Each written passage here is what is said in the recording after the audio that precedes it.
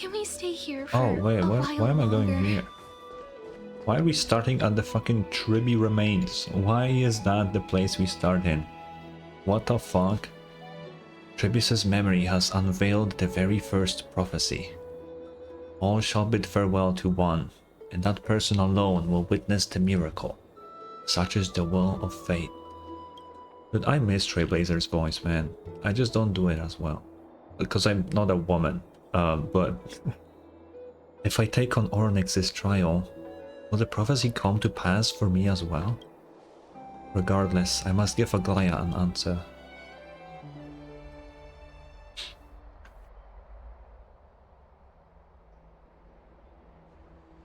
Oh, okay, there we go. Ah, it's you, Cass. I finished the anthology of poems you lent me. Here it is. Okay. I thought you'd be too preoccupied to find time for reading. Precisely because of these obligations, I felt compelled to read it swiftly. Wouldn't all these preoccupations slow your pace? On the contrary, knowing that time is limited can push one to overcome their limitations. The weight of these responsibilities seems to have enhanced my reading efficiency. Wait, I actually kind of vibe with Aglaya. Every time I do something last minute, I usually do it faster than if I were to do it normally. She's actually correct. It's kind of crazy. I understand completely. During my time at the Grove, the closer exams drew, the more efficient I became at tackling everyday mundane tasks. Anything but my actual studies. Precisely. As I remember, you and Finon were both disciples of the new Sporists. I assume that Anaxa's exams were as unreasonable as the man himself, correct? Well, the anaxa hate from Aglaya is actually crazy. The courses Professor Anaxa taught were Introduction to Alchemy and History of Mythology. And to be perfectly honest, those two courses were the students' greatest nightmares. The history of mythology, taught by the blasphemous great performer himself. I can imagine their fear. Now that I think about it, students would often rush to the podium during class to challenge him on those blasphemous ideas. May I ask, Lady Aglaya, has your relationship with Professor Anaxa always been like this? He openly dismisses people's faith and questions the very justification of the Flame Chase journey. Our positions have been destined to be at odds. While you were studying there, I assume you must have heard of his nickname. Oh god. Dromus draped in finery? As I see it, this nickname is more of an insult to the Dromas. Oh. Bro, she hates him so much. Despite his insufferable arrogance, I do hold a certain respect for his nature as a scholar. To remain true to his principles, he is unafraid to stand opposed to the world, and that requires considerable resolve. Anaxagoras' life is almost like a satire. As a Chrysos heir, he refuses to heed the prophecy, while he disrespects the gods. Uh-huh. The gods have chosen him. He was indeed chosen by Circes. Is something weighing on you, Cass? The golden thread is quivering. I sense there's more to this exchange than idle chatter. With all due respect, I'd like to know what you plan to do with him. Kill him. I mean, he's almost dead, so... In light of his assistance in the battle against the Flame Reaver, I am willing to grant him some time to find a way to remove the core flame. However, if Anaxa decides to make any move that places us in danger, I will not hesitate to take extreme measures. Just as I feared.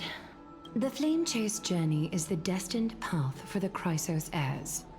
Yet he now seems more like an empty shell. Given his strong sense of self-respect, I trust that Anaxagoras will make the right decision.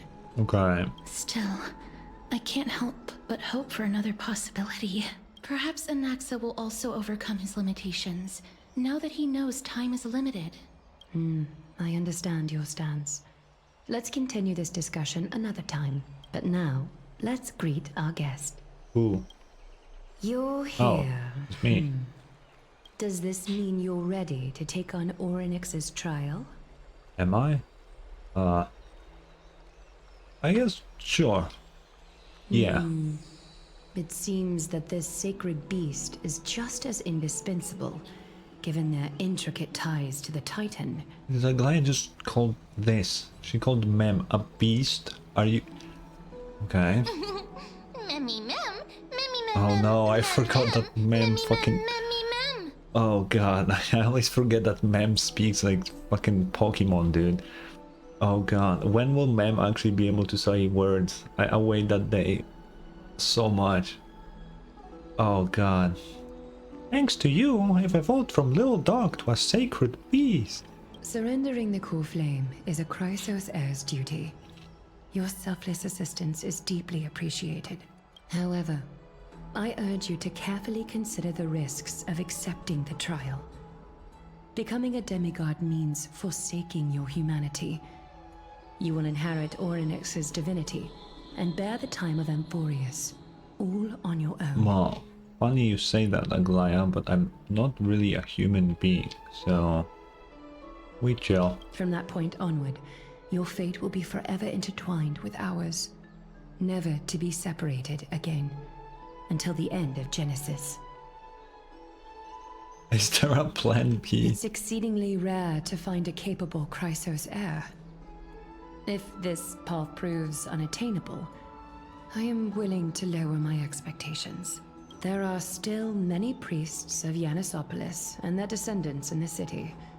If I'm left with no other option, I'll try to find someone worthy among them. Okay. Wait, I can just say I'm out? Okay, let's see what happens. Memmy mem mem. Don't give up now. Memmy mem. You've come so Mem, far. memmy, Everyone mem, is counting mem, on you to be the hero. Oh my god. I hate when Mem just says one normal word. It throws me off so much. I actually hate it. Memmy mem mem. As for the trial, you have nothing to fear. The Time Titan may be willful at times, but they never caused us any harm. Myth has it that Orynyx opposes mortals, but to me they just seem a bit timid, like a child.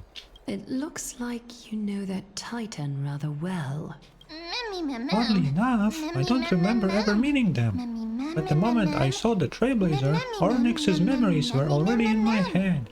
Memories that exist outside of your own experiences. I can't explain why, but I can vouch for Mem's words.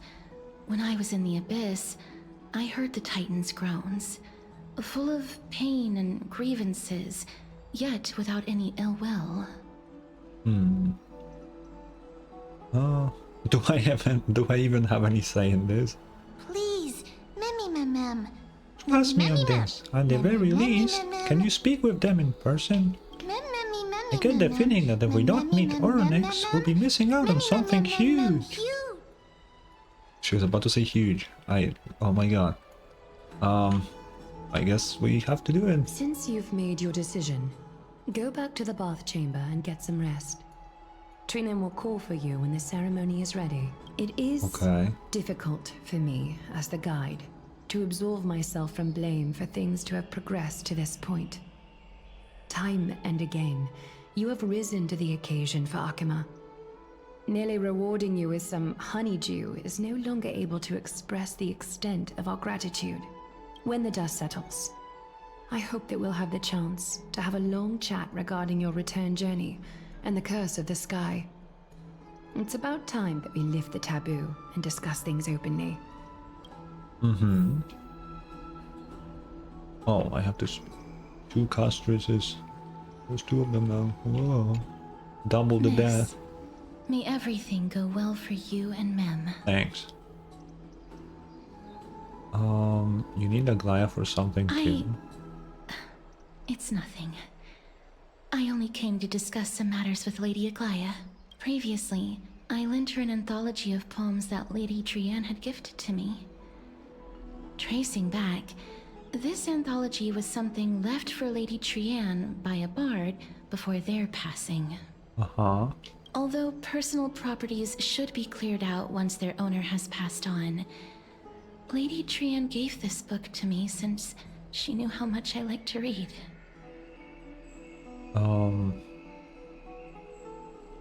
What's the It just book? contains an allegory. In a faraway land, in a city known as Styxia, a dragon corrupted by the black tide descended one day, swooping upon the city like death itself. It swallowed the princess of the city whole before it was suppressed. After taking down the evil dragon, the warriors discovered that the princess's life had already met its end. Okay. Overwhelmed by grief, the queen hired an alchemist to resurrect the princess using the dragon's flesh and blood.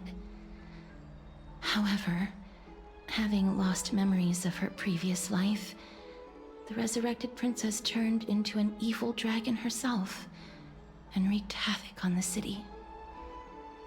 As a result, the prosperous Styxia met its demise. Huh. I feel like there will be even more depressing castorice story this time. It must have been easy for Cass to narrate this story so calmly. The author of this book is Archepia, a wandering bard who traveled to many cities. Among the things she left behind are poems, dictionaries, and many tragicomedy scripts. She even clearly underlined and took notes in books that covered myths with her elegant handwriting. While flipping through these books, I felt like I was afforded a glimpse into the life of Archepia. It felt just like I was traveling with someone that I'd never met before. It was as if she had yet to pass on and was still alive. She probably did not think much of it while she was writing. No. That's right. Writing, drawing, and taking photographs. It seems like human nature to try and leave records of things. Speaking of taking photographs, when I was helping you to take the photo previously, I did not look through the photos in your photo stone out of courtesy. But I'm also very curious about the story of the Rosy Celestial Maiden. Oh god, no. Despite having visited many cities in Amphoreus, I still understand nothing about the world beyond the sky. If there is an opportunity... forget it. Let's talk about this in the future. For now, I only hope that you'll be able to complete the trial safely and obtain Orynyx's blessing. Okay. Why then? Citizens Assembly. That's right. Oh, partner, you're back just in time. This is something that the both of you should probably know. What's up? More trouble? I wouldn't call it trouble. I just think it will be favorable if the both of you understand the situation in Akama better. Do you remember the Council of Elders that was on our heels previously? It seems they've made their move. Some background information for you. The Council of Elders is an authoritative body in Amphoreus, made up of different city representatives. They hold legislative power over the Holy City, and are in charge of presiding over the Citizens' Assembly held once every few years. This is the most important social event of Akama. It is highly influential, and can even affect what happens to the Flame Chase journey. So Aglaia doesn't actually call the shots. Despite her vision and wisdom that spans across thousands of years, even she cannot win over the hearts of everyone. I have never once passed my sociology class. Perhaps you should retake some exams next time we visit Paperfold University. I'm not going back there. Done. I don't want to go there. Hell no. Tell me more, Finance. Every 5 to 10 years, the Council of Elders organizes a Citizens' Assembly at Dawncloud. During the assembly, the representatives will vote on major issues, such as whether the Chrysos heirs led by Aglaia should still hold the right to govern the Holy City, and whether the Titan's conquest should continue. It sounds like some sort of system to balance the heroes and the morals. That is correct. However, the problem lies in the fact that there are ill-intentioned extremists in the Council of Elders. They view the Citizens' Assembly as a way to restrain the Chrysos heirs, and hope to take complete control over the Flame Chase journey. We can refer to them as the opposition. During the assemblies held in the past 100 years, the voices supporting the opposition have been growing stronger in the shadows. It's only thanks to Aglaya that the Flame Chase journey has been able to continue to this day. Okay. The Citizens' Assembly is just around the corner. But this time, there seems to be a new variable to the situation. Us? No. Although we might be mentioned, the Council of Elders has another target in mind. I'm afraid that the Council of Elders might want to take advantage of Professor Anaxa. Aglaya will surely take back Circe's core flame. But with Anaxa's current condition, it's so unique that nobody knows how taking the core flame away from him will affect him. He has always been someone that is only concerned about his own research. I'm certain that he must want to escape from the monitoring of the Golden Thread and protect himself. If the opposition were to offer an olive branch at this time... You suspect that he might betray the Flame Chase journey and defect towards the Council of Elders. Anaxa has never believed in the prophecy, so technically it cannot be considered a betrayal. However, he has taught many Chrysos heirs, and has long been considered an important ally of Akuma. I truly do not wish to see comrades turning on one another. Yeah. I have a better understanding of the full picture now. Is there anything that we can do? As I believe in his character, I plan to plead with Aglaya and try to buy more time for him. Then, the greatest way in which you can help is for you to know what I am fighting for. We understand. Thank you for being honest with us. Things are piling up again. Trailblazer and Mem are tied with Ornyx's trial. And while I'm preparing to visit the Grove to uncover clues about the world beyond the sky. Well, I mean, we know about the world beyond the sky, Dan Hong. That's where we, came... okay. Yeah, let's take things one step at a time. Allow me to apologize for the fact that we always seem to be troubling you. I hope that Ornyx will show more benevolence and be more accommodating. I remember that they seemed quite fond of you back in the Abyss. Go and rest and regain your strength. We'll meet at the Vortex in a few days. Oh, right. You can read this scroll if you want to find out more about the Council of Elders and the Citizens' Assembly. Yeah, I'll pass. Oh, we can read it at any point. Good. Rest. The trial feels like it's just around the corner. I'm starting to feel nervous.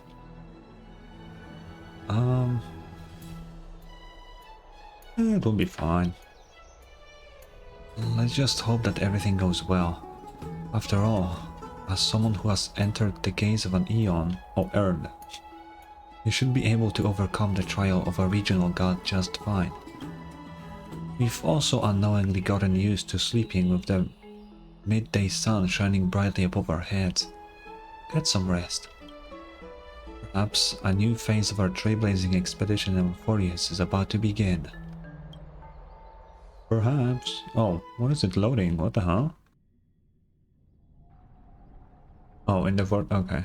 Oh, we just skipped a few days, okay. Esteemed one, Ornyx's vacant totem awaits.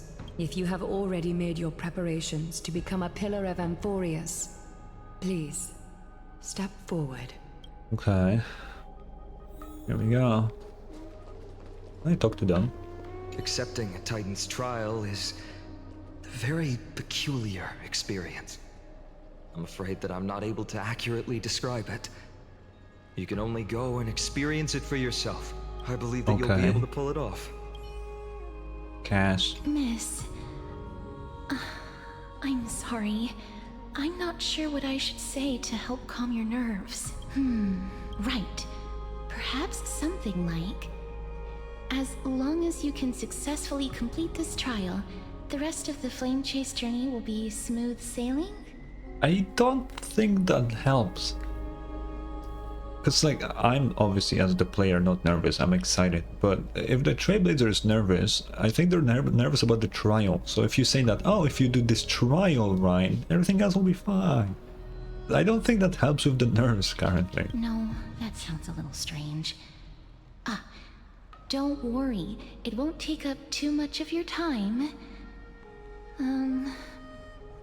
Don't worry. You'll definitely make it back alive? Cass, just give up. Oh, sorry. It seems like I've made the mood even heavier. In any case, may everything go your way. I can still vividly recall when you entered the vortex of Genesis for the first time. At that time, I could never have imagined that a guest from beyond the sky would shoulder the fate of Amphoreus. Don't feel burdened. Just like during the trial of strife, Trinan and Finan will be waiting for you outside. If something unforeseen were to occur, they will intervene in the trial and rescue you. May Kefali bless you. Hell yeah. Let's go, Trina. Little Grey and Mem, thank you. Your resolves cannot be questioned. We praise your pure selflessness and courage. May Kefali light your path forward. Get ready to assume Orynyx's divinity, Trailblazer. Hell yeah. I actually wonder what will The happen. divine position of Orynyx has already been vacant for some time. We can feel the space of the trial closing. As there isn't much of their soul left, we'll have to complete the ceremony before their soul completely dissipates. Let's be good.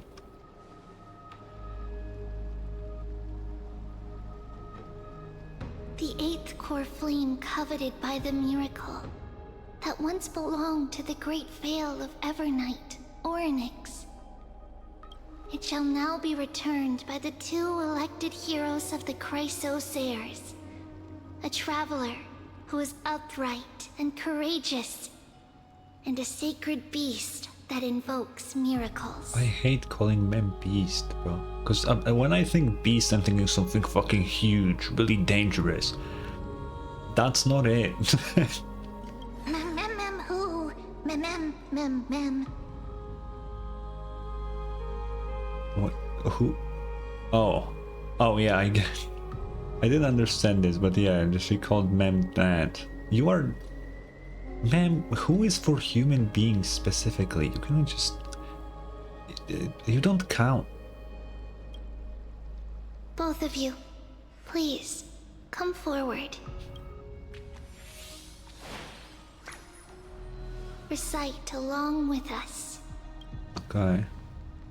O Majesty of the 12 Titans, pillars of the world, Oh my god, that Mem. we seek your divinity to mend the rifts of the world. Fill our bodies with blood of gold, till we wither in willing service to the prophecy.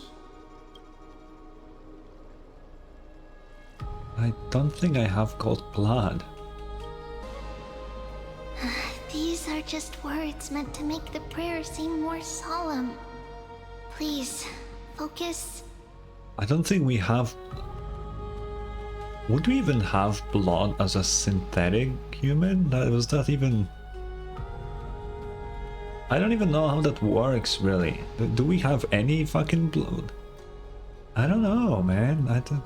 We're confusing as hell. And surrender the core flame.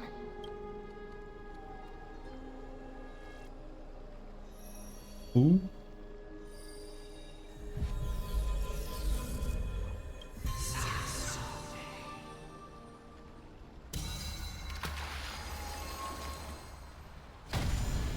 Okay.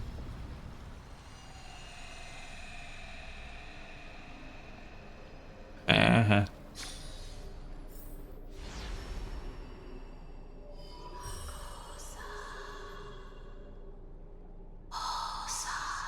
Okay. Orynyx. Their soul has been waiting for a long time. Perhaps they're also quietly waiting for the arrival of their successor. I love all of you. Why would I fucking...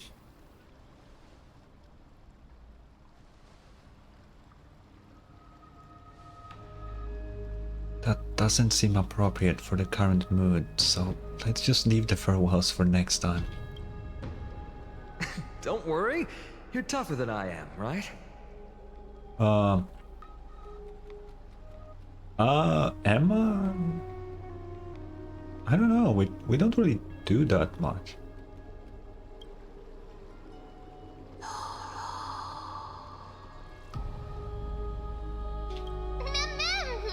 Let's go!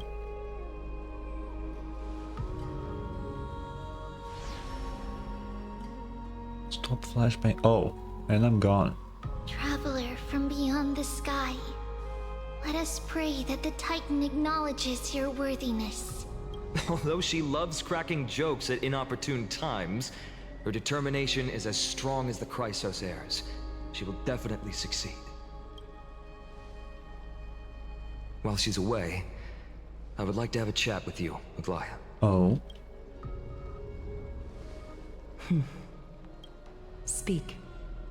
Oh. I'm listening. No, you won't tell me? You fucking... What the hell? So true, Ornyx. So true, Ornyx, once again. Slap, slap! What? Wake up! Mem is speaking.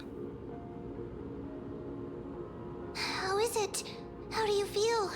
Mem is... Oh, please tell me after this trial Mem fucking speaks like a normal fucking person. Oh, please tell me that's the case. I don't wanna do the fucking annoying ass high-pitched Mem voice again. I don't want to. Please tell me after fucking 2 patches I can finally stop. How are you able to talk? Right? I think that it's amazing too. Testing, testing, 1, 2, 3. Testing, testing, 1, 2, 3. Yeah, I can hear you. Thank you. I have such a cute voice. It must be because of all the memories that I collected. They allowed me to grow beyond expectations. Also, Ooh, alright. listen. The words of the Titan are becoming clearer.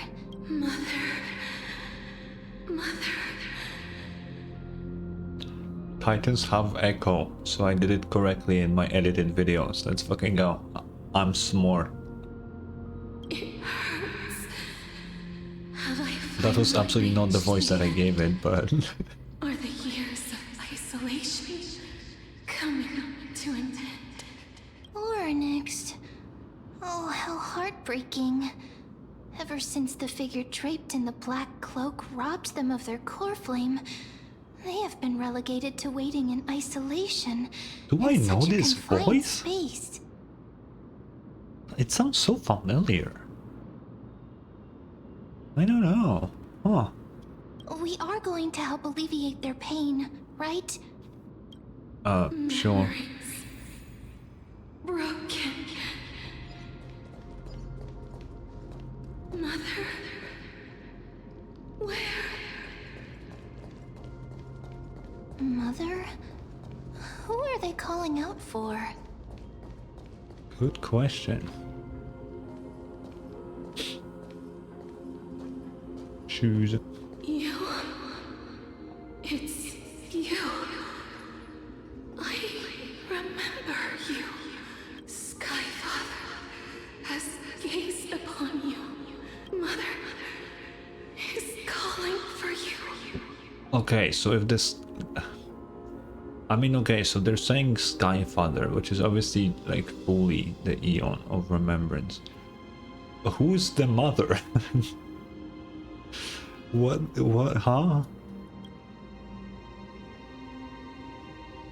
Yeah, it's definitely fully. Why can't I understand suddenly? The Titan's words are indistinct. Each syllable emerging from the mist seemed to be cloaked in frost, symbolizing memory. Father has chosen you. Oh yeah, who's the mother?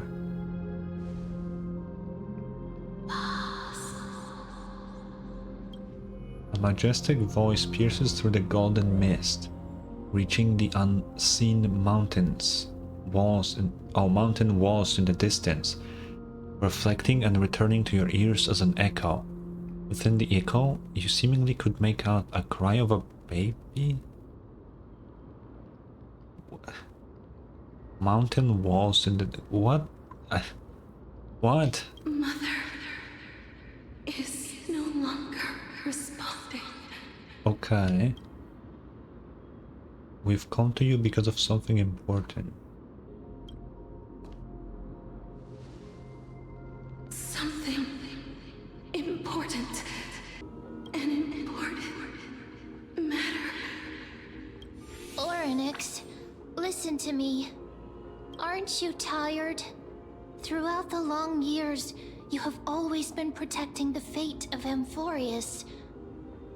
Each time people draw strength from within their memories, every single ripple falls onto your shoulders. Oh, it's so weird hearing Mem actually talk.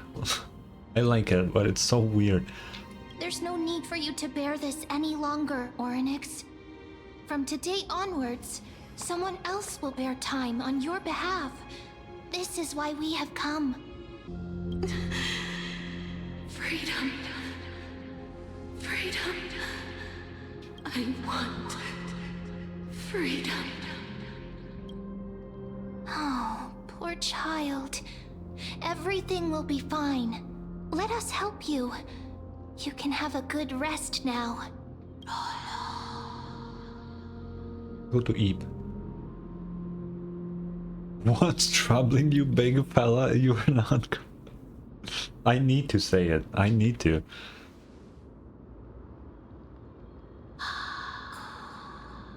So true. You have potential, strength, willpower, powerful. Yeah, I'm pretty cool. Tenacious. But you lack something. A wife. Just one thing. Lacking something. What is it? Well, maidenless, true. Ornix, stop. Tell me. What you lack is a future.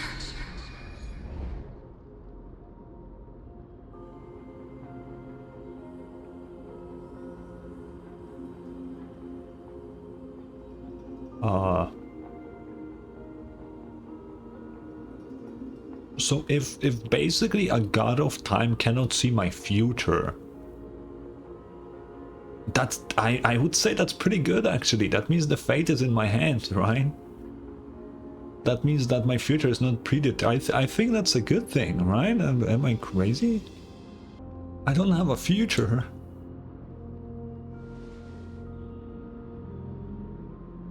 Future? Traveler from the sky.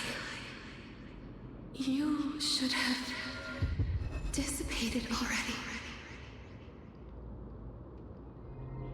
Wait, what? Wait, I think I know. Cause we're like a fucking synthetic copy of someone else from the past. That's like the lore. And are they talking about the person that we are a copy of that died in the past and now we're here?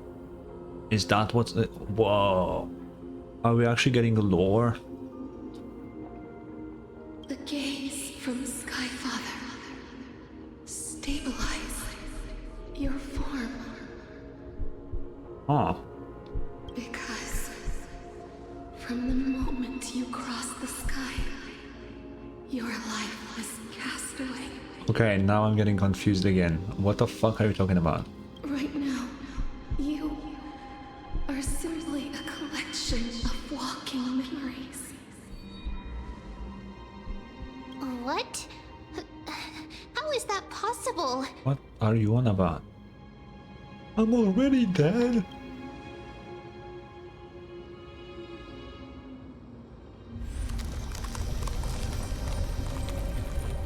And it's called. The space is collapsing. Someone must inherit the authority of time. If the pillar is lost, the laws of time will collapse. Amphoreus will succumb to eternal disorder. No. Revive me quickly. Time never compromises, never bears grudges, never forgives, never makes a choice. Child of humanity, Titans, Mother, Sky Father, time restrains everything that exists in this world. Oryx's divinity is dissipating? Is the trial coming to an end? Strider of remembrance, my strength, I shall entrust it to you, the fate of the world. If you wish to save it, Go feed acid. go and find your future that has been stolen. Who stole my future? Even if that means you'll have to cheat death, you'll have to challenge that. Hand of shadow, clasped with unyielding fingers. Whoa. Ah. Before the passing of 15 entry hours, go forth and reclaim your future. This is the true trial of time. We changed the black screen with white text to white screen with black text. Whoa, what an innovation. Oh, okay, anyway. Oh, yo, what's up, Dan? Why am I here? Oh, you're finally awake. Choose Skyrim music. I'll keep it simple. You succeeded. Onyx has entrusted you with their divinity. Now you're no different from a demigod of Amphoreus. However, well, they didn't really entrust me with it. They just kinda didn't have a choice at this point. But sure. Mem has told me about what happened during the trial. They are still explaining things to the others and told me to bring you back to your room to rest first. So, what's my superpower? For you to be able to say that even now, you're truly impressive. I think I'm just stupid and I'm not impressive, Dan. I think like there's just something wrong with my head in this game. There's something that I've never told you. When we landed on Amphoreus, our car was pierced by Nikador's lance. Do you remember? Back in the ruins of the Abyss, this was what I said. You passed out when our car got hit. I blacked out too, but not before dragging you out. It's a good thing we were in the car, or we would have been crushed to pieces. Actually, my account kind of made light of the situation. What actually happened was much more complicated. You were severely injured back then, with several wounds still bleeding profusely. I struggled to carry you out and used the last of my strength to stem the bleeding. But then I was also hit by a falling rock and lost my consciousness. The rock defeated you then? A rock? Man, that's crazy. The last time I checked, you still weren't breathing. But when I regained consciousness, I saw you were alive and full of energy. So I never brought this up again. Bro, I just said this. What the f...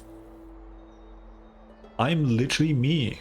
That sounds stupid, but you know what I mean. What the fuck? That's beside the point. I'm not sure whether the gaze of Fully has anything to do with this matter, But according to the Titan, you are living in the form of a memory right now.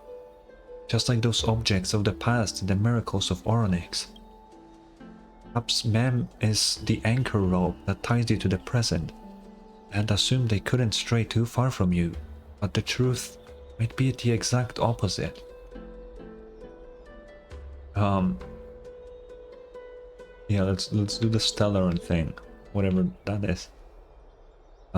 Not the Stellaron, the thing, whatever. For a while, I also thought that the Stellaron was your life support system, but it seems like this hypothesis has been disproven. It's not time for us to despair yet. There must be a way to save you. Onyx mentioned finding your stolen future and cheating death. Considering Mighty's indestructible body, it seems to suggest that there is some kind of miraculous power in Amphoreus that can even reverse death. The key seems to lie with the Hand of Shadow, whose whereabouts are unknown. Hey, Oh, are you alright? you can just appear like that? I heard you two talking about Thanatos. Cass is also very concerned about the warning. She has left the vortex and returned to the garden. Shall we go and look for her?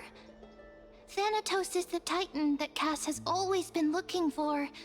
Regardless of whether there are any clues, there's probably no one else that understands death better than her.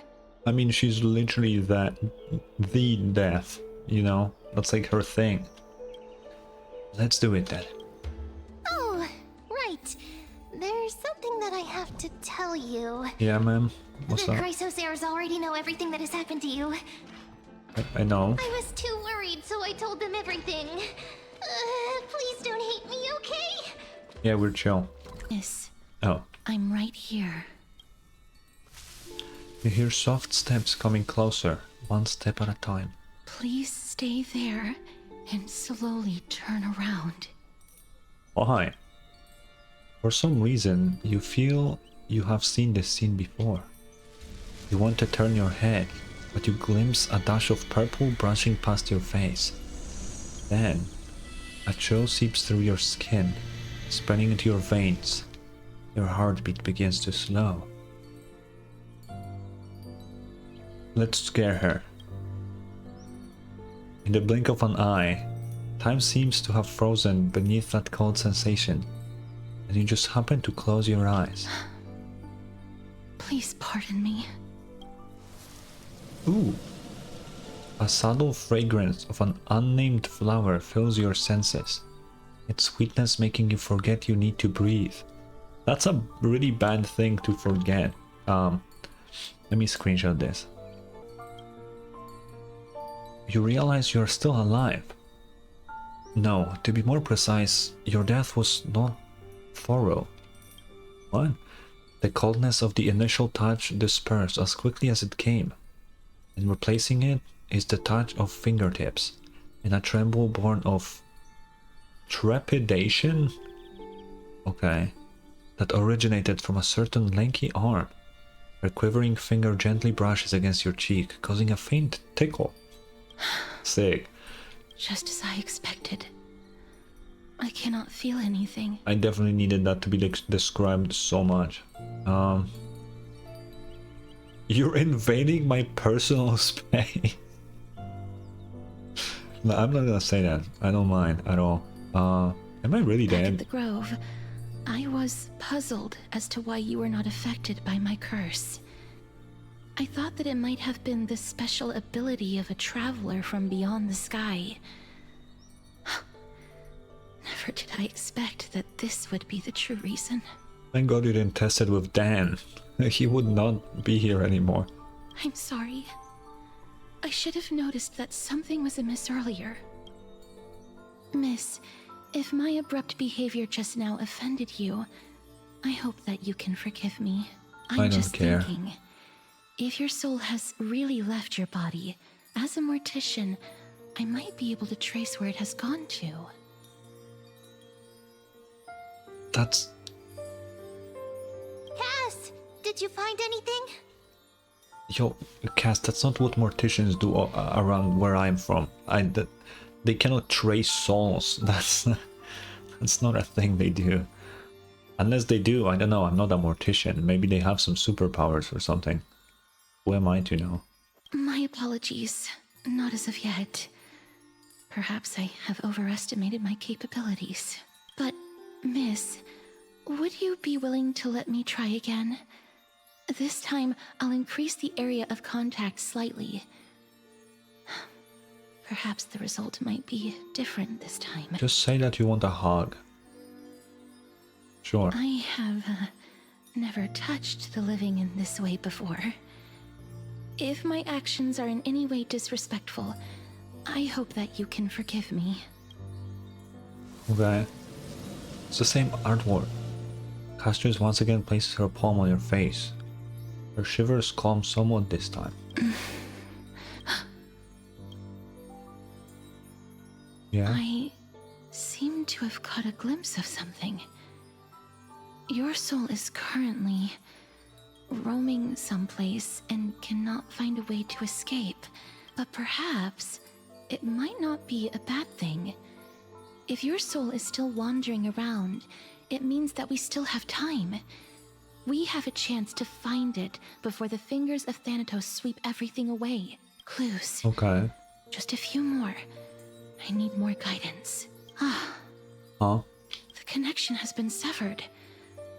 With my strength, I'm not able to trace it. It was me. I was a little too hasty. Don't worry, miss. Although we currently have no leads, I will do my best to search for the whereabouts of Thanatos, bring back their core flame, and personally return to you the life that you have lost too soon. I know that I'm lacking in confidence, but I hope that you can keep this promise of mine in mind. Before I manage to deliver on this promise, please do your best to hang on. Amphoreus needs you. Okay. You see, I'm the main character, so I will be fine.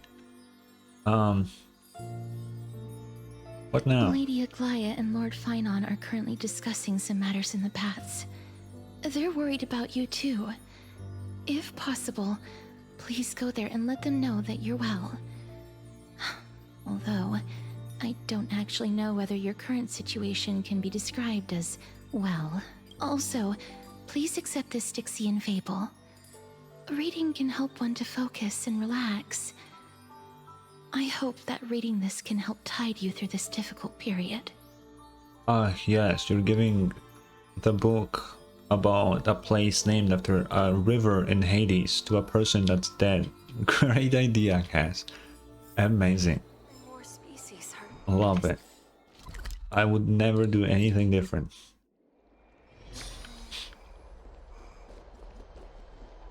They're here. What's up? That partner! Hyacinth said you definitely wake up. How do you feel? Normal.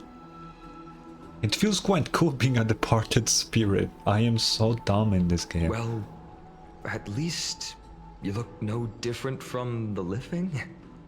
I think that most living people don't even look as good as you do. You've completed the trial of time. And I have to admit that the process went better than I expected. Even in the end, that Titan's heart still showed a soft spot for humankind. However, I never expected that. Two people who have cheated death would appear in Akima at the same time.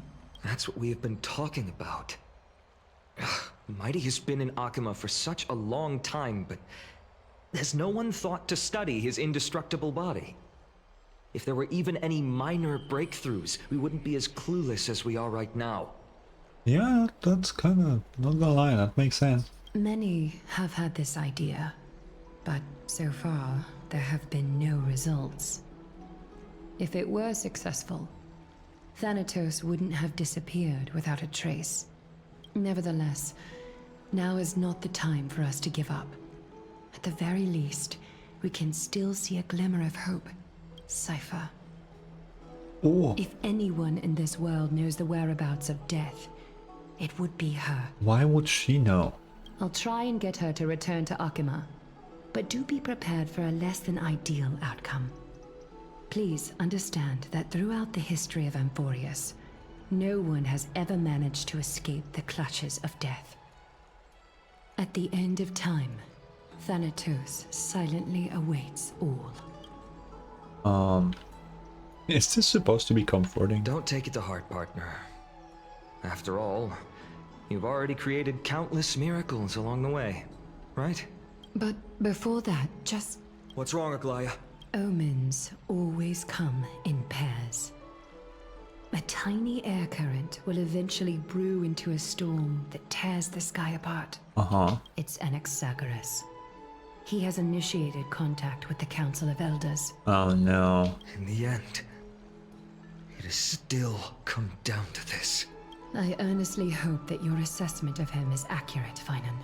Otherwise, the efforts of my teacher and I of the past millennium might be reduced to dust because of that great performer. Ooh, oh, we're actually switching to him. Okay. That's cool, that's cool.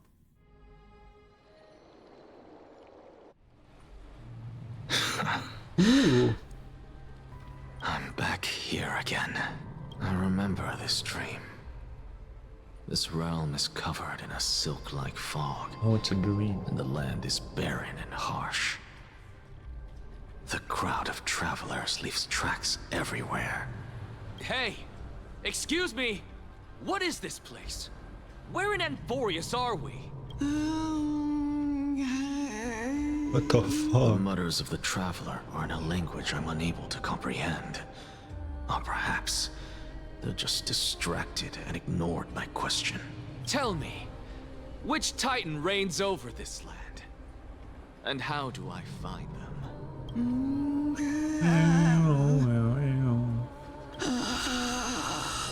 Those are not even words. Hand of Shadow.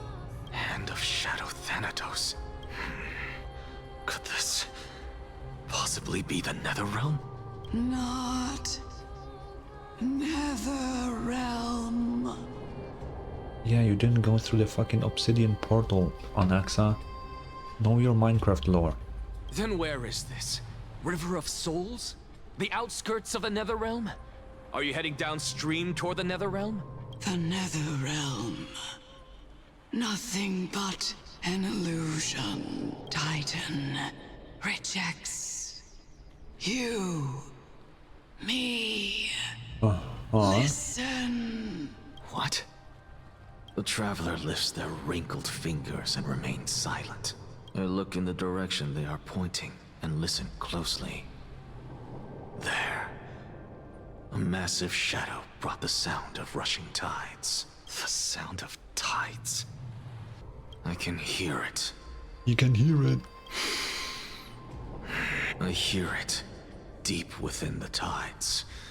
Beyond the closed gates of the void world. A voice. About to recount something. Child of humanity, is it death's embrace you yearn for with such urgency? Who's that? Oh. Oh, you have awoken. Welcome back to the mortal realm. So, Your consciousness is dissipating much faster than I expected. Ultimately, it seems like the Titan's core flame is incompatible with a mortal body. How much longer can my consciousness remain in the mortal realm?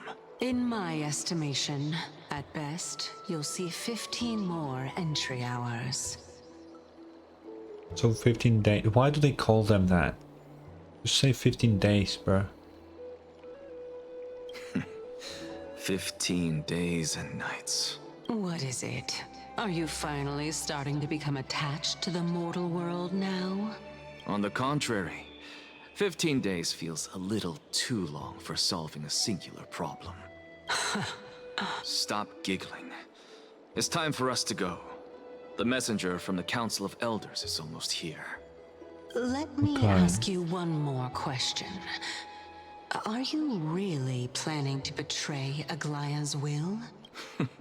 What betrayal is there to speak of when I was never loyal to her to begin with? True. I can't believe this guy is wise from Zelda Zone Zero. I don't see it, man. What about that white-haired student of yours? Acting so recklessly, do you not care about what might happen to him? There will be a price to pay for blind faith. This is also a lesson for Finan. Actually, what is that what about? The fact that this is wise from Zena's on the row? Yeah. Uh-huh. You truly are a strict teacher. Sorry to keep you waiting, What? Lord Anaxagoras. Huh? What the fuck? It's been a while, Lord Anaxagoras.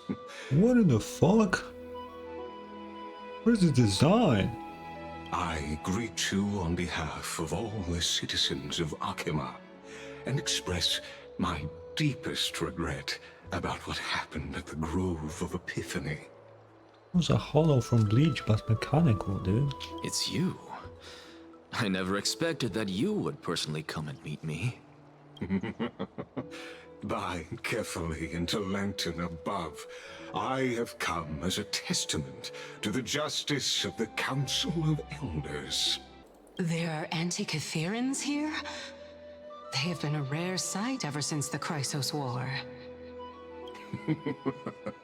I extend to you my utmost respect, revered Titan. Wait, he can see? What? I am Lycurgus, though you may call me Lygus, holding an honorary position within the Council of Elders in Akima, and as the Theoros, I stand to protect the right of all upright citizens to express themselves freely. This guy thinks I will remember his name? Is he crazy? You can see them too? You know about us. We Antikytherans perceive the world through the amplitude and frequency of souls. Uh-huh. Just as I am conscious that Lady Aglaya is secretly listening in on our private meeting from afar. If necessary, Lord Anaxagoras, I can sever the golden thread to protect your fundamental rights. The demigod should know better, for such is her station. Spare those poor threads, and just let her listen to my words. They shall serve only to unveil her own folly. May I interpret this as you having a countermeasure? I need not any plan, because she can do nothing other than petty espionage. As the Citizens' Assembly approaches, and with Orynyx's fall, any attempt to capture the core flame within me will only usher chaos and calamity. A truth she undoubtedly comprehends. Uh-huh. While I, Anaxagoras, serving as the Grove's special envoy to Akima's Citizens' Assembly, have long known the extent of your abilities. Let's forego the formality of asserting authority, Lord Lygus. Lead the way. Very well. Why is he laughing like he's the most Surely evil Kindness motherfucker? would appreciate such assertiveness in an ally. If bro's an enemy, I She's one-shot this been dude. Waiting. Follow. Oh. Is there something on your mind, Lord Anaxagoras? Nothing, really. It's just a question that I contemplate every time before I ascend to Dawncloud. For the Titans, does the falling equate to death? Ah, a pondering truly deep. Time is on our side. Do you mind sharing your reflections with me? While all living beings must ultimately face their demise, Kefali has yet to meet theirs. Their journey continues unhurriedly along this long path. Yeah. Are you suggesting that Kefali may not have truly passed? Yes. For dying implies an ongoing process, an action, whereas death signifies a static state, a definitive termination. In contrast to mortals, Titans exist on a grander scale of space and time, thus elongating their passage into death. The notion of their fall is but a misinterpretation born of mortal ignorance. Uh-huh. Ah, an intriguing concept, albeit challenging to substantiate. After all, Kefali has maintained a profound silence ever since the era Arasa, while scholars and priests alike have conveyed the message of the gods' imminent fall. Bro, these two are talking in a way that I just feel like I'm fucking stupid. Like, can you not speak like in simpler words? Perhaps the gods in their arrogance deemed it beneath them to reveal their perspectives to mortals. Could you elaborate on your statement? Circes, the kin of the Skyfather as recounted in myths, now resides within my brain. Were I to inquire, Kefali would have no cause to refuse. Oh. That very well could be true. But what if the world-bearing Titan still chooses to remain silent? In that case, the myths crafted by the people of Amphoreus are nothing more than pitiful jests. Uh-huh. It's worth a try. I believe, and I'd love to witness the fruits of your theory and the change it may bring to this imperiled world. This guy seems excited in like a really weird way. I don't like it. Because I completely concur with you on this aspect. If the Titan has indeed met their end, any response from them would be impossible. Uh-huh. Ooh, cutscene. What the hell?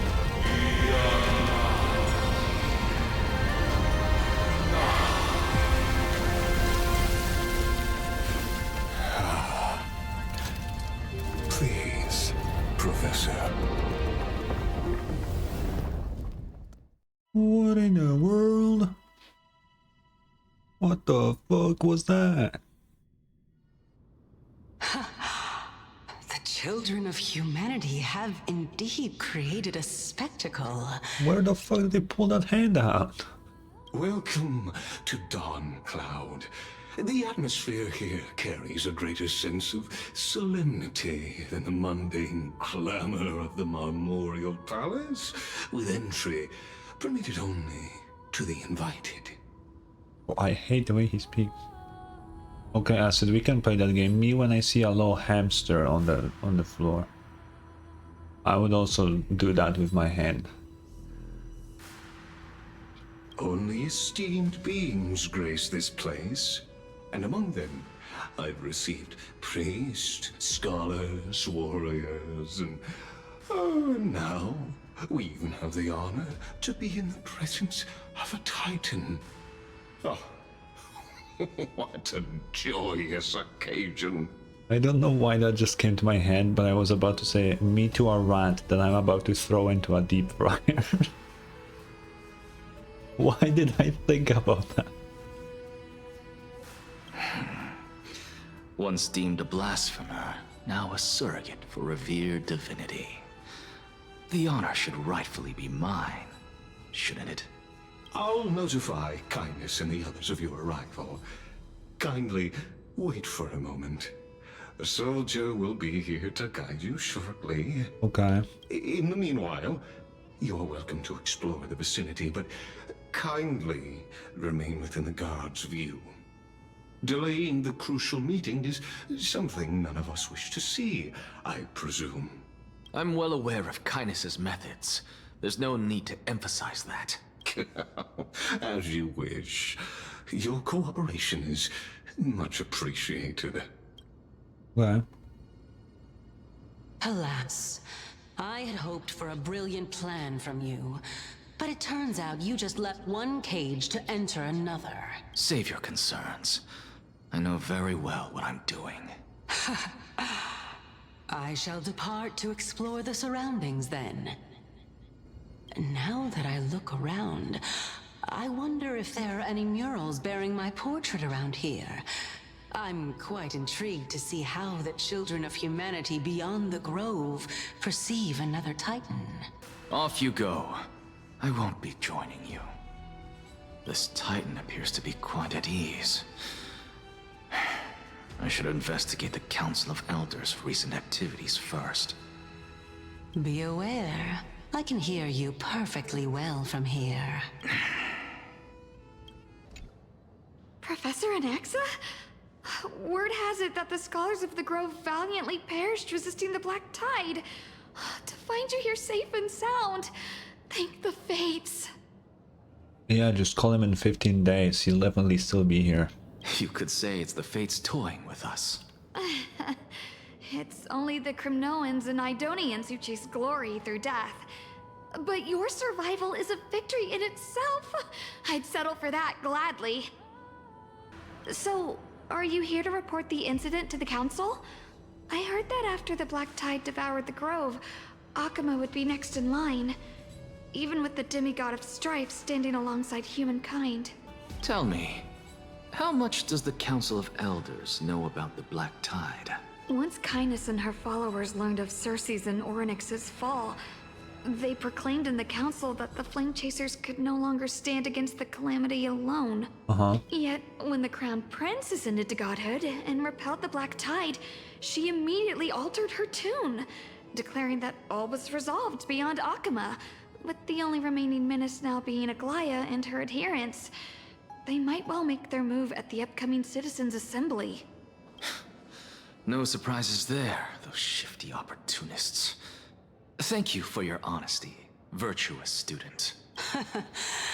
Being an opportunist could very well be a facet of wisdom. Shouldn't you be searching for murals of yourself? I've had enough of your prattling. I was really curious to see how you would find the middle ground between both factions, so I came to listen in. But it seems as though this Kindness is much more ruthless than Aglaya. If so, why do you want to work with her? Could it be that perhaps you've decided to readily surrender this hollow shell of yours, just because you feel like death is fast approaching? I'm afraid you'll be sorely disappointed if that's what you truly think. What is his fucking plan? Oh, what's up, bro? Anaxagoras, I thought that you had died to the Black Tide, just like the other scholars. Yeah, he did. As Kephale's priest, are you not aware of the decorum of respecting the dead? Surely you jest. You blasphemous heretics are not worthy of respect from the Supreme Being. Let me remind you that you're currently in Dawn Cloud, so you'd better keep your deranged language to yourself. I am no longer that altar servant from years ago, who could only acquiesce to the commands of others. Now, I have plenty of ways to deal with people like you. You know, it's kind of weird to be a heretic in the world of Star Rail, where the gods are like just factually real. Like they're just real, and it's like common knowledge. Obviously, people of Amphoreus don't know them, but they have their own gods that are also factually real. So not believing in those is kind of weird. Like, imagine you have fucking indisputable proof that God is real, yet you still don't believe in him. That's just kind of weird, isn't it? I don't know. I'm not sure whether I should laugh or cry right now. I can't believe that a follower such as you could have been made by a creation titan. You know, Acid, you have a point. You have a point. But, you know, flat earthers are stupid. So my point still stands. As I see it, a dead titan can't provide you with this level of confidence, right? Then who is it exactly? Could it be Kindness? You. Seeing how fond of you Elder Kindness is, I shall let that slide for now. Leave immediately, and don't impede us from receiving the Supreme Being's blessings. Seeing as we were able to hear of this matter from the mouths of others, it seems that Kindness is indeed quite sincere toward us. Perhaps this affair will proceed smoother than I had anticipated. Oh my, what a thrilling confrontation. As expected of one of Kefali's followers. Are you praising or insulting him? Praising him, of course. As a believer of the god of deliverance, it is only natural that he detests evil. Didn't you hear me? I asked you to leave. Go as far away from here as possible. Don't mutter to yourself like some sort of madman and disturb my meditation. Shut up. I've had enough of this. Could the 15th entry hour arrive any faster? Bro, it's just, can I die already? What the fuck? That's crazy. Oh, my. Could it be that the great tree painted in this mural is actually depicting you? Every plant, every tendril, no, even every leaf could be the embodiment of Circe's. As a result, mere mortals who did not know what the Titan actually looked like chose to paint them as a giant tree instead. Their wisdom was portrayed as fruit, to symbolize how they shared their knowledge equally among the masses. Such exquisiteness indeed. Indeed. This mural is quite abstract. I really can't tell whether you are praising or demeaning yourself. Now I'm quite curious whether the Reason Titan has studied figures of speech before. Of course I find such stylistic devices interesting. For all we know, this could be the answer to the question, what exactly are we? I, for one, am not willing to admit that I could look this ugly. What? Was this the reason why you failed in your attempt to refine my soul when you were ambushed at the Grove? Since you are aware of this, why did you save me back then? From my perspective, this point alone was enough to separate you from the average person. Yeah, he's a playable character, Cersei. You have a pretty good eye.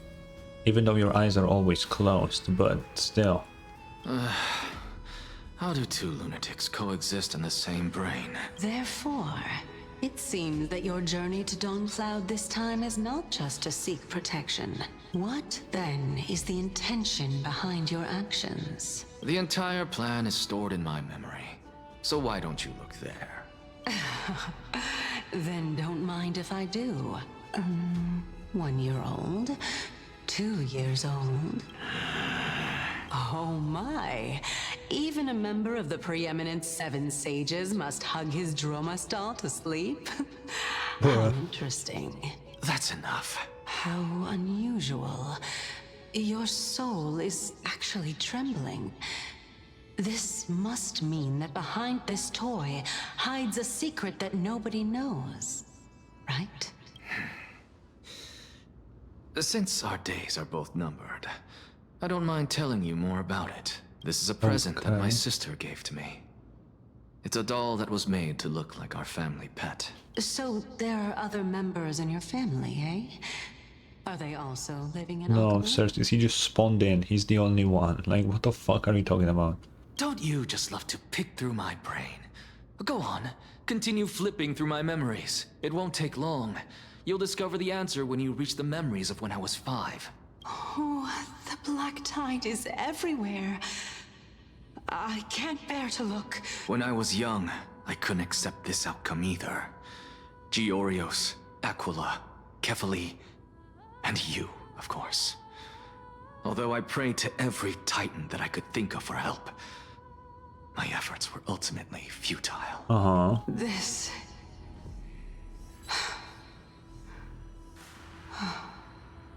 Could this be the inception of your research into alchemy? Indeed it was. Everything started from that verdant courtyard of yours. When I was pursuing my education there, I naturally also came to learn of Thelesis' theory as well. What's that? Oh, I remember that person. He was the one to come up with the concept of souls, right? Not only that, he also believed that life, as well as the composition, movement, and transformation of matter, all stem from souls themselves. This is why I thought that, since all living things stemmed from the same origin, why could I not sacrifice myself in order to resurrect my nearest and dearest? Bro wanted to pull a fucking Edward Elric, bro. What the hell? Anaxa, you... I did it, teacher! But this is absolute blasphemy. Regardless of how much freedom the Grove provides, such an act could cause you to be burned at the pyre. It's pretty. Your beloved, where is she now? Send her away from the Grove at once, to a place where nobody will ever be able to find her. Otherwise, the both of us will be judged by the Council of the Seven Sages. Calm down, teacher. My sister, she's still not in the mortal realm. Even to this day. What do you mean? It was naive of me to think that I could snatch the deceased from Thanatos' grip by merely sacrificing one eye. That's why he doesn't have an... Oh shit, that's crazy. Equivalent exchange. All I received for that price was but an opportunity to see her for one final time. He is literally Edward Elric. Nothing more. What the fuck? Let it go, Anaxa. As one of my best students, I cannot watch you go down the wrong path without doing anything to stop it. Never do something taboo ever again. Don't disappoint the deceased, and never harm yourself. If you can do that, this classroom will still be yours, and you'll have a chance to live out your own life. Since I was able to see her one last time, I have no other desires. You're right, teacher. It's time for me to start a new life. I am sincerely glad for you, child. Now then, what topic would you like to study? I wish to continue Thalesis' research. Continue the research into souls, but you know that the Grove has long since understood his philosophy like the back of their hands. Even if you continue digging into this subject, your efforts will likely be futile. No, teacher. After my fleeting glimpse of the deathly fog, I finally understood a single truth. Since ancient days, our understanding of the souls is but the tip of the iceberg. Okay. I may have lost an eye, but my view of the world has become clearer than ever. I have grasped the truth with my bare hands. Watch as I turn this farcical world upside down. Who would have thought such a secret lay concealed beneath that hefty eye patch of yours? However, this story doesn't seem to be connected to your plan. In fact, I'd say that they aren't related at all. The answer lies within the tale. If even you cannot understand it, perhaps you should relinquish the divinity of reason to me. After all, it'd be a waste for you to hold on to it. Bro is speaking to a god and he's like, what the fuck is it? This guy's insane. My story ends here. Now it's time for you to tell me your secret. After all, this is what equivalent exchange means, correct? As expected, you laid a trap for me to step into, unfortunately. Even if I was willing to talk about my past, I may not know more about it than you do. Oh? Are you saying that the renowned Reason Titan is now admitting a lack of wisdom? Your followers are going to be sorely disappointed by this. You stupid? Oh, child of humanity, remember this. Being cognizant of one's ignorance is the greatest wisdom of all. Now I understand.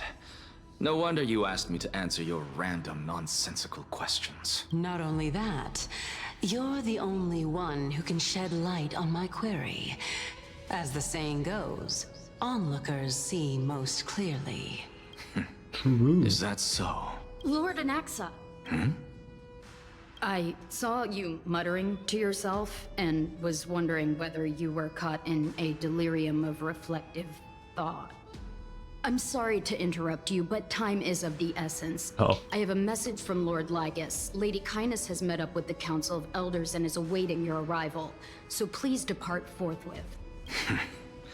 It's finally time. Yeah. What the fuck is his plan, dude? Carefully. The one who created the world, and the one who bears the world. If you truly have not met your end, how will you answer the challenges of those who defy you?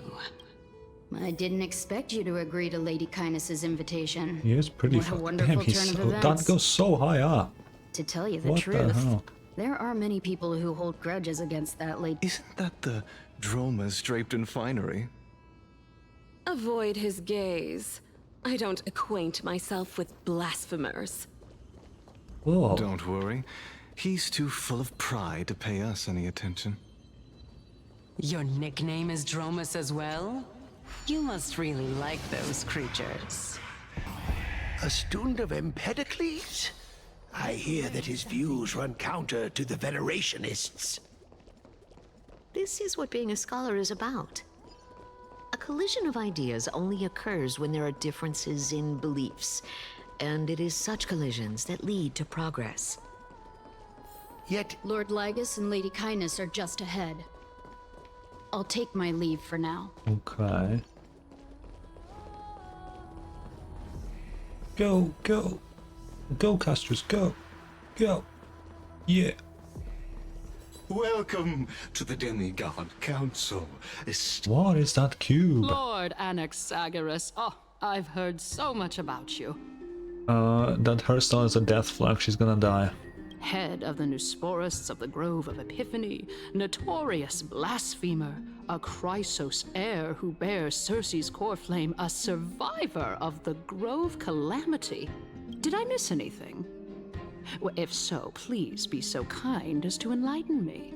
Since Lady Kindness is already well acquainted with me, I won't waste any effort introducing myself again. But then again, perhaps the customs are different here. Back in my hometown, there is a form of etiquette known as honoring guests. The host will welcome their guest with warm hospitality by treating them to fine wine and a cozy bed. Hell yeah. And yet, ever since I arrived, I have not been welcomed with warm courtesy or ceremonial gifts. Instead, I am met with intense scrutiny. Even more absurd, the host has sharpened their blade and instructed their servants to lie in wait in the shadows. Perhaps you intend to cut open my heart, retrieve the core flame, and then hold a grand feast for all of the guests. Everyone, stand down. Thank you for understanding. I am but a feeble scholar who is not used to the stench of avarice and blood. That sounds like a lie. No need to be humble, my lord. From my perspective, your courage and gumption are worthy of the reputation of the Seven Sages.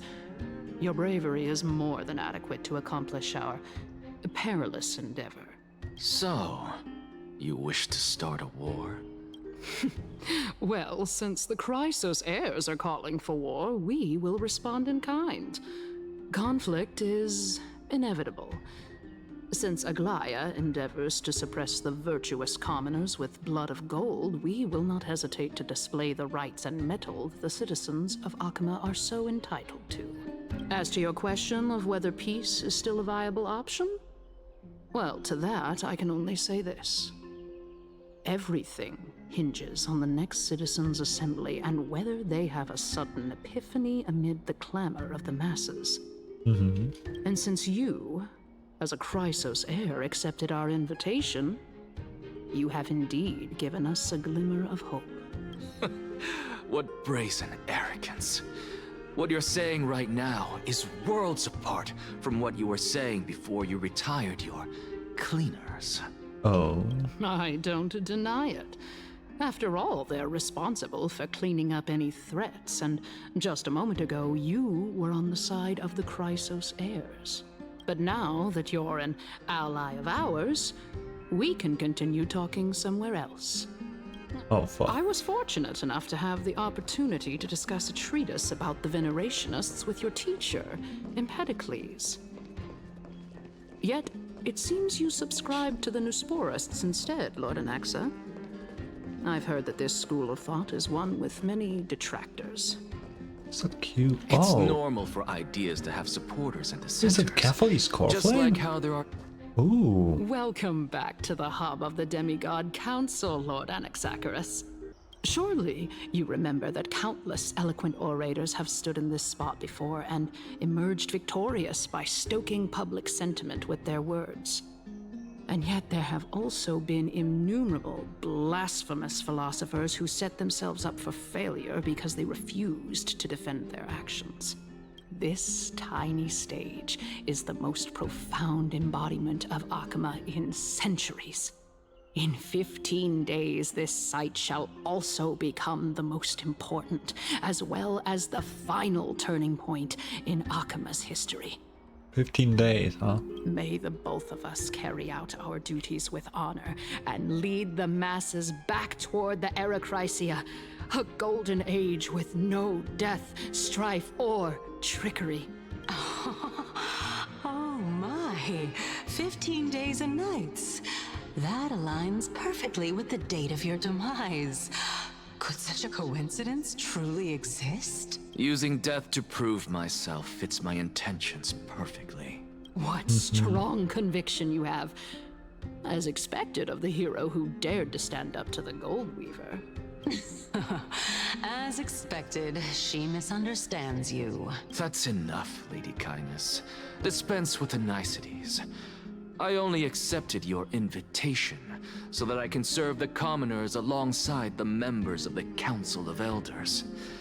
Don't test my patience with such superfluous formalities. What are these words you're saying? Well, you say that now, but surely you also require my aid as well, so that you can stay alive even when being pursued by the Golden Thread? You worry too much. She won't show her hand too freely, as she still needs to garner support from the masses at the Citizens' Assembly.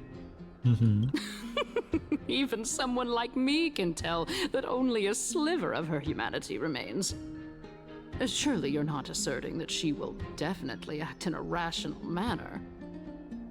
As you're no doubt aware, Aglaya covets the core flame that I possess, which makes it the bargaining chip that allows me and the rest of you to negotiate with her.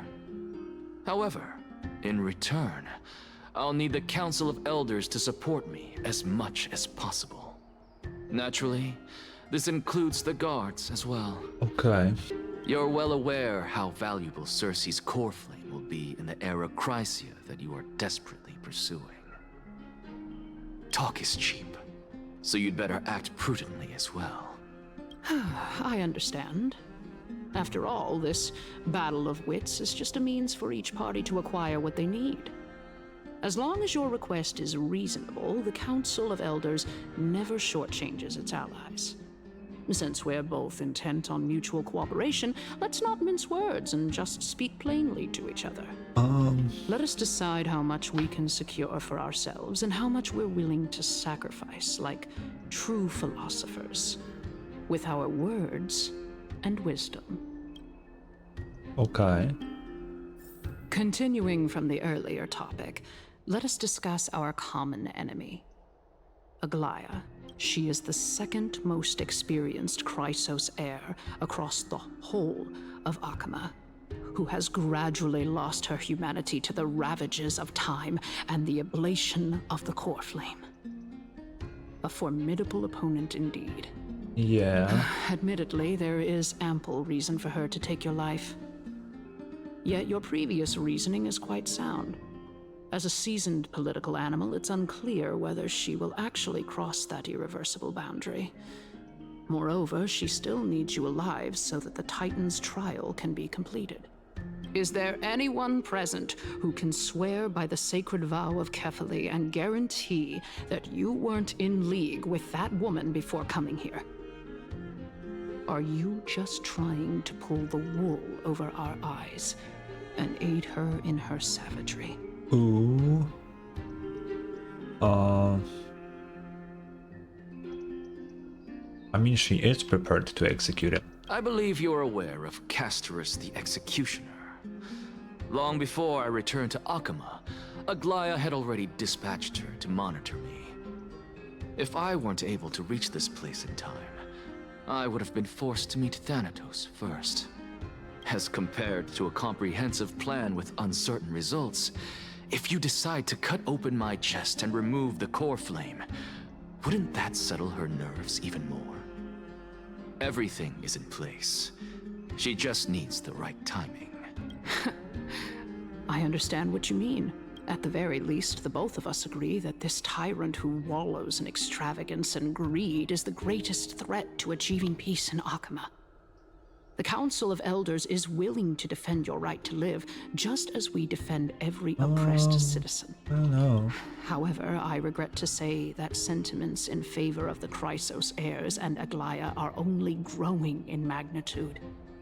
The peace that we are aspiring toward, as well as everything that we hold dear, will be destroyed completely. The city will be burned to ashes, and the citizens' blood will be shed. Tell me, what are you willing to do for our esteemed citizens so that they can vanquish the enemies of our fine city? I don't fucking know.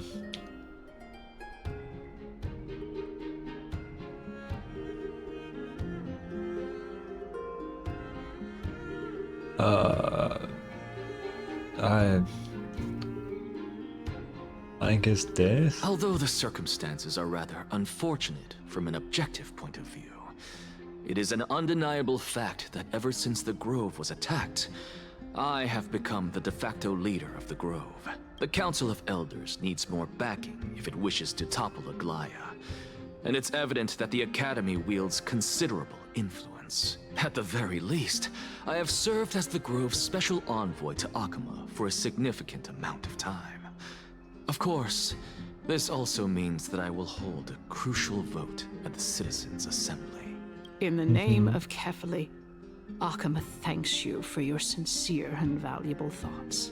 At this stage, it's clear that you and I understand the benefits to be won from this discussion. Let me put it plainly. The Council of Elders has always been renowned for its fairness, and that fairness is built on a foundation of sincerity.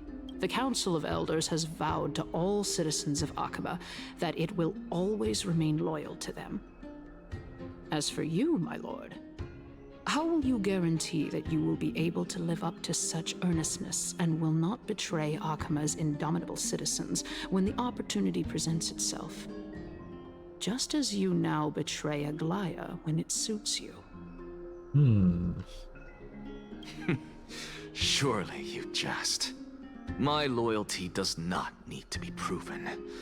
The fact that the Council of Elders is asking for proof of my loyalty is itself akin to a form of betrayal. I am incredibly honored to have witnessed the both of you bury the hatchet in a civilized manner. However, I am afraid that I must interrupt for a brief moment. As the Theoros, I have observed the following. Lady Aglaya, the Goldweaver, is currently on her way to Dawncloud. Oh. Well, I do believe that we might have a slight overabundance of guests today. Feeling dissatisfied, Lady Kindness? Despite the Council of Elders' lofty residence on Dawncloud, it must still tolerate the whims of the Chrysos heirs. So you were holding back just now. Seems like you are better at playing this game than I. In any case, I'm glad that she's arriving here. Why? So tell me, Anaxagoras, now that you're an ally of mine, if Aglaya were to demand that I hand you over, what should I do? You can do as she says. Tell her that the Council of Elders merely wished to chat with me and had no intention of offending her. However, by doing so, the authority of the Council of Elders will be as thin as papyrus that has been soaked in blood.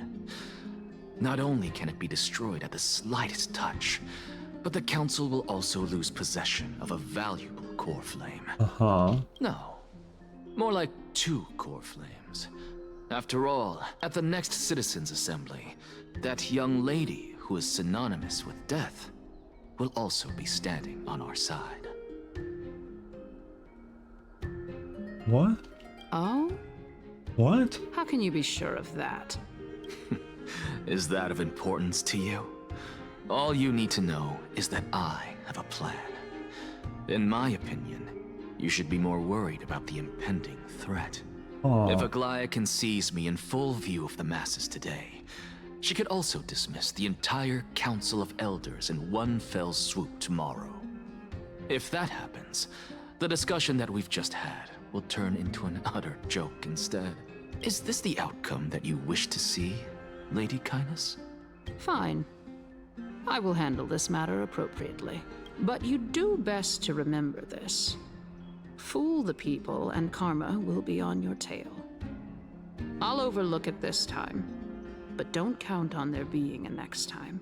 Unless, of course, you crave cruel punishment and consider suffering the perfect state to ponder the true nature of souls.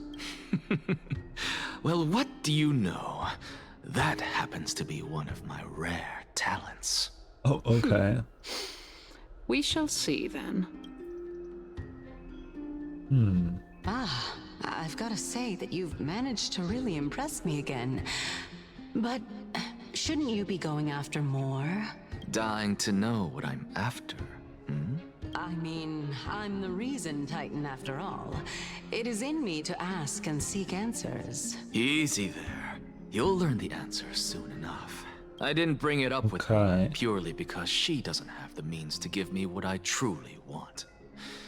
It's as they say, onlookers see most clearly. The true masters of Dawncloud have always been the Theoros, who watches over. Shit. Okay, I guess let's talk to this guy now. An expected visitor. Welcome once again. You know, you could actually skip all the pointless debate and come straight to me to seek an audience with Kefali. I have no reason to refuse you, do I? You may not, but Kindness has. Whoever gets hold of Kefali's core flame will get to rule over Akama. She is wary of me, so naturally I had to gain her trust. I would say that debate was not at all That person will be fine. Very true. In my view, this individual has gone to great lengths to get close to Kefali. He might very well be plotting something nefarious against the Titan. Are you still willing to let him pass, knowing this? Yes, very much so. All living creations are always free to visit Kefali's transcendent vessel. This comes with being the World-Bearer. How convenient it is to be able to hear what they say. Oh. It is truly my honor to speak to a venerated Titan in person. Please, go ahead. Let me join you both on this journey. Oh, a bygone myth tells of an occasion where Kefali once answered their followers' questions on the peak of the Holy Mountain. Their followers have since believed that scaling this Titan cliff is one way of being with the god. Make sure you keep it safe. Hear that? It's not every day that you get to climb a mountain with Circes. You should sing me a hymn of praise. Titan hymns are beyond me.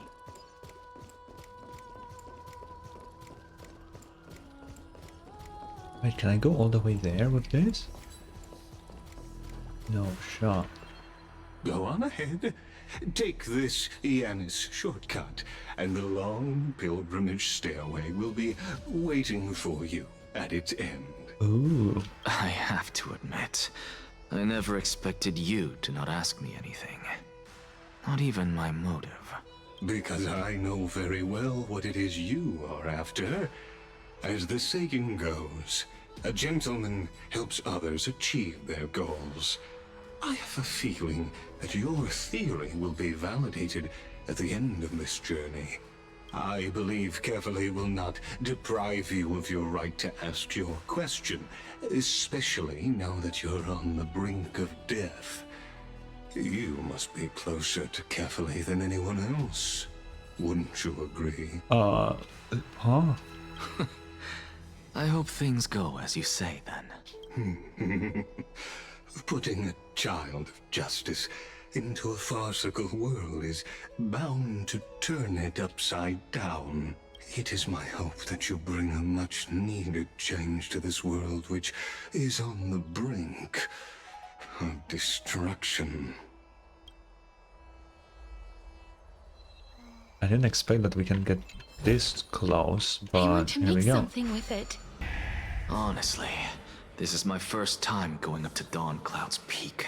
What a splendid view. Isn't it about time you recognize the magnificence of us Titans? Kinda true. Well, I don't see how this place is different from those temples in the city. All they have are magnificent facades. And even though I've come this far, I'm still doubtful about getting useful clues from him. I must be getting ahead of myself to be expecting to hear something nice from you. Oh? Haven't you been in my head for some time now? It's high time you get used to how I feel about things. Alright, Kinda we're true. just a short hike away from Kefali. No time to waste here. Oh, he's dying. So the intellectual debate from earlier was too draining for you, huh? If Amphoreus gets a new lease on life, you should focus on strengthening your body and stop shirking social interactions. Save your concern. The Titan is in sight. Can you make it? Why? Are you going to carry me up if I were to fall now? I know how far I can go, so just hold your tongue and come along. Fine then. Okay. I guess I won't say any more. I'll just wait till your soul dissipates completely to gain control over your body. Wait. Is that... Cersei's? Hey, look at that. Huh? What should I be looking at? Oh. Am I hallucinating? Or do we even get to see souls when we're close to dying? Oh.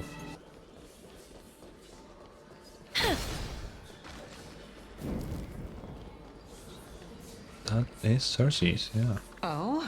Why didn't you bring your favorite spear with you on this trip, Nias? Nias. Nias. I know I've heard this name somewhere. It's unfortunate.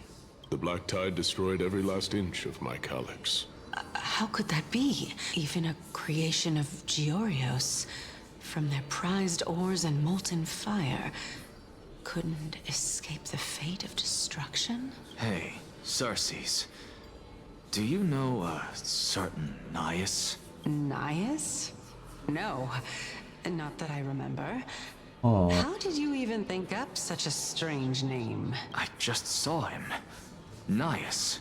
A warrior-like figure who was just chatting with you here. No, I have no such memory.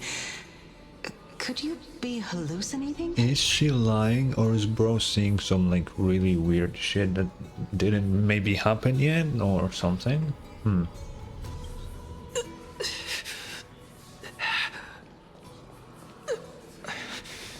This is a departed spirit? There's a bunch of dead people. Okay.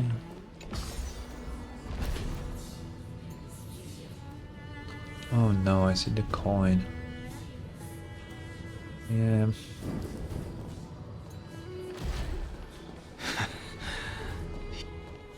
Enough about me. Did Kaos ever reply to you? Well, regrettably. Seems like the price of becoming a demigod is a lot heftier than we thought. Oh. Oh. Kaos. Demigod. I've never heard of this person. Which Titan's authority did he inherit? Wait. Is Amphoreus in a loop and the current Titans are the demigods of the previous loop?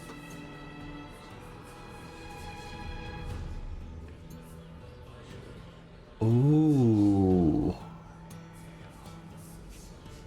Because Neus is Nikador. We know that he is Nikador. That's like a thing. He is But if he was human, why would he be Nikador, you know? Wait, that actually makes sense. Is he seeing like the previous loop right now where they were the yeah? The demigods instead of the Titans now? Look on the bright side, Nias. Since we've come all this way, I doubt he'd snub his old friends, would he? Let's just hope we mean as much as the world to him. Hey! Are you seeing that same hallucination again? Yes. It's still you and Nias, but you're now talking about a certain Kaos. I'm guessing he's one of your companions? Is that supposed to be like chaos? Like the god of chaos from Greek mythos that like made everything? Because that sounds very similar. Chaos? This name sounds just as strange to me. Never mind. I think I know what this is about. If things are as I thought, then they aren't hallucinations, but the souls of people. What? But if those are the souls of the dead, then what am I?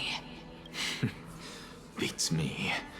For all I know, you're just an illusion I conjured up in my dying moments.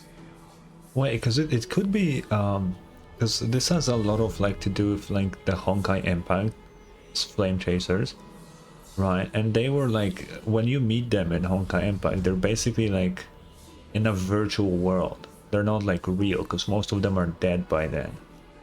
So could they like implant the consciousness of people into the Titans and now they're Titan? Let's just what the keep fuck? going. As long as I take in more sights and hear more stories. Know your limits. Wander too far among the dead, and even I might not be able to save you.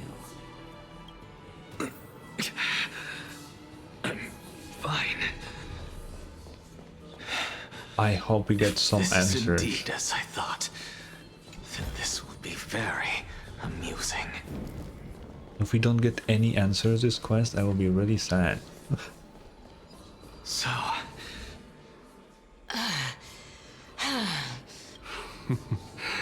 Can you keep going? Of course. I'm just... If I knew we had to climb a mountain, I wouldn't have come along with you. I guess this also counts as one aspect of the world-bearing burden. If Amphoreus does have a next life, you may want to get your body in shape.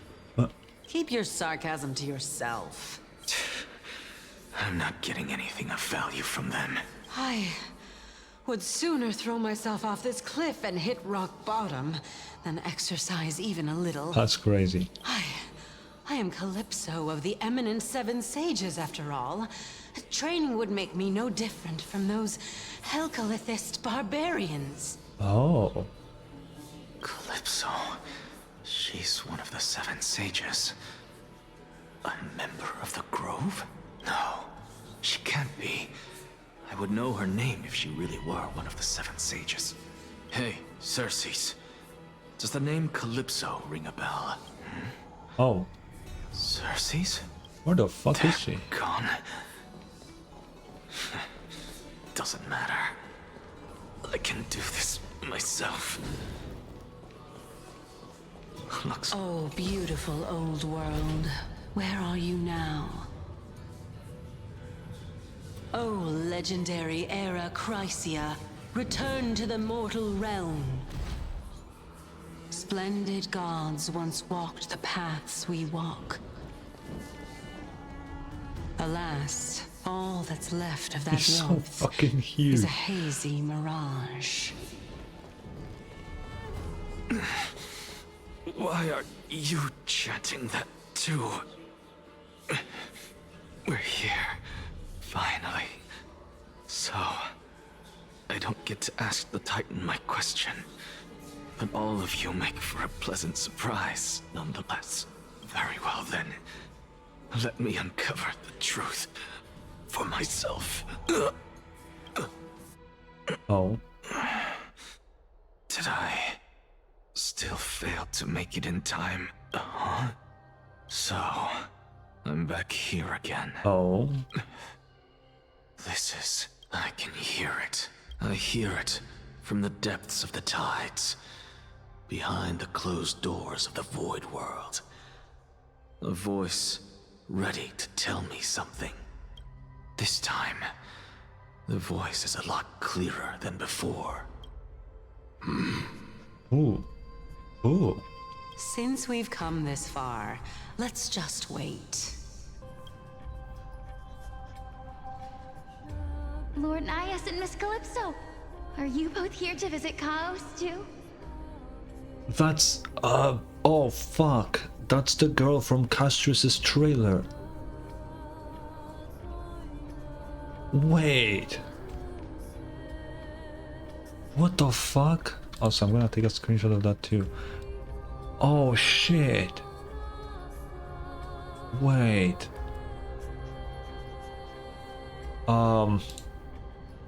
Oh. That's actually kinda crazy, not gonna lie. Yes, and we've been waiting for quite some time now. Regrettably, he hasn't answered us. Wait, did he... Oh, yeah. So that's what they called him here. The worst case scenario is that he's already been overwhelmed and crushed by the world-bearing burden. You're overthinking, Lord Nias. I can still sense Chaos' soul in the area. And besides, we both know Chaos' nature. A deliverer like him wouldn't fall so readily, much less give up on all that he holds dear. Isn't that so? Yes. I have faith in him. That reminds me. Why are you making this trip alone, Polixia? Oh, my sister needs more time to make sure the flowers are fine. Such a pity. Both of you have hearts kinder than anyone else. Yet you are born only to take over Thanatos' Oh my divinity. god. What the fuck? It's actually just a loop. Everything that I see and hear this time has left me shaken to the core. What may seem like a mundane conversation is in truth a once-in-a-lifetime exchange that has revealed the ultimate answer to Cersei's question. The conjecture has taken shape and must now be solidified into a theorem. Next, I only need to seek verification from Kefali. By doing so, I can answer Cersei's question and reclaim my body. But no, I will not do that. That isn't important, because another one of my conjectures, one that I have always dreamed of proving, has been proved right this very instant. Oh. Fusing a mortal soul with that of a Titan to replace said Titan is not a ludicrous idea after all. Oh, Dan Hong? What the fuck? Dude, that's actually fucking insane.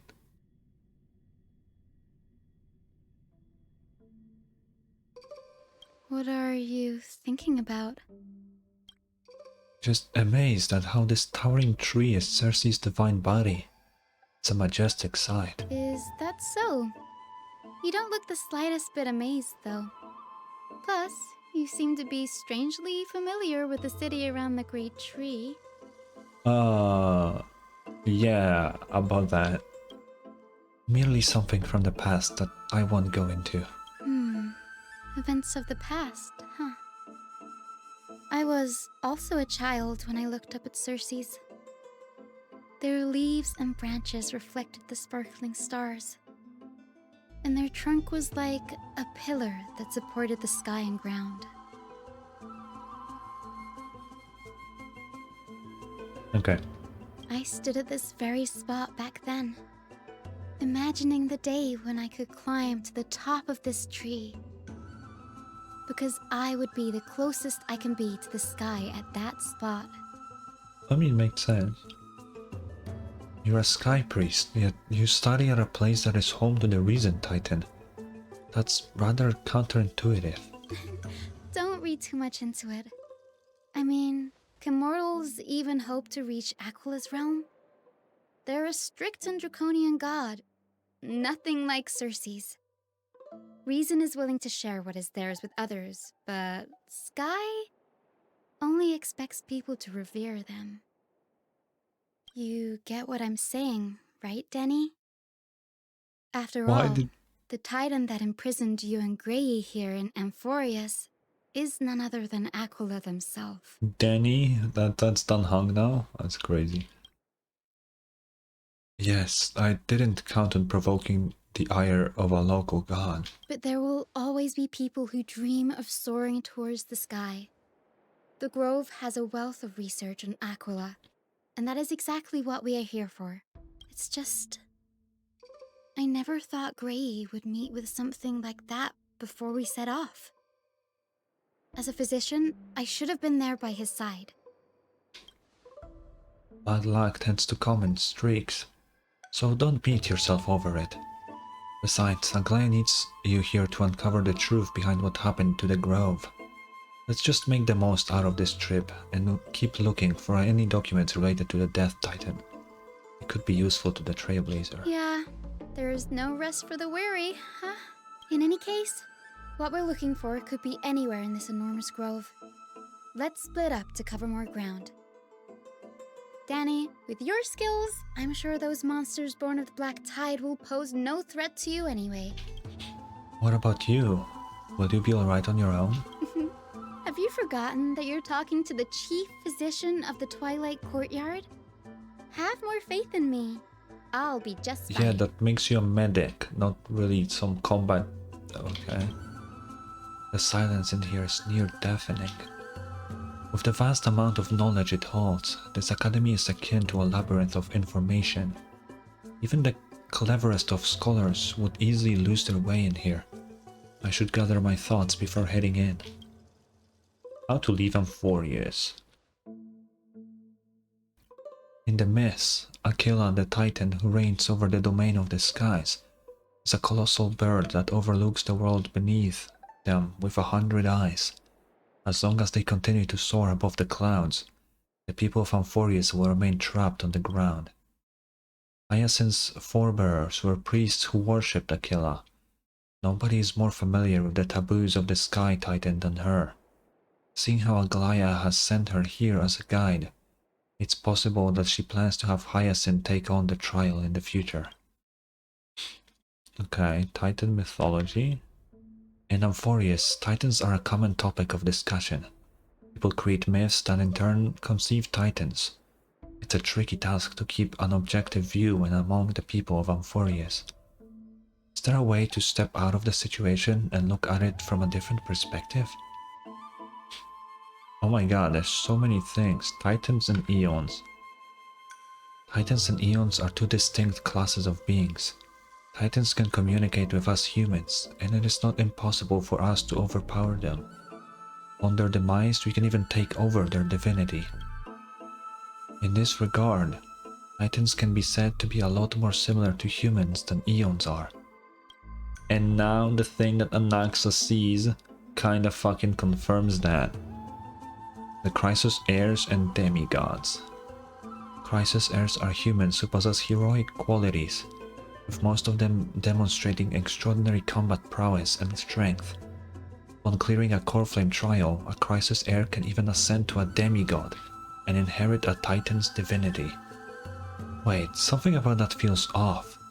Is this a selection process of some sort? I mean, yeah. The Flame Tree's journey and the prophecy. Guided by the prophecy, the heroes are on a quest to reclaim core flames and usher in the Era Nova. Their efforts have seen gratifying results to date. As I expected, the prophecy is the hardest to make any sense of, but with barely any information to go on, no matter how much I ruminate on it, it won't yield any results. Oh, it won't yield. I should leave this for another time. And there's one more thing. Yeah, my plight. Nobody could have ever imagined that Trailblazer's life would be forfeited the moment we landed on Amphoreus. I should have done more to keep her safe, but it's not too late. We still have a fighting chance. The unique rules that govern life and death on Amphoreus might just work in our favor and save her. The Grove is a... veritable library of knowledge. Maybe they'll have records on a similar case. Please let there be one. Okay, that's it. The clock is ticking. I should search for clues as I move. Black monsters are twisted in form, and their life has turned to ash together with their souls. It's impossible to figure out their form when they were still alive. These are the remains of a black tide monster. It does look different from the Titankin from up close. What's that underneath it? A scroll? Oh my god, okay. I'll just read it quietly.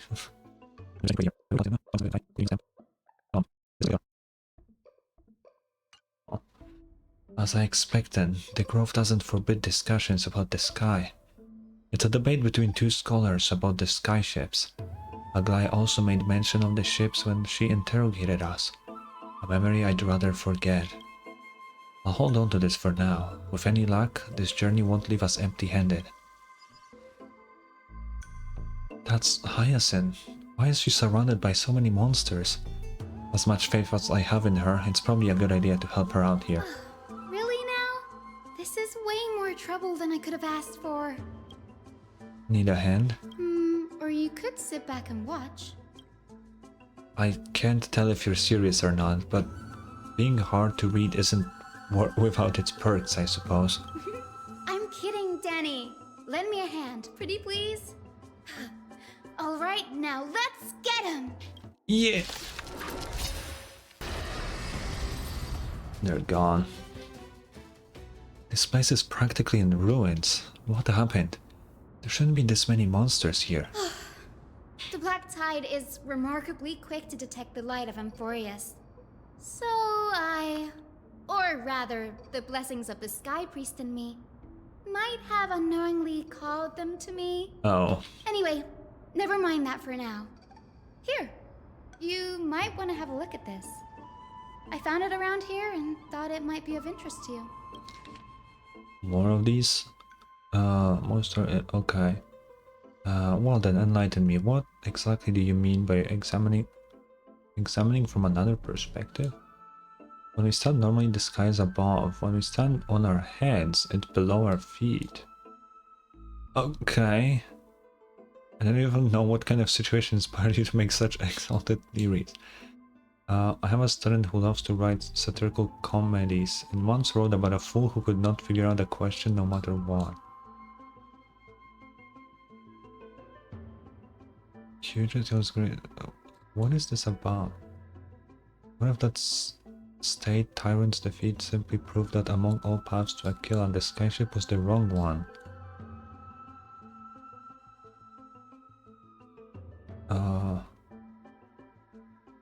That sounds like he's saying that he's not in the sky. And the whole thing that he wants to be flipped and it's like beneath your feet at that point.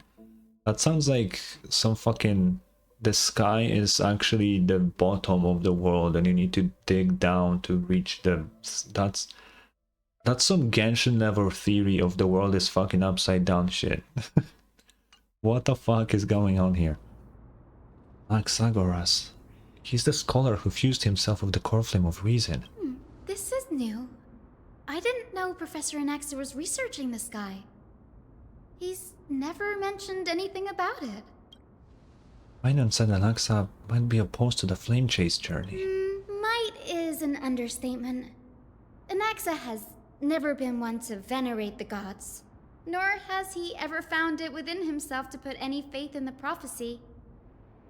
People have come to think of him as a heretic, even in a place as liberal as the Grove. Yet, it is also this very blasphemer that Cersei favors. Fate sure works in mysterious ways. I picked up a scroll on my way here too. It looks like it may be related to the one you're holding. Oh, let me have a look.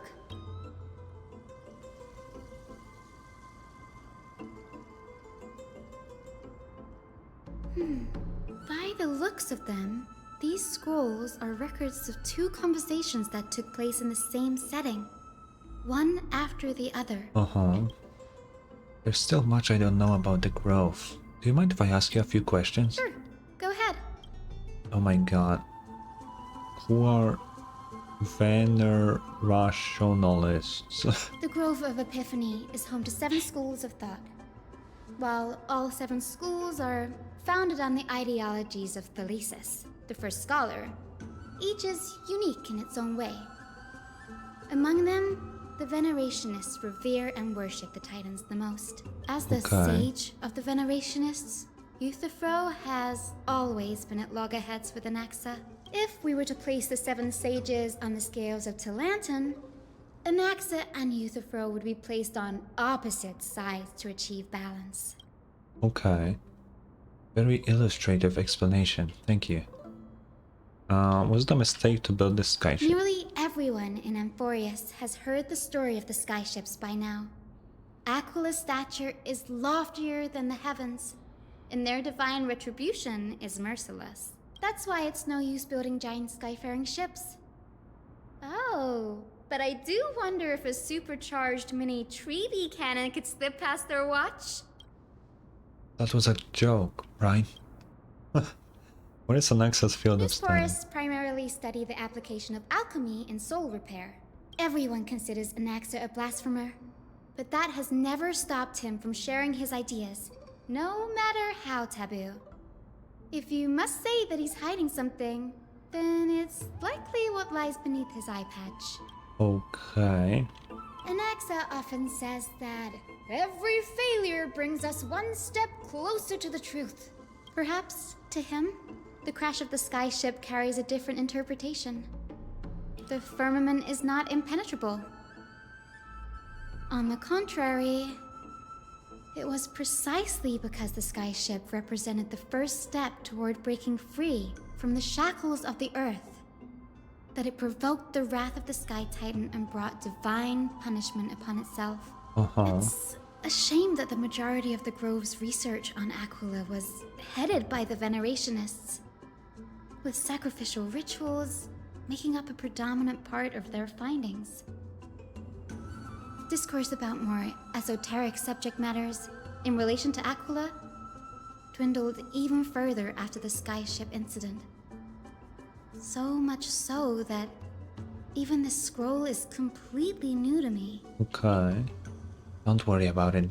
We'll just collect everything we can find on the Titans for now. There's something else that's caught my attention though. It says that Anaxa is conducting secret experiments of some sort. That's what I'd like to know.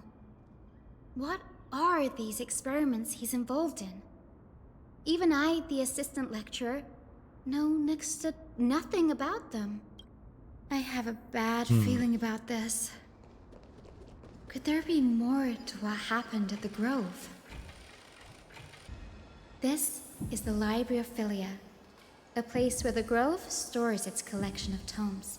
Other than books written by the 7 schools, you can also find philosophical texts, ballads, and religious writings from the Outlands here.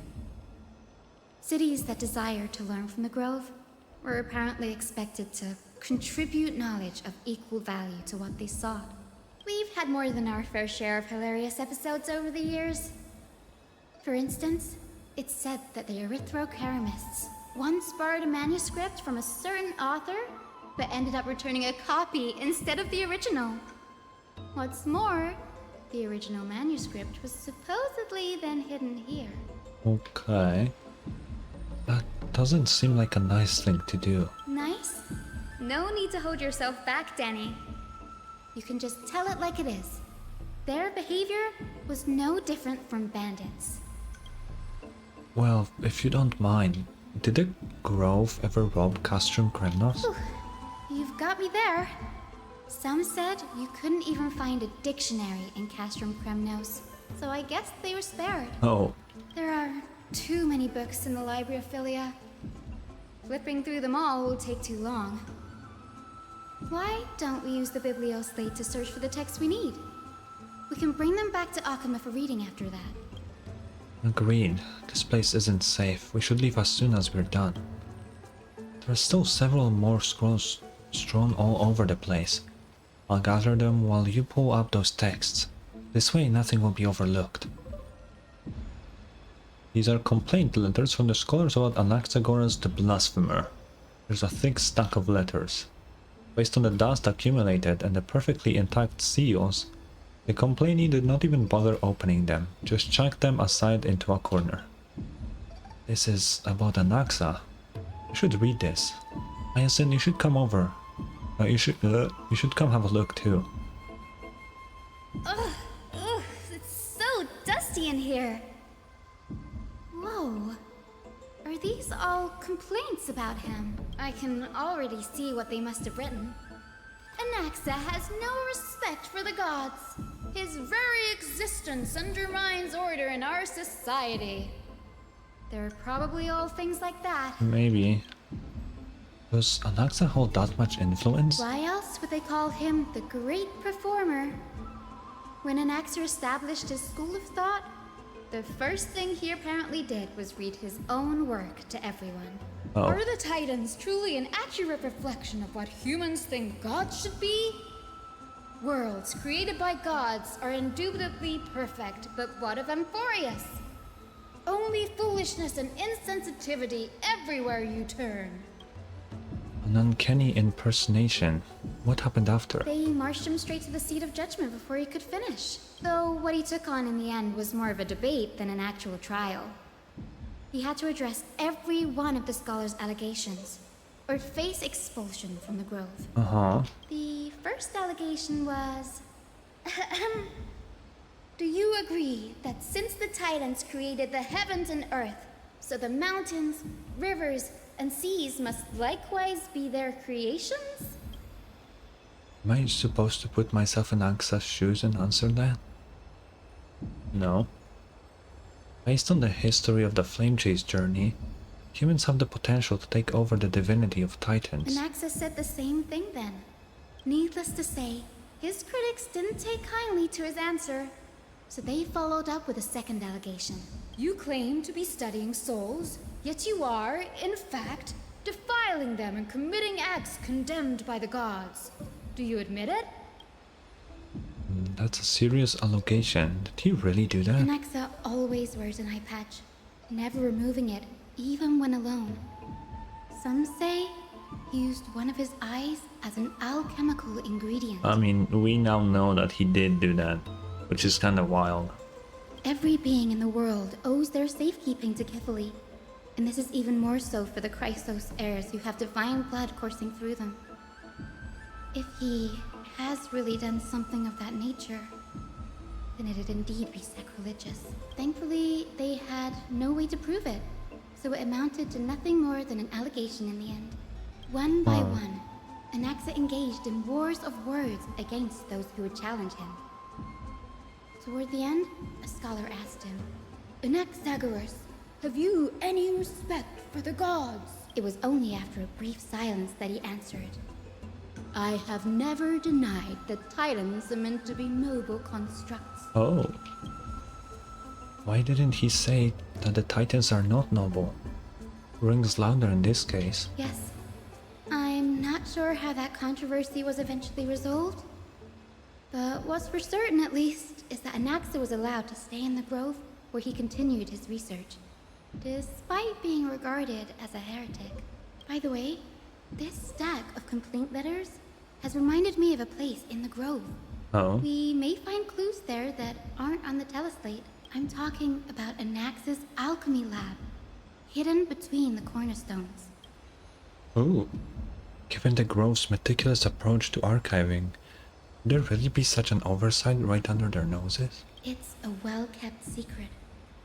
Among the 7 sages, excluding the nominal chief sage, each has a private sanctuary where they can conduct research undisturbed in their free time. Oh. Even the administrators of the Library of Philia are restricted from accessing those places and documenting the sage's research. But with the Grove in this state, I'm sure Anaxa won't be mad even if we sneak into the lab for a short while. I mean, he might be mad, but do we care? I don't know if we care. Oh. This is the place, but where is everything? What do you mean this is the place? Materials for alchemical experiments, matrix diagrams, and even the seal to the lab. They're all gone. Did the Black Tide destroy it all? Oh. No wonder we didn't see any defense mechanisms along the way. Have you ever been here before? No, not even close. Not only are alchemy experiments high-risk activities, but Professor Anaxa also has a penchant for using bizarre materials. Students often saw him walk in looking bright as rain, but come out covered in soot with his hair singed. Naturally, no one dared to come near this place. Oh, okay. Huh? That bookshelf over there seems to be the only thing still intact. I wouldn't call it intact, but... These are the materials requested by Anaxagoras. Documents from various fields have been compiled in in one place, including Titan creations, the universality of the soul, alchemy doctrine, and so on. Most of the materials look to be within the research domains of the Nusporist school of thought. However, a document titled A Study on the Crisis Heir's Background is mixed within. The Holy Maiden of Yanaso Tributrian and Trinan, descended from the Holy Honkai, Aglaya, Prince of Kremnos, Hyacinth. All of their ancestry have varying degrees of connection to the Divine Titans or the Divine Authorities. Does the Golden Blood come from the heritage of priest families or royal bloodlines? I myself show no connection, carefully the creator. What criteria did they use to create the Golden Blood? To shape the Crisis heirs? Yet Castorice, the servant of death from Idonia. Her lineage is neither Titan, priest, nor demigod, but she has walked the earth for at least a millennium with the power to grant death to humans. Where did this power come from? Another text speaks of dragon legends of Styxia. The alchemical extraction of soul ripped from dragon corpses is intriguing. Dragons appear to be the Titan's creations. Perhaps there's a way to reverse the process, using alchemy to refuse human souls with Titan creations, increasing the purity and divinity of Golden Blood towards the Absolute. What's going on? Anaxa is conducting research on our friends in Alchema and... me? Me? This journal contains several intriguing points. Creation of Titans. From the Abyss of Fate to Castrum Kremnos, I've seen many a Titan creation during my time in Amphoreus. Lifeforms created by Ceres can also be found in the Grove. But fusing them with human souls could, through alchemical means, I can't even begin to imagine. That's some chimera shit, what the fuck? The Crisis heirs. Anaxa seems to hold special interest in the divinity coursing through the Crisis heir's veins, and has even conducted a thorough investigation to the hero's background. It wouldn't have been so strange if he had focused only on Cassie, given her own curiosity about her origins. Plus, considering that the Nusporists have crafted omnipotent medicines capable of curing diseases, it also makes sense that he would conduct research on immortal Chrysos heirs. Yeah. But now, it seems Anaxa's objective was never to create medicine, but to identify the origin of the Golden Blood and figure out its inner workings. Through alchemy, Anaxa aims to refine the golden blood in the crisis heirs to a degree of purity equal to divinity. This must be what he means by close to true purity. But treating both Titan creations and the human body as materials to be used in alchemy experiments? That's rather extreme. Danny, look at this. I have a bad feeling about this. Oh god. Judging from what's left, the important alchemical formulae have been taken away. The previous approach has flaws. Fusing human souls with Titan creations does not purify golden blood. Even pure Titan creations are contaminants to the crisis heir's golden blood. Soul fusion between humans and creations merely repairs impurities of the soul, or maintains a connection to dying souls. While creation myths tell us that crisis heirs and other creations were all made by Titans, their nature differs fundamentally. The Titans' creations are no intermediate products of an alchemical process, and crisis heirs are closer to the Titans than the creations. In other words, I should not have considered Titan creations equal to crisis heirs. The hypothesis I should focus on is one pointed towards the Titans themselves. Such rare chances to study Titans demand a meticulous selection of research subjects. Living Titans prove impossible to restrain, and dead Titans offer no insights worth pursuing. But dying Titans, they are the perfect research subjects. Only by understanding the fundamentals of creation can we ensure perfection at the moment of everything's birth. Through my own hands I will melt a Titan and reach the true essence of the soul. My biggest fear.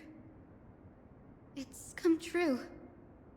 After going through his notes, I think I can piece it all together now. He's trying to kill Titans. Anaxa was carrying out experiments on soul transmutation. Yeah, we knew that. Do you mean he's trying to reconstruct human souls alchemically? Yes, this is what he was secretly conducting research on. Something he had to keep hidden from others. Compared to his public speeches, this is the real blasphemy. Oh, I just thought of something. What's wrong? Do you remember? When the Black Tide was approaching, the Grove had planned to send Cersei's core flame to a safe place. But an accident happened along the way, and Anaxa lost his life in the process? Yeah. But Cersei took over his body and resurrected him, which led to the situation we're in now. That's right. But what if Professor Anaxa's fusion with the core flame of reason wasn't an accident? He planned it.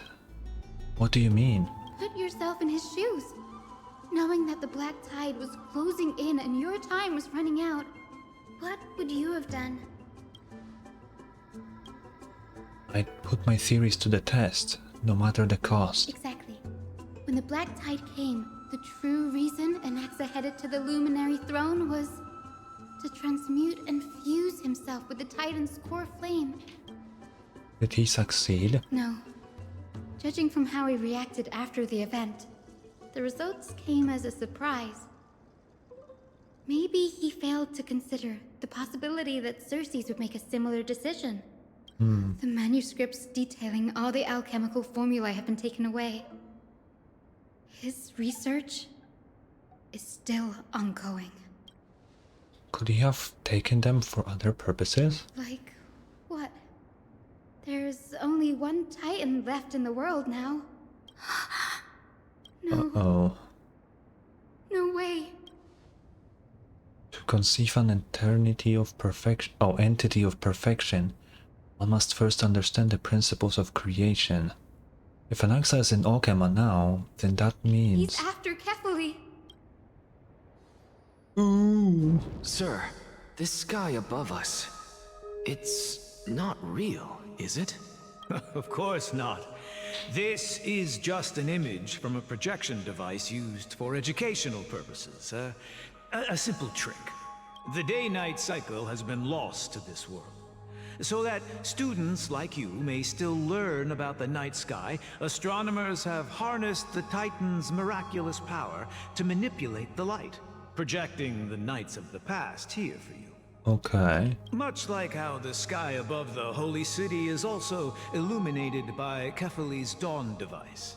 So, the skies of Akama are fake too. You mustn't conclude that, anaxa. You should know that only a child would expose a trick and be proud of it. Often people know more than they let on. They simply choose to feign ignorance because they have no other choice. Then they're just deluding themselves. People believe in Kefali's tale of Genesis, accepting wholesale whatever the priests preach. But we're different. We've already walked out of the firelit cave of ignorance. We have already realized that we live in a world where titans make the rules. Even when we look at the sky, we're only seeing what they allow us to see. Rather than gazing at this mockery of a night sky fabricated by them for the rest of my life, why shouldn't I be the one to take control of the projection device instead? Oh, dude, if he does that in this quest, there's still so much story for Amphoreus left. What the I actually, because we're tying in a lot of stuff by now. Where will this whole story go? That's what I'm curious about. Because it's a really long story. Just about, not really talking about how long the quests are. I'm more talking about how many of them there will be. Because we're like 3 in out of like, what, 8? It's kind of crazy. So much time has passed since you sowed the seeds of doubt in my heart, child. Many a night, I find myself penning down all my theories and wild ideas, only to burn them to ashes when I open my eyes in the day. Why? Because we'll face death by burning if word gets out?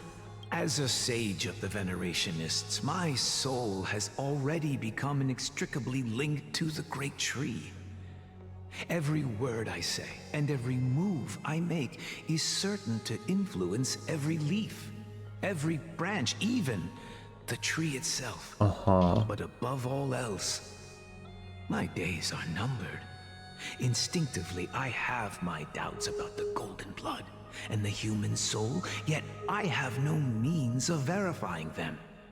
The golden blood in my veins is woefully thin, and I am loath to waste what little time I have left obsessing over a hypothesis that cannot even be proven in the first place. But I can, sir.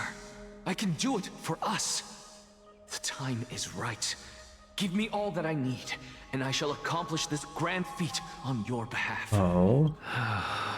You're right. I shall do just that. In the next meeting of the sages, I will spare no efforts fighting for the rights you deserve. Go. Establish your own school of thought. Find out what we are. Become the one who conquers the ultimate truths of the world. Ooh. Child of humanity. I mean, I'm not gonna lie. I'm with Anaxa on this one because I just want to know. He seems kind of like a dick, but I want to know, you know? It's just, I'm really tempted to know under any means necessary. You didn't go to such lengths for an audience with Kefali. Just ask him a few questions, did you?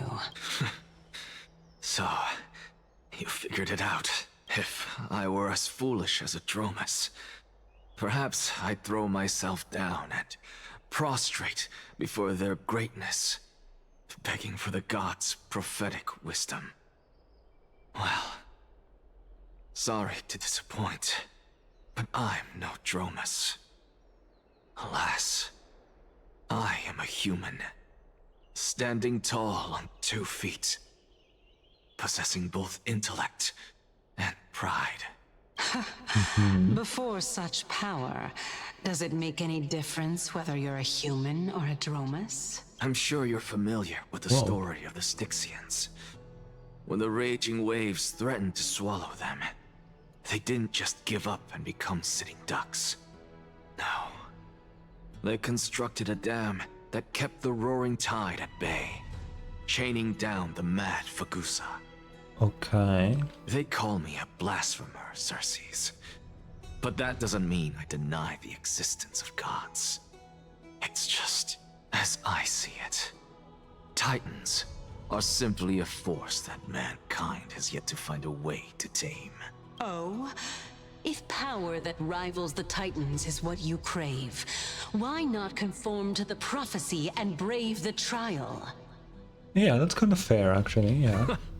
Why stop at harnessing the power of the Titans when I can do so much more? The source of life is what I wish to grasp, to understand what makes up the soul, and to learn what we really are. Thanks to you, I've had the chance to personally verify, in more ways than one, that the soul indeed ceases to exist in death. Mm-hmm. But where there is death, there is life. And where there is an end, there must also be a beginning. How then is a soul born? That was the only unknown variable left in my calculations. And by the sound of it, you have already formed a conjecture. No, I have already drawn a conclusion. In my journey unto death just now, I finally saw the answer with my own eyes. Professor Anaxa. Oh, who the fuck is that? I'm here. Oh. What? Her life hangs by a thread. I must ask you to refrain from taking any unnecessary steps. What the fuck? Of course. I'll bring this to a conclusive end, and give you the answer you so desire. However, in accordance with the principle of equivalent exchange, I must also demand from you what I need. Oh. That's why he was so confident that he will be on his side at the end. That she will be on his side by the end. Oh. Is he... He's gonna tell her where Thanatos is in exchange for her joining him, right? Is that what's about to happen? As you wish. Don't you care to know what the price might be? It's a matter of uncovering the truth about the Death Titan and her survival. This may be the only time I can ever save someone's life. There is no need for me to think twice. I see. In that case, let the show begin. Indulge me. Am I correct to say that you intend to prove Thanatos' whereabouts and prove the nature of our existence now? Before I begin, I must confess I had been stuck in a cognitive trap all this time. Okay. As unrelated as these two propositions may seem at first glance, they are in fact logical equivalents.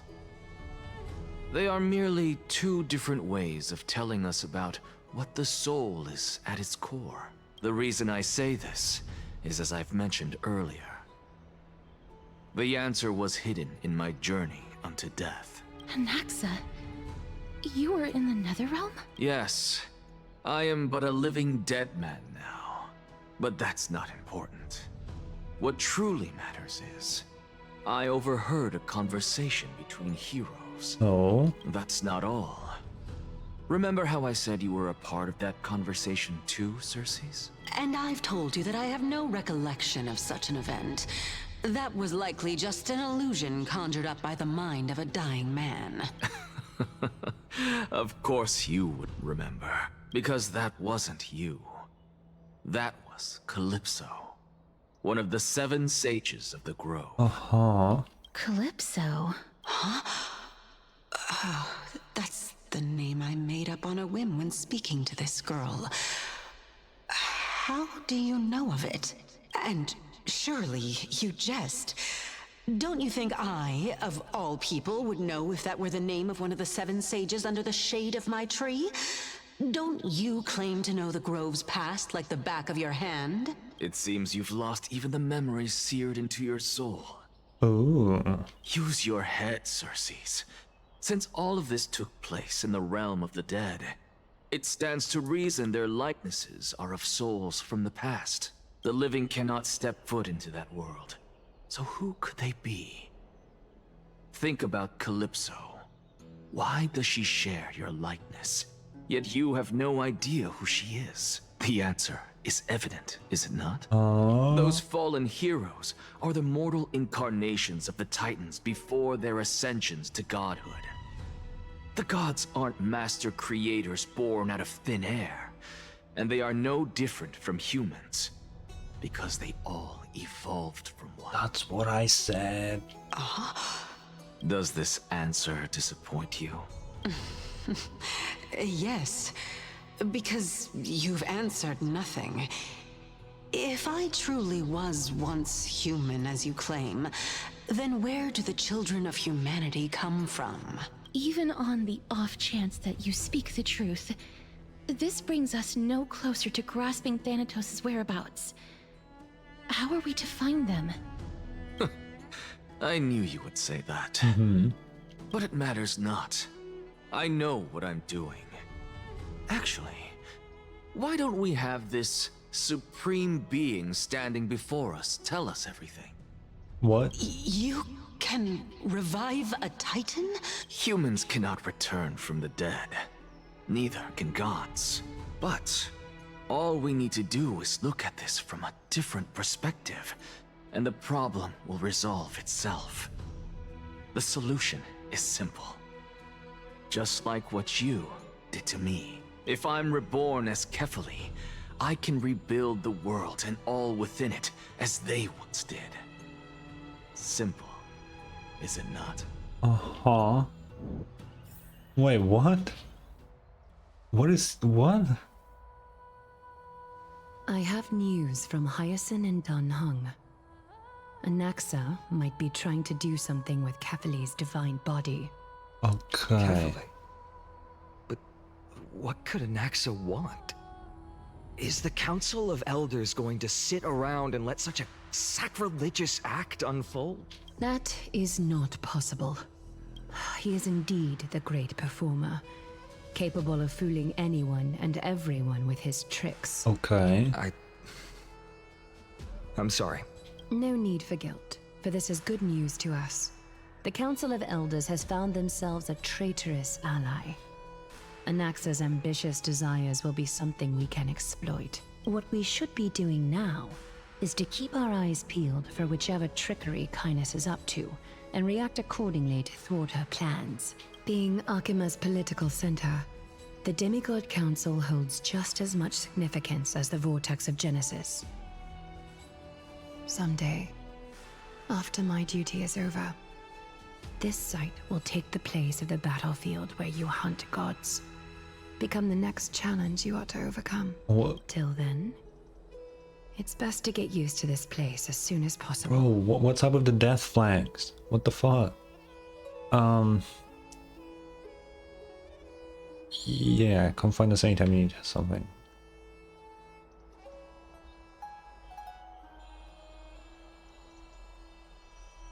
Preposterous! The Christos heirs only have their standing because of the Council of Elders! How dare they trample over it! Wow, these people are shooting daggers with their eyes. It's been a while. Why are you here? Hello, Oleg of Amphoreus is crazy. Oh, what the fuck? That's actually fucking insane. What the fuck? I'm saying that. What is that supposed to mean? Is this really the sort of person that the young lord praised as a ferocious warrior? It has indeed been some time, Lord Krateros. What brings you here in such haste? Shh, keep it down. No. Be more vigilant. See those duplicitous dogs over there? They do the dirty work for Kynus. I've already ordered my people to hold them back, but we should still lay low. Unless you're itching for a bloody fight to get a workout in. My bad. So, did something happen? Did you hear thunderclaps last night? No. Hooray, it's Acheron. Someone's coming to save us. What the... Every single time I have a chance to say something, I can say the dumbest shit ever. What the fuck? Acher... What? She's been through a lot lately. Please pardon her. Can you tell us more about these thunderclaps? Yeah, I didn't fucking hear anything. Thunderclaps are beacon signals of strife. They are a message from the young lord. He threw a spear bearing several words at Akama. Watch out. The Flame Reaver is back. Oh no. I guessed as much. We didn't actually kill them back at the Kremnos Arena. I figured this is something you would want to know. We Kremnoans never back down from a fight. So if you plan to take that thing down in a battle, reach out to me anytime. Bro, last time you fought him, he fucked you up. You have my gratitude. I will let Aglaya know about this right away. Remind her to be on her toes while you're at it. That vicious kindness has been unusually active lately. Those lackeys she keeps undercover have been going in and out of the city a lot more frequently these days. Some even seem to be getting Kremnoans to defect to the council. Oh. That's... Looks like you can see it for yourself. We should get back. Thank you for the intel, Lord Krateros. Okay, who do I kill? By Catholic into Lenten above, as the Theoros, I have... Oh. Aglaya, what happened here? I know about the poisonous fangs of that king snake through the golden threads. In the past, I would be confident about keeping her in check, but I admit I am now unable to do so. What do you mean? It is no longer about eloquence or arguments. I have been a demigod for far too long that I hardly have any humanity left. Before I realized it, I have become no different from these hypocrites, no longer capable of relating to the people. This has come a lot sooner than I expected. But perhaps it is time. I need you to step up, Finan, in order for me to retreat behind the scenes. Okay. Yes, this is my duty, but... It is far easier for the Council of Elders to fool many than just fool one person. Their so-called more support is no more than a ruse to distribute power using words instead of lances. There is no glory in winning this debate, but that makes having respect for humans so much more priceless. Finan, you are a Chrysos heir without flaw, capable of relating deeply with humans. I appreciate what you've taught me, Aglaya. I hope we'll live up to your expectations and win this debate. Not another debate, bro. Oh, you've done well, Lord Calictus. Let me take over and personally close this debate for today. Dearest counselors, let it be known that I sorely miss the blissful times portrayed in lyrical poems. Back then, Amphoreus was home to nearly 1,000 cities, each with their own local faith, while gods walked the earth and shared close bonds with humans. What is that place? What is that? Do I know what that is? Yet, in the present, people from all over are forced to leave their homeland to seek refuge in the holy city, where they hope to rest under Kefali's protection. All of us have long been in the same boat, with no way out of this plight. We didn't have a choice in the past, but now the Council of Elders brings to the table a new possibility. All I have left is one question for you. Would you rather strive toward the unheard of Era Nova, or return to the prosperous Era Chrysia of our past? Make your choice. Now, which of the two would lead mortals to an ideal future?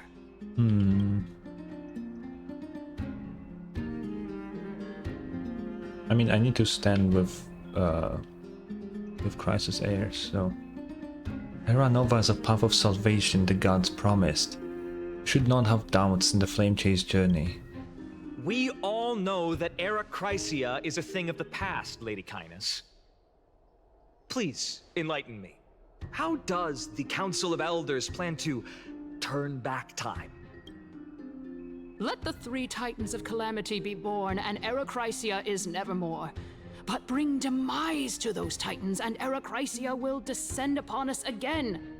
Uh-huh. Oh, no. Know that the Council of Elders is never one to make empty promises.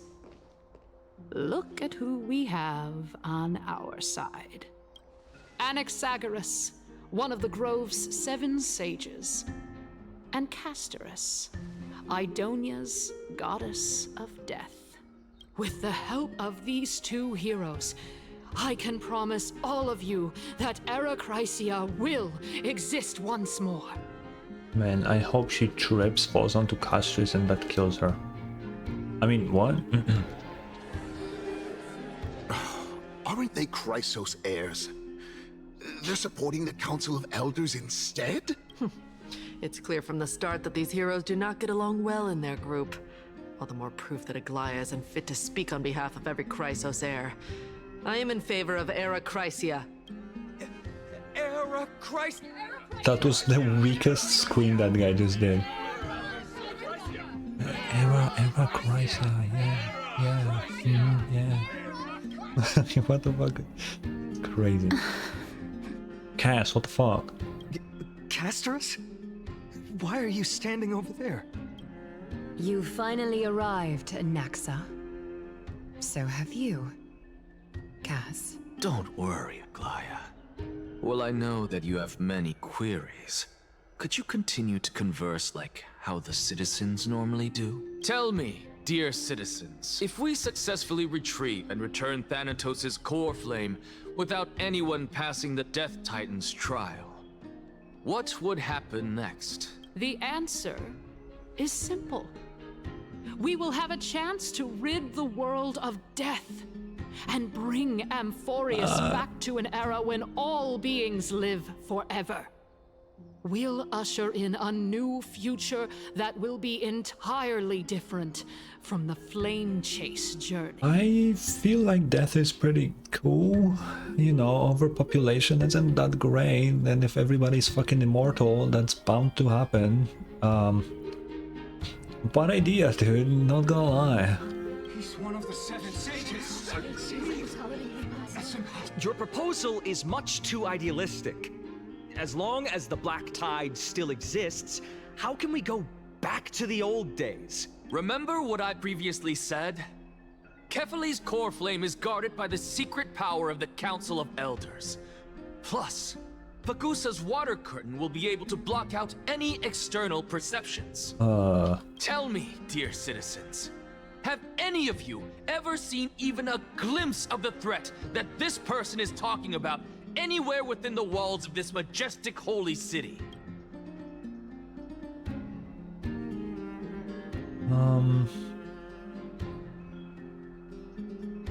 Yeah, let's go with the first one. Oh.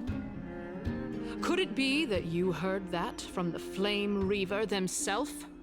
Citizens, let's loudly sing the blessed hymn. Oh, beautiful old world, where are you now? Oh, legendary Erechrysia, return to the mortal realm. After the destruction of the 3 Titans of Calamity, the Flame Chase journey will have to end. Yes! This is bad. The masses are now totally riled up. Anaxa, pray tell. Everything that you've mentioned hinges on the premise that we can find Thanatos' existence, right? Thank you, Lady Aglaia, for still caring about this city. However, dear citizens, we are truly fortunate and blessed. Oh. For Castorice, Idonia's goddess of death, will surely find Thanatos under my guidance. How? What? With that, I solemnly promise that the core flame Lady Castorice brings back will be personally managed by the Council of Elders. Thereafter, if we are able to garner the support of all of you at the Citizens' Assembly, we shall spare no effort in ensuring that the Erechrysia will return to our world once again.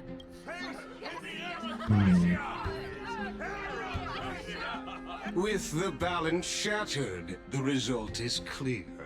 Buy carefully into Lent and above, as the Theoros I have observed. Akama has chosen her destiny. The issue up for discussion at this citizens' assembly shall be modified to the suspension of the flame chase journey. This resolution shall be put up on the Wall of Heroes, such that all citizens are aware of the city's way forward. Uh-oh. Aglaya, dear Aglaya. What has caused your heart to soften? You also don't seem to be as quick-witted as before. Wag your tongue as much as you like. Since the flame chase journey has been preordained by the prophecy, our failure has never been on the cards. Well then, I guess we'll find out if that's true at the Citizens' Assembly.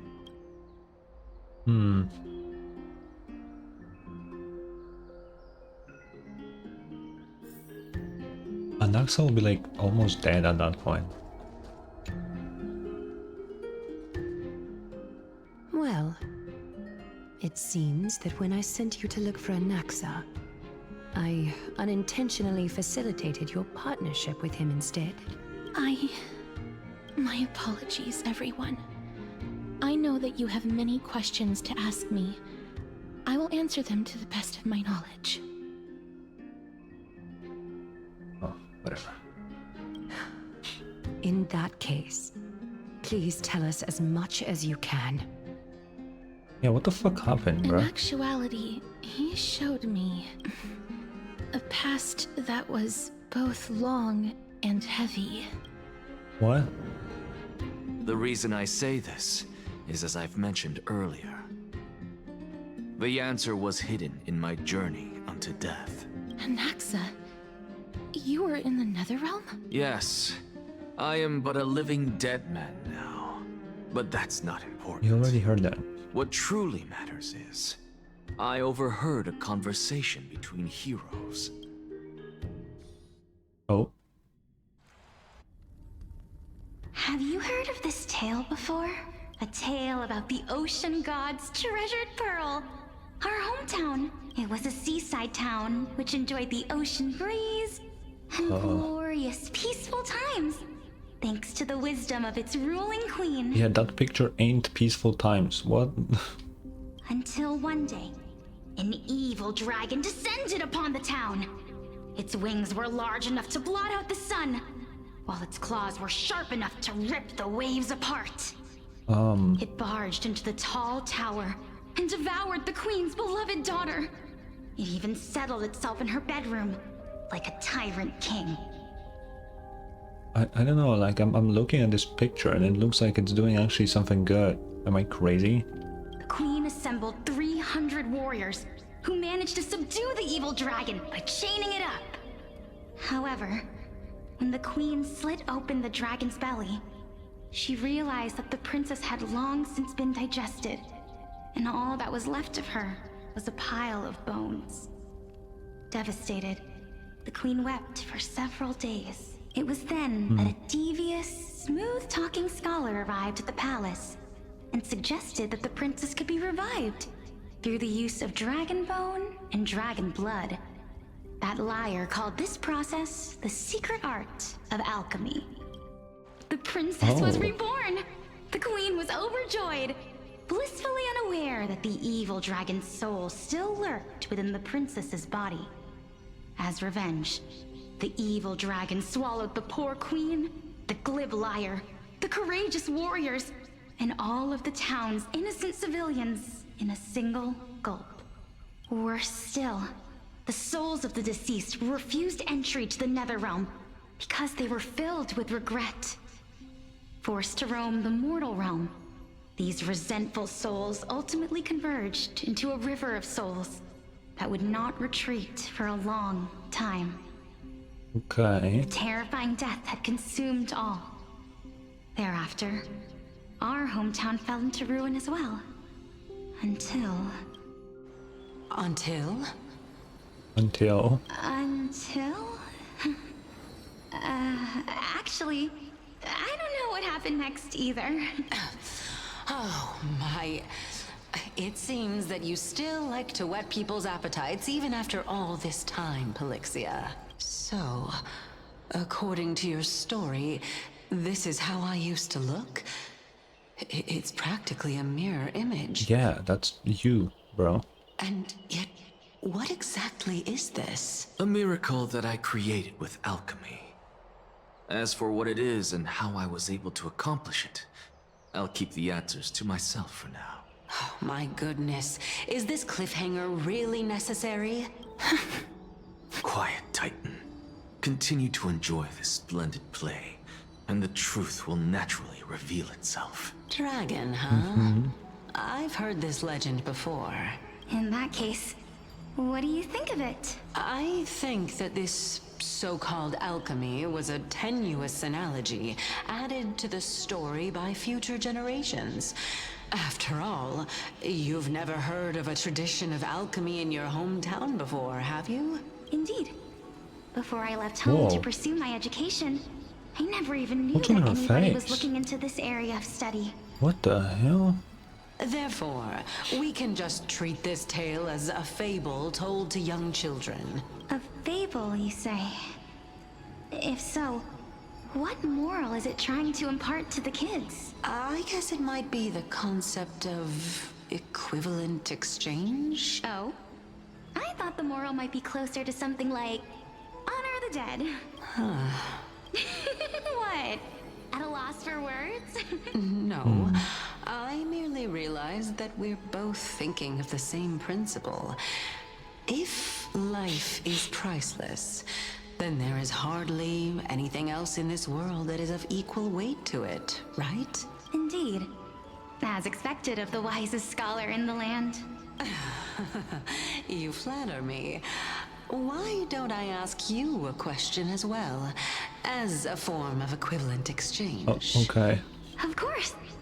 What is your question? If I imparted my knowledge of the art of alchemy to you, would you use it to resurrect someone you loved? What? What kind of strange question is this?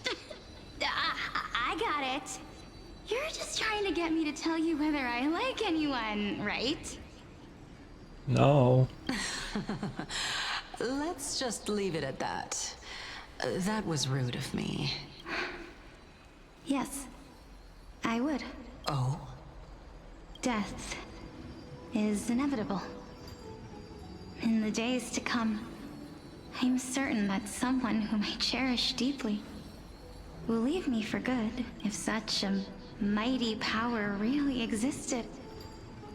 I think I would use it without hesitation. Okay. After all, you, me, and the rest will all have to face that fateful moment eventually. My time is finally here. However, perhaps because of my firm belief in the immeasurable value of life, I am unable to complete the trial. You shall wither, and through that, the dead will sprout again from the remains, and be reborn with the dead flame. It is a pity that fate is such a cruel mistress. Is there no other way of interpreting those words? Bro, every time I hear nails, it just gets me off guard, dude. Oh my god. I'm afraid that the meaning is clear. Between my sister and me, one must pay the price. Our trial can only be completed when the one chosen sacrifices her life. Does Castorice have a sister too? Because Castorice is like the current version of this character, right? I'm afraid that the prophecy might even have selected a pair of twins for this exact purpose. Fortune makes fools of us all. They had all of them except for this one. Which, I think that's Thanatos. Interesting. My sister is prepared to sacrifice herself. And yet, I can't do the same. How absurd. My time is almost up, but I'm still afraid to welcome death. What should we do? If I'm ultimately not able to make up my mind...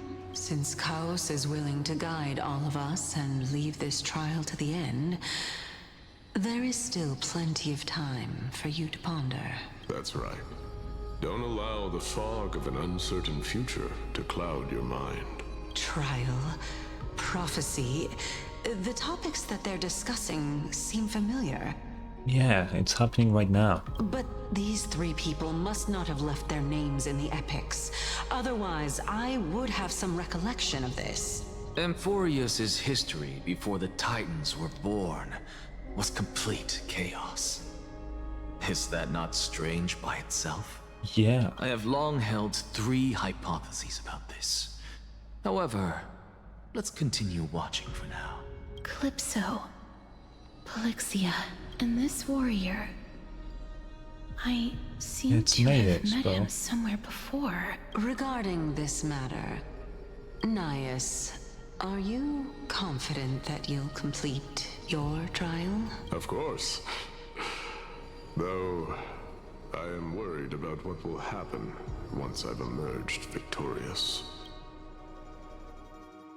Why won't she tell them that she knows Naius? What the hell? Looks like you have made up your mind.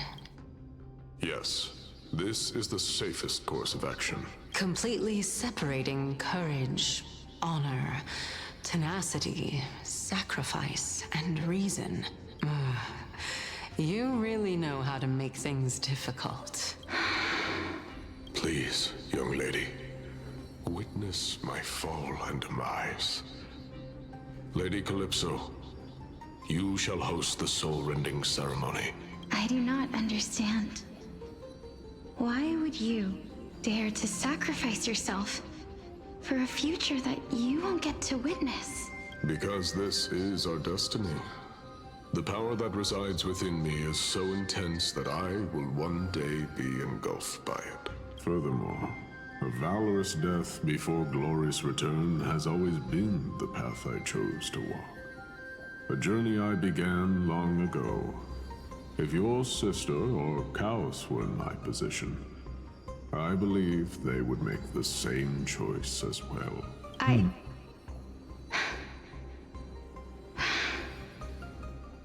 not that brave. I don't know how I'm supposed to face such a serious affair. Despite being Death's chosen one, it seems you still don't know how to face it. Let's chat, young lady. Perhaps I shouldn't end my journey so hastily. Since there's still time, I'm not worried about letting fate wait a little longer. Of course. This warrior is... she remembers. Lord Naius. As the embodiment of Nikador's divinity, he entrusted his life to us and allowed humankind to end his madness. That means that what I'm currently seeing before my eyes is... Oh, shit. Looks like one hypothesis of mine has already been proven true. These heroes are the true forms of the Titans, before they attained their divinity. If so, the chosen one of death that he speaks of is actually... Polixia? Is the previous form of Thanatos? But her appearance... If this is true, as long as we can find out where she went, we'll naturally be able to figure out the location of the Death Titan. But before that, we first need to witness what ultimately happened to Lord Naius. Do we? Do we need to? Honor, courage, tenacity, sacrifice. And finally, the only thing that remains is reason. Cheer up, young lady. There is no need to shed tears over a glorious death. All farewells in this world or sorrowful, Lord Nias? No, young lady. As a warrior, I have witnessed too many bitter deaths. But now, all I feel is peace. I did not know until this moment that mortals could live their lives in such a way.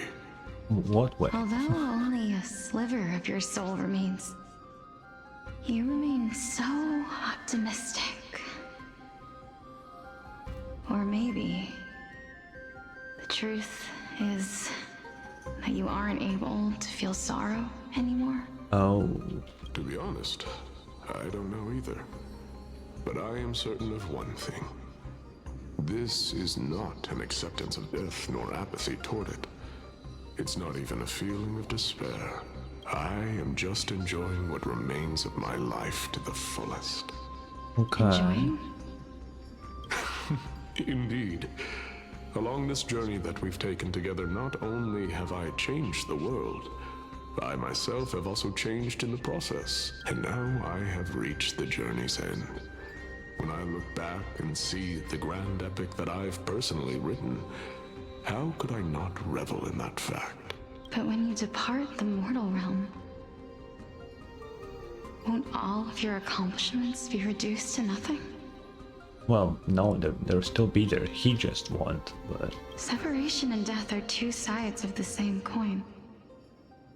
Reconciling this doesn't come easily for a mortal.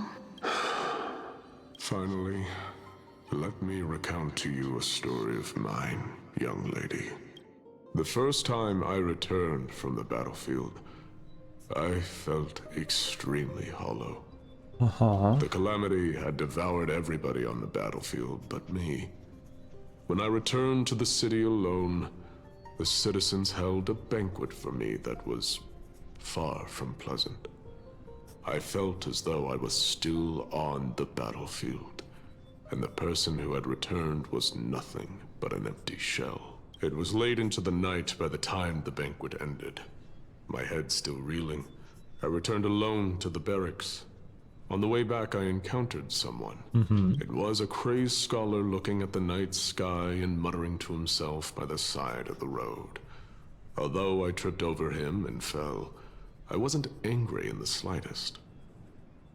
And maybe because I saw myself in him, I inexplicably asked him a question. Do you think that it'd be better if we just died on the roadside like a couple of stray dogs? What a question to ask a random dude you never met before. Holy fuck. To my surprise, he shrugged his shoulders and sighed. To someone who is currently experiencing death, dying and living afford the same amount of bliss. Now please go away and don't block my starlight. Are you trying to say that there is no difference between living and dying? For they are both journeys that lead toward death? I mean, he's right, technically.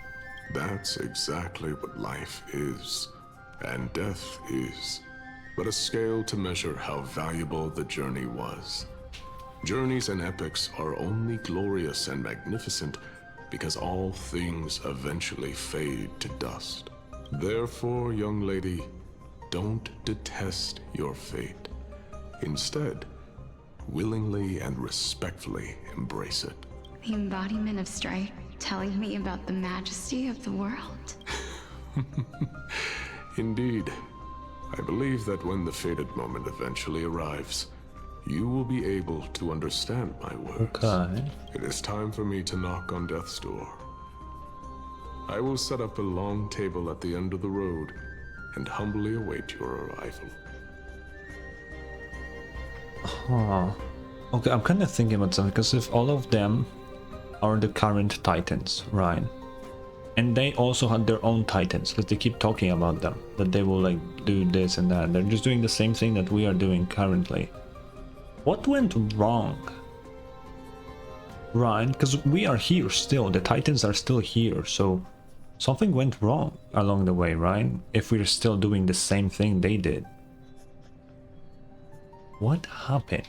When that moment finally comes, let us drink and be merry then. Yes. I knew this day would eventually come.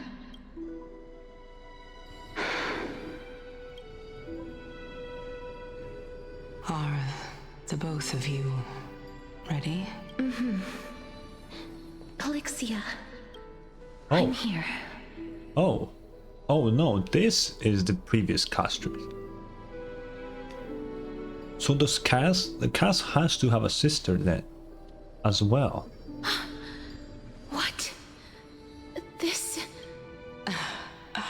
This is quite interesting indeed. Is this... Polixia's sister? Is it... me? Now, it's time for us to fulfill our promises. Are you afraid? What are you afraid of? That I won't be able to do it. You shall wither, and through that, the dead will sprout again from the remains, and be reborn with the dead flame. As foretold in the prophecy, and according to our vows, once it all ends, we must face our fated moment head-on. Even if it was prophesied, do we have no say in the matter? It's so unfair. Why are we the only ones who are forced into mutual destruction? Let me do it, sister. Let me be death's sacrifice. I was never long for this world anyway. But you're different. I was the one who wasted your life after all. You're wrong, Polixia.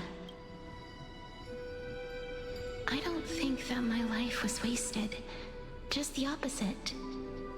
When I finally arrived at this destination and looked back at the journey I took, I discovered that flowers had long since bloomed along the path I walked.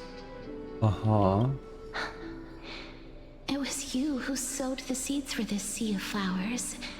One that is more beautiful than the promised land at the end of the world.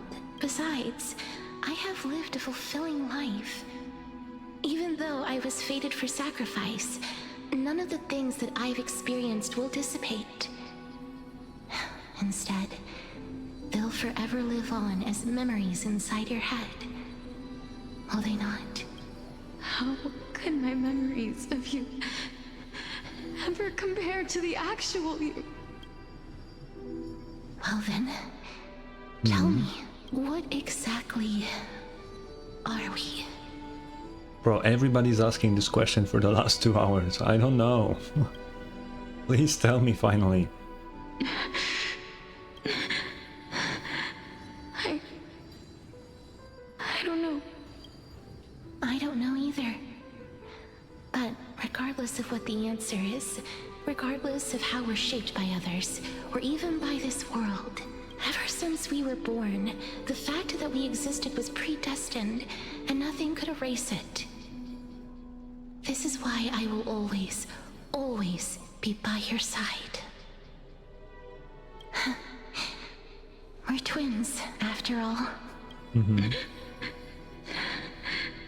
All right, my dear Polixia. It's time to extract my heart and light the flame of death. What does that even mean? After that, use it to plant the first bud in the prophesied new world.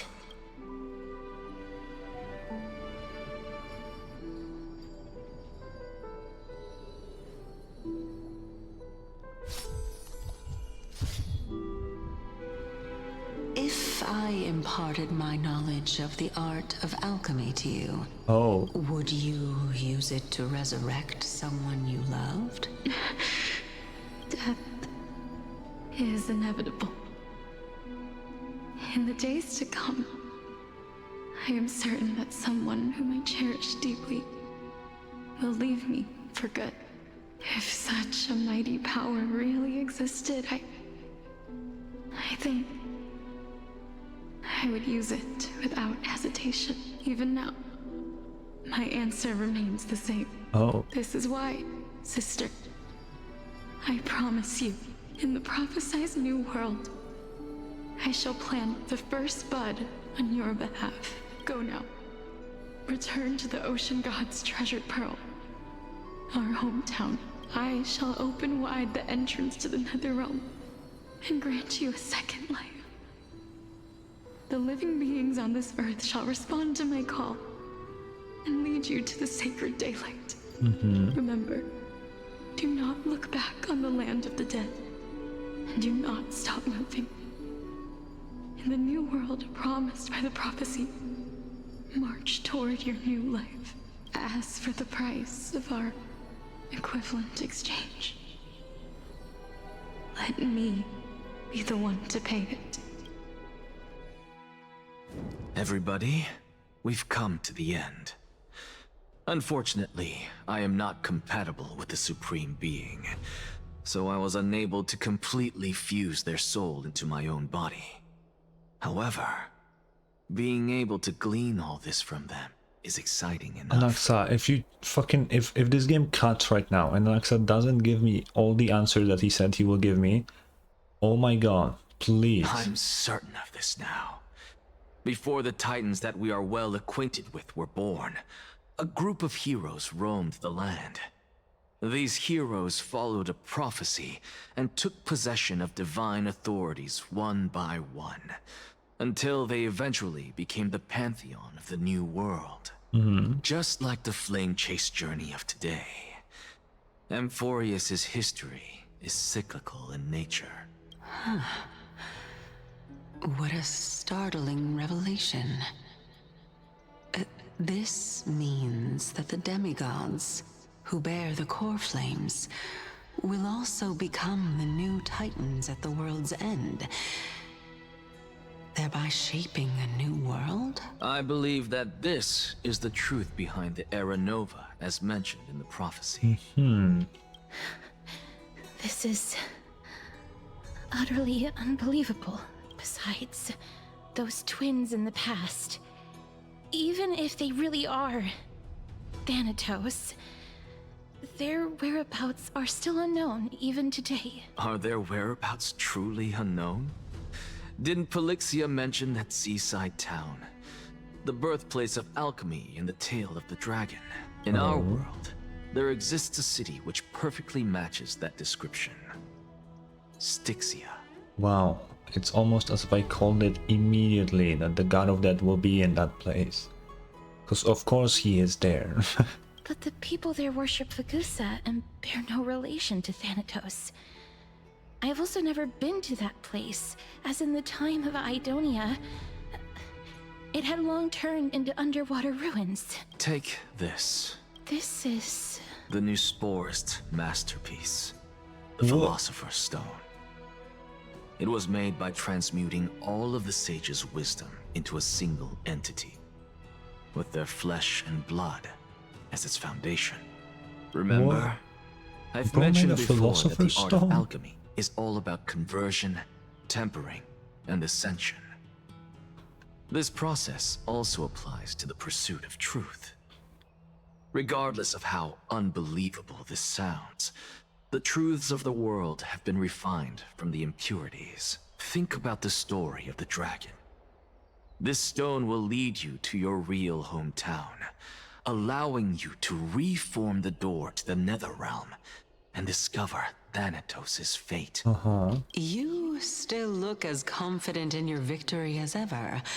But what if your conjecture is wrong? Simple.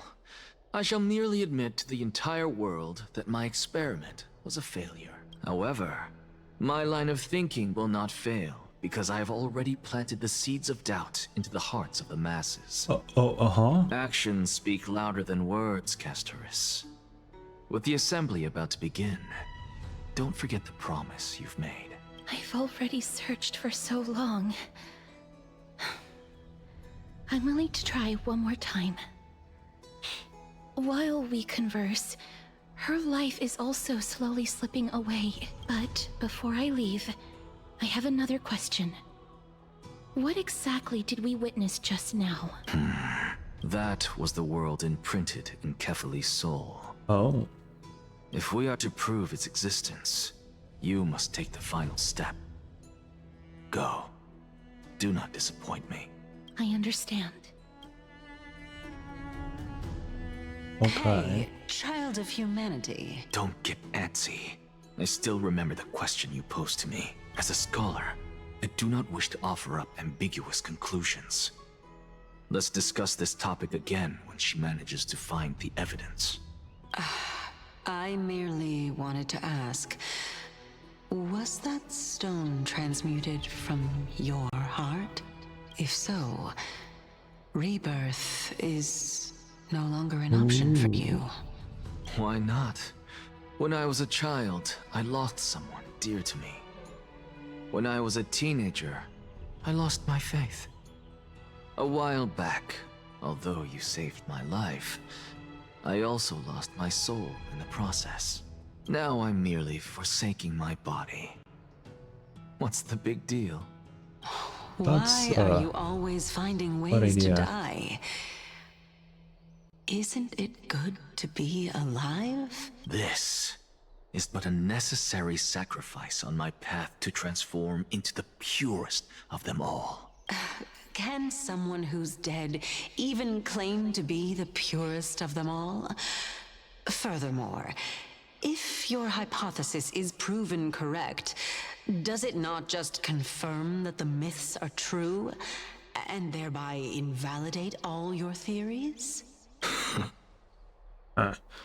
What a sentence. No, it's just the opposite. If my hypothesis is correct, it means that I can actually ascend to godhood and reshape this absurd world that you all have created. Ooh. Bro is crazy. Okay. That's a lot to take in at once. Yeah.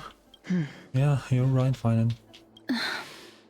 It's quite a bit. Lady Aglaya, please, let me explain. Go on. You know that the core flame of death has always been the greatest unknown regarding the Era Nova, which is why both you and Kindness desire to gain the power to control that core flame in the approaching Citizens' Assembly. Mm-hmm. Professor Anaxa has come to a consensus with Kindness. They want to suspend the trial once Thanatos' core flame is reclaimed, hoping thus to eradicate death from this world.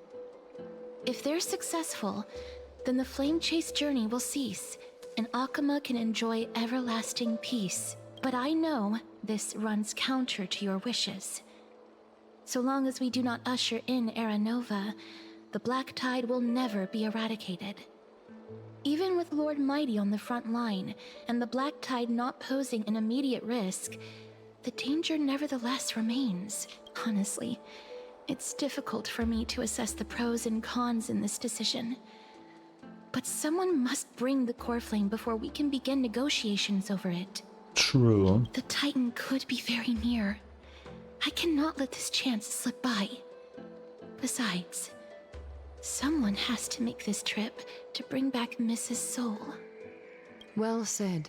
You already had every reason to seek an audience with Thanatos.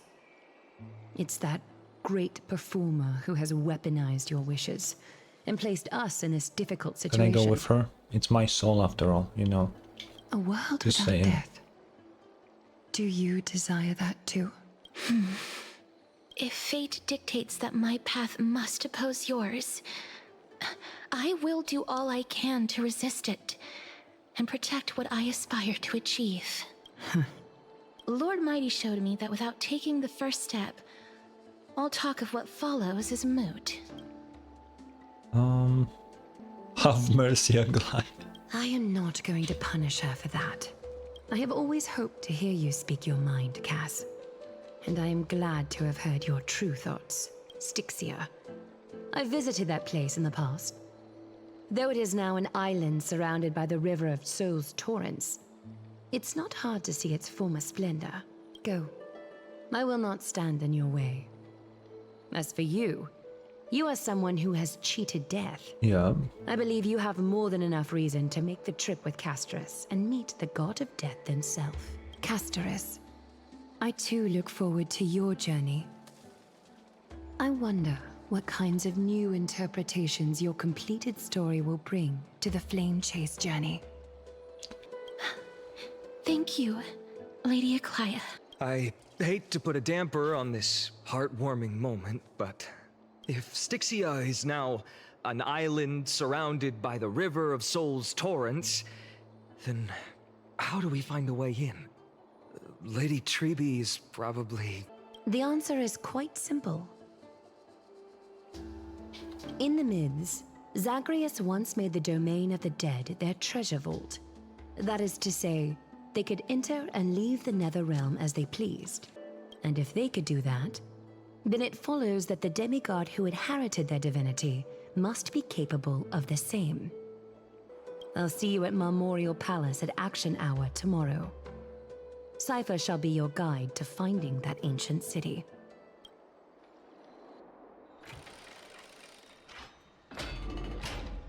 Hey, friend! Is the debate finally over? Did you win? No. Yeah, we managed to win a glorious defeat. What a glorious defeat! You sure know how to look on the bright side. Well, moving on. I was hard at work even while you were at the debate. I borrowed a mountain of books from Cass to see if I could find a way to solve your problem. Let's see. I still have only 32 books to go. Oh god. Really? Oh, that's fantastic news. I knew it. Hard work always pays off. Especially if you're as diligent as Mem. I feel like a huge burden has finally been lifted off my shoulders. Okay. Why are my eyelids so heavy all of a sudden? There's nothing more we can do. Yeah, let's get rest. You're right. Then I'll go back to... As was their custom, Ma'am, with astonishing dexterity, slipped back into their secret low hideaway. Good night, ma'am. It is nighttime now, right? Good fucking question.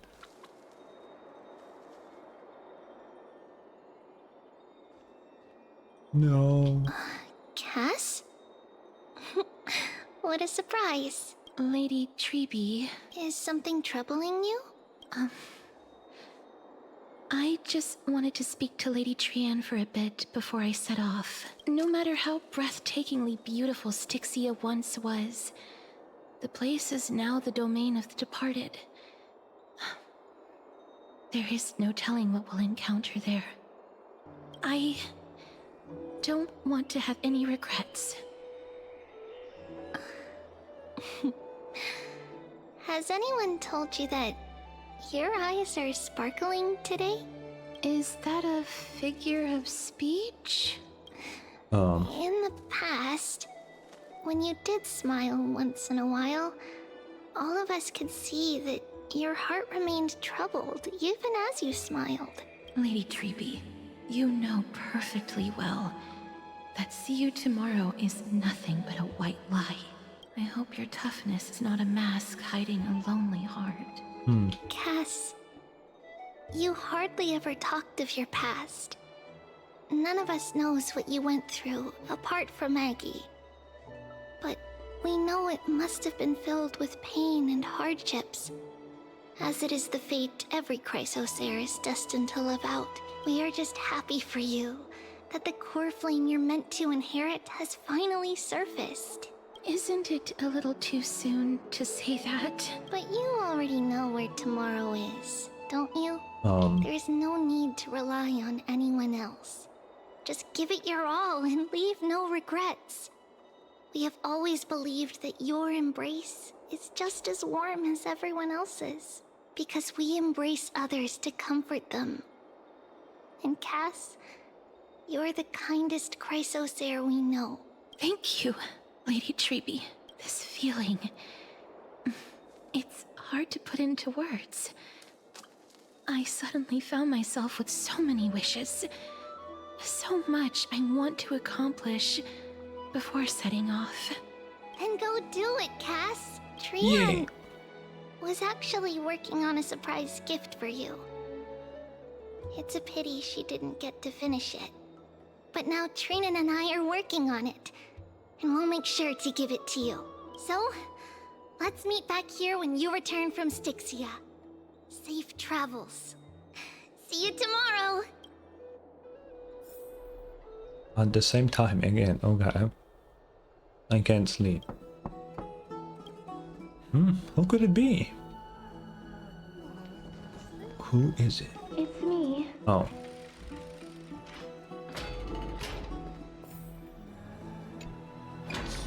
I hope I didn't wake you. Sleep is a luxury when you are at my age. What the fuck do you need? I'm glad to see you're as full of life as ever. I'm here because of private matters, actually.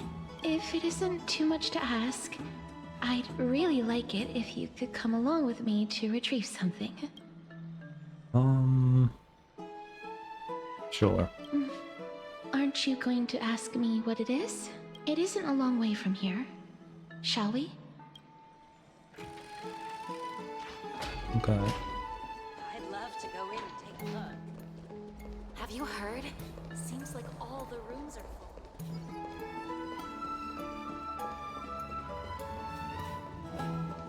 Faith can dispel the black. Who costumes this? The streets are packed. I want to vote. Tell me how I can vote. Take your ceramic shard engraved with the Kefali rune, select the Council of Elders in your heart, and pray silently until the shard registers your choice. Then toss it into the Dolium. The Council of Elders? More like the Council of Buffoons? The Black Tide took my hometown long ago! Who are they kidding with bringing back Eracrysia? It's all a sham to create their own Eracrysia in Akama! The Titans are just. So long as we do not overstep our bounds again, we will not incur divine wrath. Oh, please. The time when these deranged Titans should have vacated their spot to the demigods is long overdue. You'll see soon enough, you old fogey. And I pray that Talanton smacks some sense into you with their scales. We shall see how this turns out. That was quite a spectacle. Yeah. Just another peaceful day. I suppose peaceful is technically correct if no actual violence happened. To this day, I still find it almost unreal that Akama is the only place illuminated by light amidst the crumbling ruins of Amphoreus. And its people are even holding votes to reconcile differing opinions. This peaceful sight is making me forget that this is the end times. Yeah.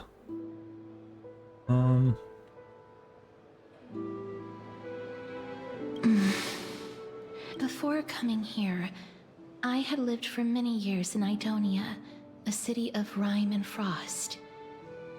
The people there were devotees of Thanatos, and were well known for their unique burial rites and traditions. Okay. Traditions that I played a major role in. Yes.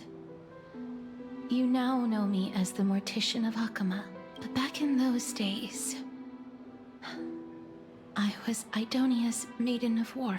I was trudging across the frosty plains on my own when the Idonians found me. They saw the curse in me as a blessing from Thanatos, and believed that my hands could correct the Eracrysia's mistake and lead them to meet the great god of death. They provided me shelter, but in return, I was expected to grant merciful deaths to war captives, prisoners bound for execution, and heroes alike.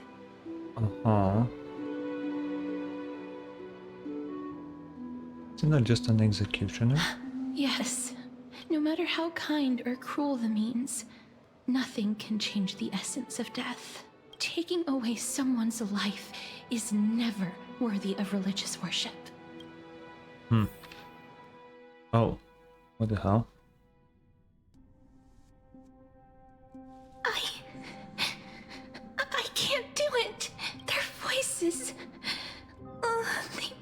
my ears.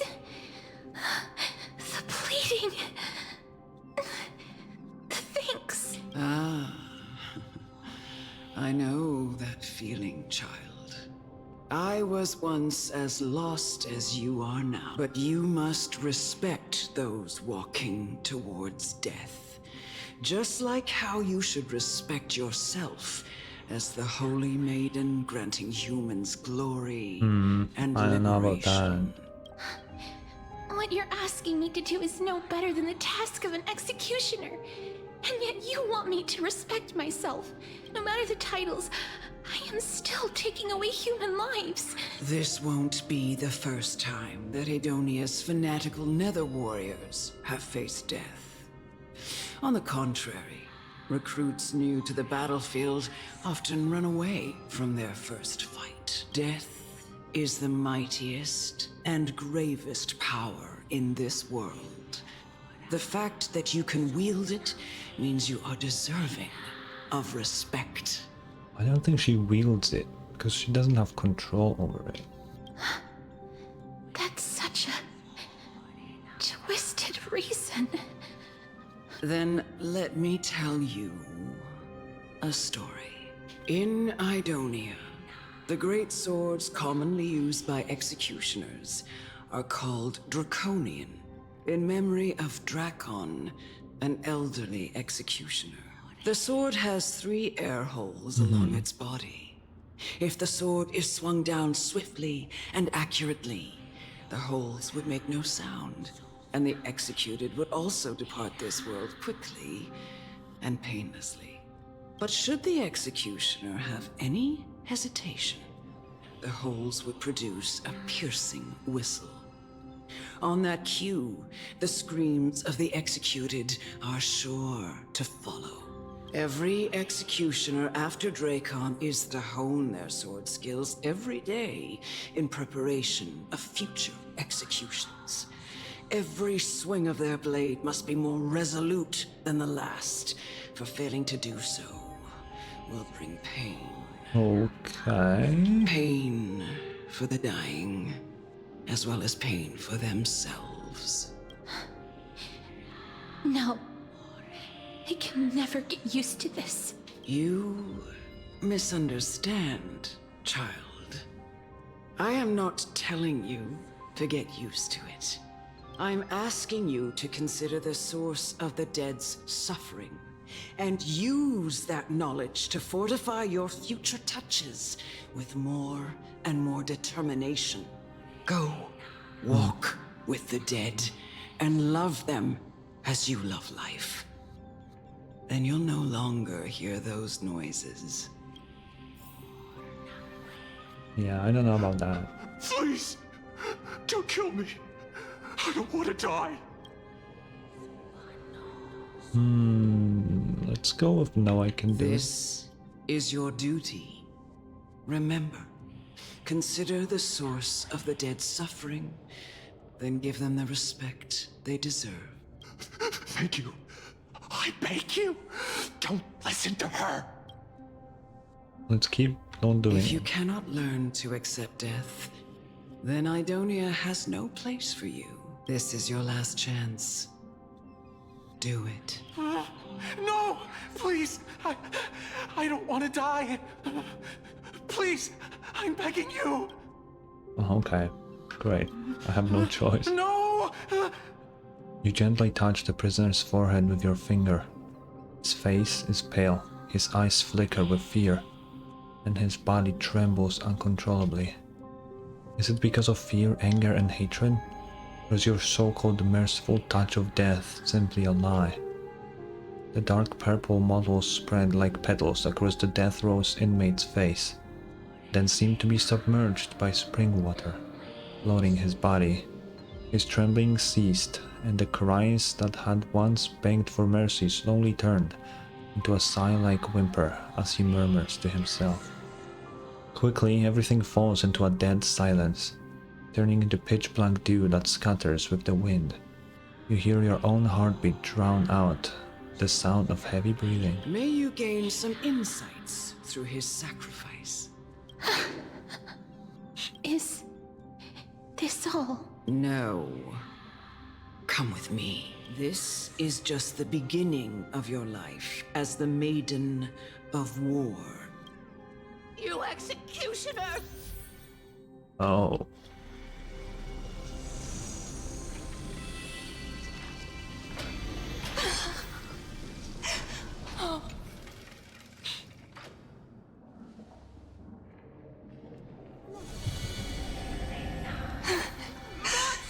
Do it then, executioner.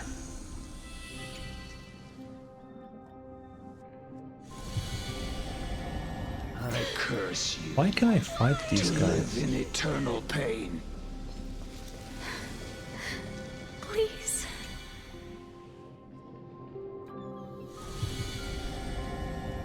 When will this ever end?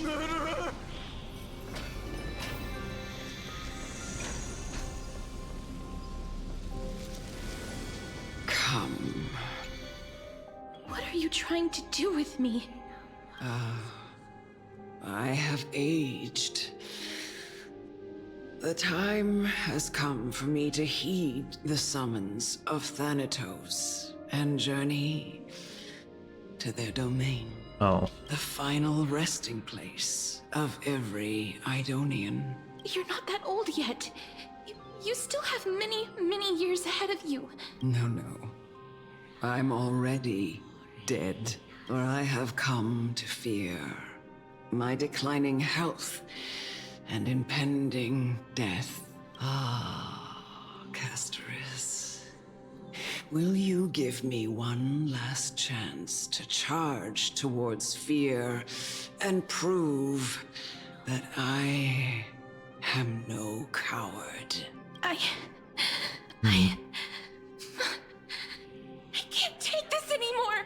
Child, it was I who brought you here from the frosty plains and set your farcical fate in motion.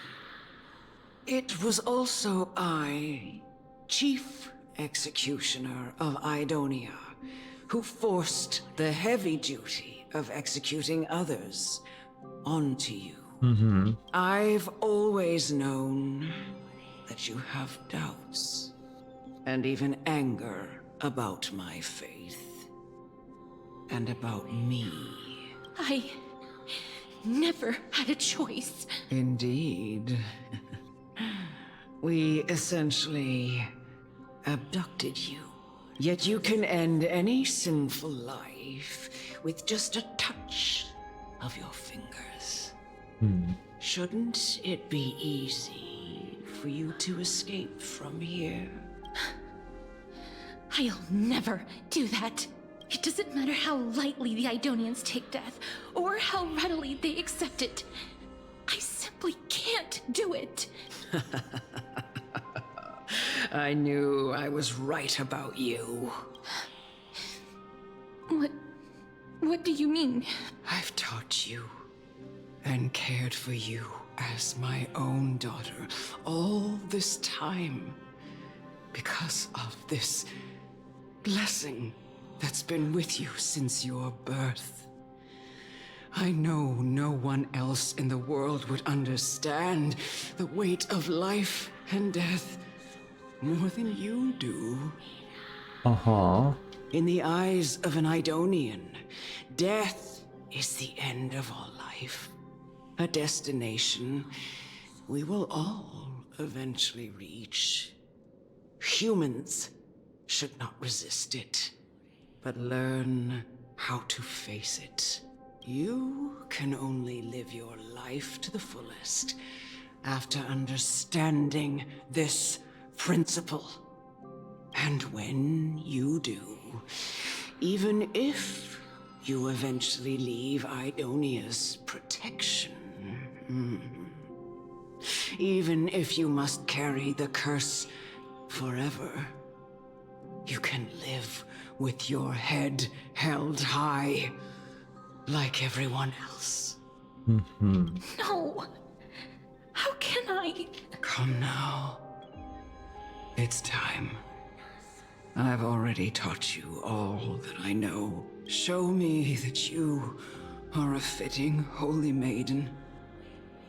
Or at least, that you possess the resolve to become one. Come now. It's time. I've already taught you all that I know. Show me that you... I guess. Yep, they're dead. Oh, what a cool artwork. What the hell? Give me that. This was the last time I followed her command. I gently touched the elderly woman before me. The executioner, who had seen too much death, died the same way as everyone else. A gasp for air, a wistful look in her eyes, and a barely perceptible tremor in her fingertips. Elder Amunet, the person who tried to teach me about death, ultimately vanished like dew in the morning mist. She spent her life embodying the beliefs of the Idonians, and when death finally came, she embraced it exactly as their doctrine had taught. I have nothing but respect for her. I erected a cenotaph in her honor in the marshes outside Idonia's city walls with the others I had laid to rest. Then, I set out once more in search of Thanatos. It was a long, long journey. I heard so many discussions about death along the way. Life finds meaning in death. The world improves because there is an end. It seems the most terrible darkness in this world.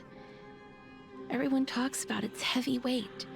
Some resist it, some worship it, and some even revere it. How did a disappeared titan become the deepest fear of humankind? Well, I mean, because they still die. And why do they haunt my dreams? I continued my travels to seek an answer. Initially, I was running away. Then, I started searching for it. And now, at the end, I just want to know if my touch, if my embrace, can do more than taking things away. Can I make anything? Can I leave anything behind?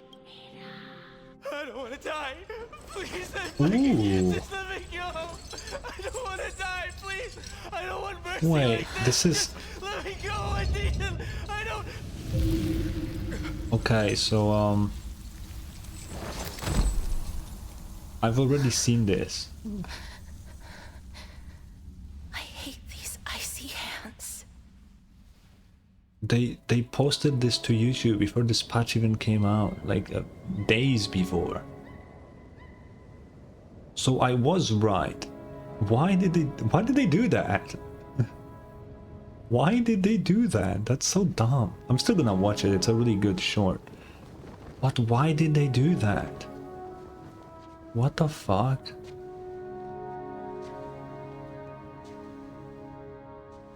Huh. That's something to send into the feedback, because they should not be doing this. That's really dumb to do.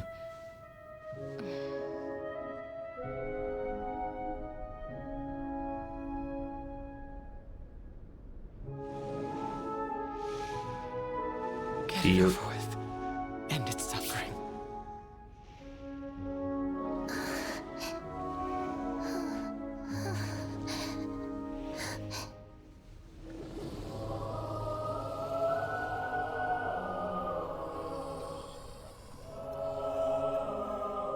The Reaper has blessed And your I literally have hands. nothing to say about this trailer while I'm watching it, because I already said everything when I was watching it earlier. The reaction is on YouTube. You can find it. It's I literally have nothing to, I've already said everything that I wanted to say about this trailer earlier. And there is nothing else I can possibly say.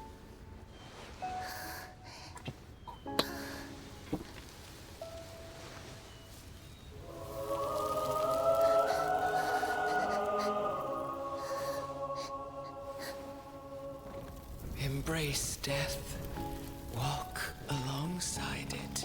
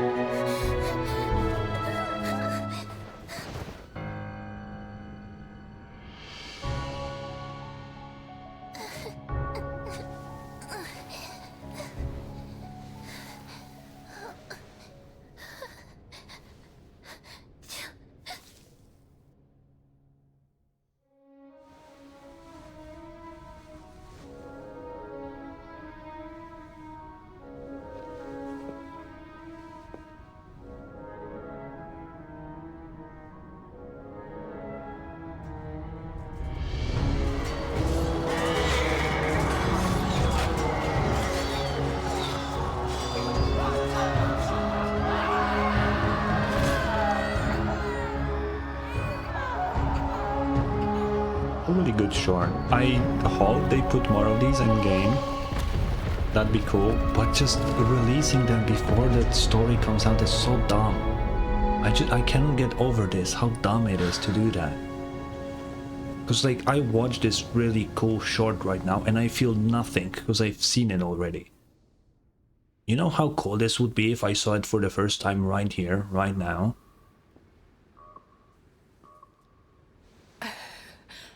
Is that you, castorice?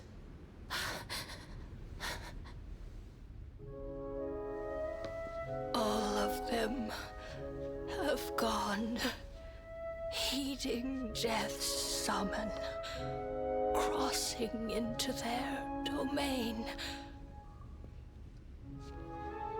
I must go too. I don't fear it, just I have some regrets. Watching people leave this world again and again, it must be lonely for you. You must want to desperately embrace them before they go. I can't. These hands, they're too cold.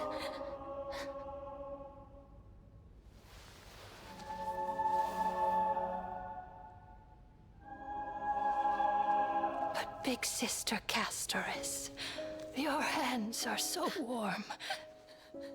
Just like anyone else's. So go on, don't hold back. Give me a warm hug.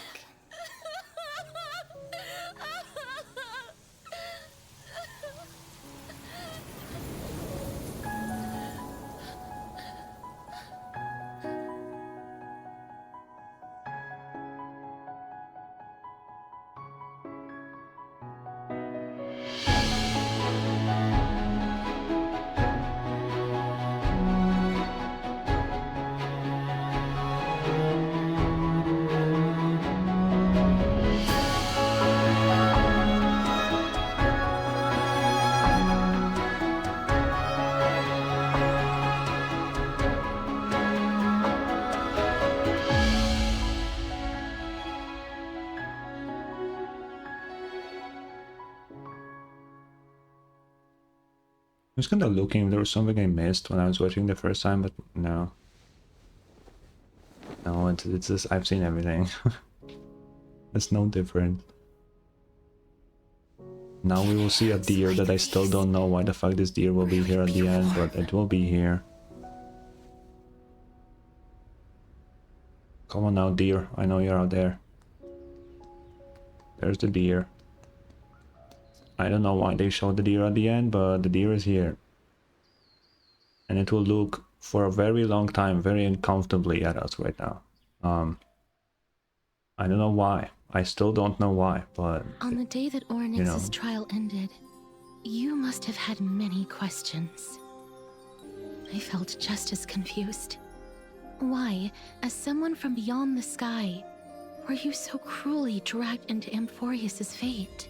I wished I could take action, but no matter how hard I try, I cannot simply interact with the living as ordinary people do, even when we brushed against each other unintentionally in the grove. And it was obvious that nothing had happened when an almost unattainable hope finally welled up in my heart. When I thought that perhaps my touch would no longer bring sorrow, fate declared to me, it wasn't that the curse of death had finally been lifted, but that your soul no longer belonged to this world. And there was nothing left for my hands to take. Nothing.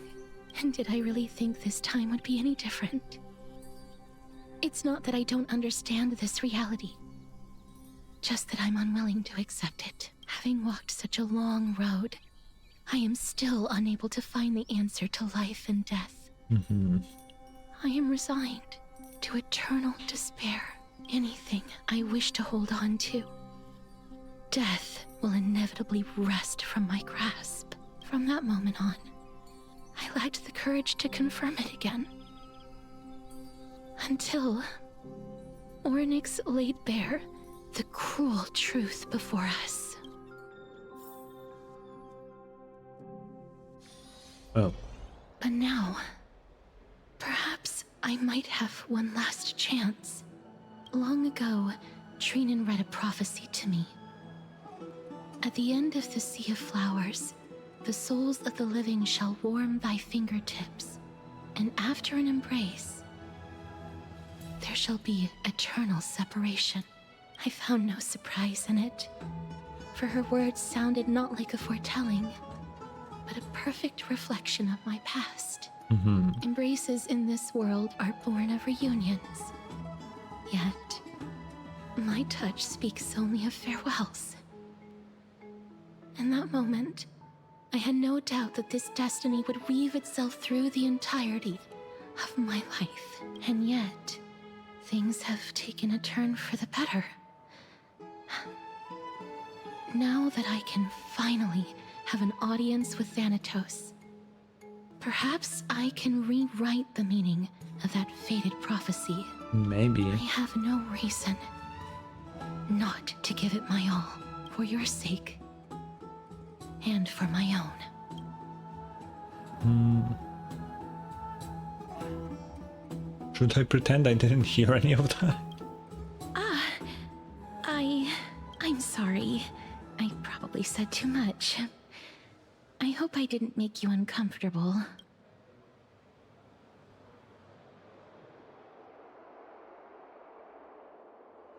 Wait, my gift? Wait, what gift am I getting? What the hell? Let's put that aside for the moment. We've arrived. I want to retrieve a small gift I specially prepared for you. I made it myself, like the trinket I gave Lady Trianne. I want to leave something for everyone, if possible. The journey to seek an audience with the Death Titan cannot be an easy one. I want to make full use of every moment I have before we depart, so that I don't have any regrets. Okay. That sounds kinda ominous. Kinda. Perhaps you can have a look at it first. You don't have to take it if you don't like it. Look, it's right there. Huh? Where did it go? What's going on? Who stole it?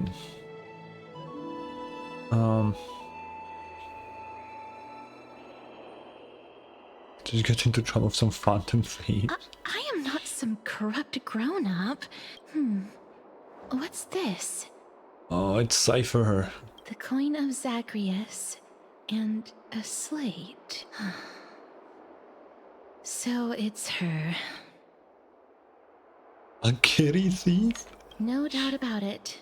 This is her favorite symbol. It's Lady Cypher, the demigod of Zagreus whom Lady Aglaia had spoken of. She's a master thief who's left legendary tales all over Amphoreus. So many years have passed, yet she's still announcing herself in such a crass manner. Let's just do as the slate says and look for Lady Cypher. Okay. Oh my... Memorial Market. Okay. I'm not reading their whole slate. Fuck that. What? Cypher, if this drawing is truly her, appears to be quite content. Her gaze filled with 3 parts sincerity, 3 parts of proof. Okay, bro. What? That's... Hi, Cypher.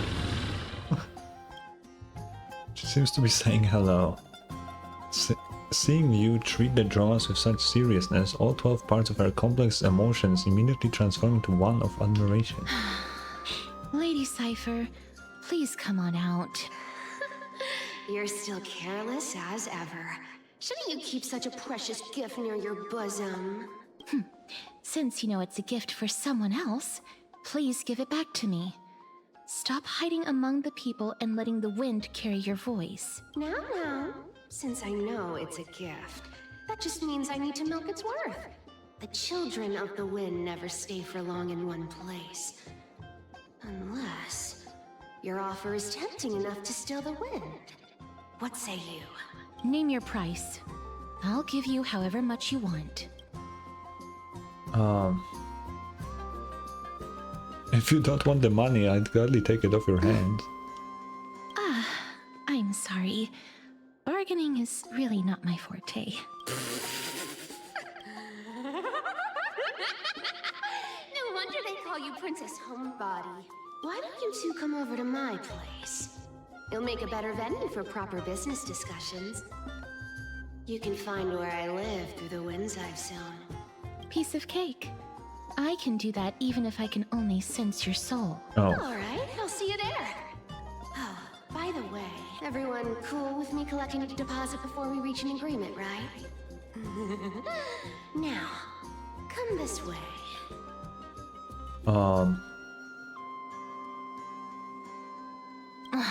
She's incorrigible. No, not my fucking alcohol, dude. Over here! Over here! No, not that way! This way! Come on. If I really wanted to hide, you'd never find me. So relax, you two. No need to get your hackles up. I'm not that scary, am I? Meow.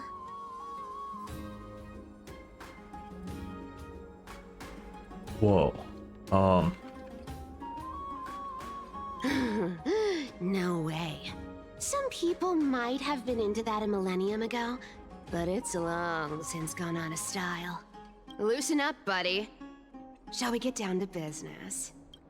Give me the jewelry piece first. Or everything's off the table. Whoa. Yeah, she looks good. Her in-game model is pretty good, not gonna lie. Give me my thing. Oh, come now. Don't be so upset. Relax. Relax. Look. Isn't the view here just great? You can see what everyone is doing and where they're going, and they won't even know you're here. Now that we've broken the ice, let's get to the point. Everything I've said so far has been a joke. I'm inviting you two here for 3 things. 3? 1. The seamstress found me and wants me to take you to Styxia to look for the Death Titan. 2. The Council of Elders also found me and wants me to make sure the core flame of Thanatos ends up in their hands. Uh-huh. You're that famous? Of course. I may keep a low profile, but I'm still a bona fide demigod.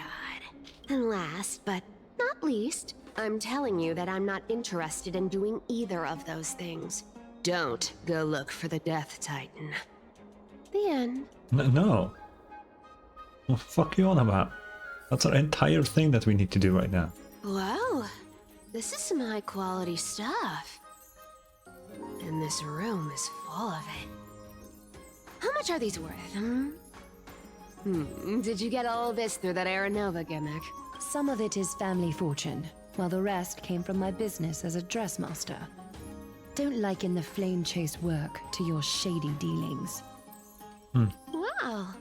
I should have busted down your door instead of going around like a thief. Well, spill. Why are you giving me so much money? Payment for doing work. You're worth this much. Did you forget my stance to all this? I thought I made myself very clear. You wish to run away. Run away from your responsibilities, from the prophecy, and from your destiny. You shall walk with greed and die over petty change. I understand this prophecy weighs on you immensely. That is why I have never approached the demigod of trickery for running away. Okay. But I need you right now, so don't turn me down. You know, maybe the gods got your tongue with their golden threads, Aglaya. I'm not hearing any sincerity in your words. Give me a reason why you're bowing your noble head to me. We lost Trian. Oh. Yeah. The divine power of passages is running out. I need another demigod to escort Castorice and help her fulfill her lifelong wish. Oh, I get it now. You're sending Castorice to her death. And you want me to die with her. This is Castorice's own request. I have never seen her so determined. She brought this up herself? You're not pulling my leg. No. She's also made up her mind to leave her confused past behind. As will you, Cypher, when you finally make up your mind. Don't be so sure. Time is hard in the likes of you and I. But Castorice remains pure as driven snow. She can always turn back before the end, you know? Maybe she'll remember Trian's sacrifice. Maybe she'll remember the countless martyred Chrysos heirs. Maybe she'll remember you, with your one foot in the grave. I ain't as optimistic as you about what she'll want to do. Tell you what, why don't I take this room of treasures as a security deposit, and we make a bet? Oh. Go on. I bet she'll change her mind and turn back. Now, if I lose, I'll do what you want me to do. Return this deposit to you, plus giving you another room full of treasures. How does that sound? You sound like you have all the confidence in the world. Yeah, I don't think that will happen. I think Cypher will lose a lot of money. In that case, let's make a pact with those conditions. I hope you're prepared to lose it all. In conclusion, I want to win. So I hope you two can give up on going to Styxia. I'll give all the treasures in that room to you. And you can split it between yourselves, however you want. She told us that she has the fucking deal? No. What do you think? Tempting, right? Not really. I'm pretty rich in this game. I don't think I... Yeah, I don't even use your currency. Oh, please! Dear great mystery, I'm not giving you broken seashells people use in the markets millennia ago. I'm giving you gold! Pure, solid gold. It's a hard currency. You know what that means, right? It's not about the value of the reward. If we don't find the Death Titan, her soul will... Oh? I can't go into the details, but we have to go to Styxia. Yep. I really don't get how. Princess, homebuddy, you keep talking about needing to find Thanatos, about getting rid of your curse, and you don't care about anything else. But did you ever live for your own pleasure? Even for just one day? What are you trying to say? I'm saying, contrary to your beliefs, Aglaia didn't take you in just so you can die for her Aranova. Uh-huh. The flame chase journey walks hand in hand with sacrifices. Isn't that why you're always running away from Lady Aglaia? Fine. Never mind. We all have our own problems. I ain't gonna say anything anymore. It's not like I was gonna honor that bet anyway. But listen to me. Styxia is no tourist destination. Sure, the treasures buried in there are 10, no, 50 times richer than Aglaia's vault. Oh. Yet, I've never been there. And I never plan to. Because even a demigod can't be sure they can walk out of that place alive. And now I'm supposed to escort you to Styxia. Sure. Pay up. Aglaia paid you. Yeah. Her payment was in gold and precious stones, which only covers the living passenger. You need to pay me as a member of the dead. I don't like this. However, I have lived a longer life than most people. Though I'm not as good at doing business as Lady Aglaia, I still have some savings. I can give them all to you. Then how are you going to live the rest of your life? Then I'll give you 80%. Well, don't mind if I do. 80% of Castorice's savings and a bottle of dew of divine blood. Wait, no, I'm not giving you Not a that. bad trade. I'll show you who's boss once I've recovered full HP. I'm so scared. Can you even catch my tail? Here. Catch. Be careful with that. A minor change in plans, though. Don't go to the bath tomorrow. Come look for me at Akima's city gates instead. Okay. So, why are you changing the meeting place? Oh, nothing really. Just a bit scared of the seamstress's frosty face. I wouldn't stay a second longer in Akima if it were up to me. Well, now that we've struck a deal, why don't I give you guys a lift back? It's gonna be Okay. a long ride. So have a good rest. What the hell? What is happening? What the f- What? What did she do? Where am I? Is this my room? How did I get back here? This is a coin. It was Cypher. And she even tucked me in? Never mind, it's getting late. I'd better get going. Okay, cool. Oh, she gave me back my alcohol thing. What's up? Bright and sunny. Just the weather for farewells. You are here. Yeah. Totally. The trio team is the best set up to reach the finals. No need, I already told her. She's fine with it. Okay. You sure know how to put me in a spot, castorice. I need to travel with you, but I can't touch you. What a bother. Sorry. Aw, I was just teasing. Don't take it to heart. Did you know that the legends say you have to put an obol into the mouth of the dead or over their eyes if you want them to successfully cross the River of Souls and enter the Netherrealm? Uh-huh. That's the fairy fare for entering the Netherrealm. However, I honestly won't ask you to pay this time. I'll pay. And then we'll just have to go through the motions.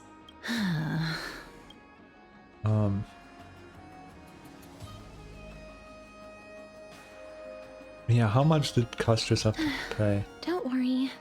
It's not a lot. All right, pass me the coin. It's time to get the gods' powers going. A fleet-footed trip to the Netherrealm. Here we come. Oh, one last thing before we go. I gotta give you this piece of advice, especially to you, Princess Homebody. You can't catch the wind by waiting. You only live once, so make the most of every moment you have. Uh-huh. Get ready. Be steady. Hi, your turn. Don't be nervous. After all, it'll be gone in the blink of an eye.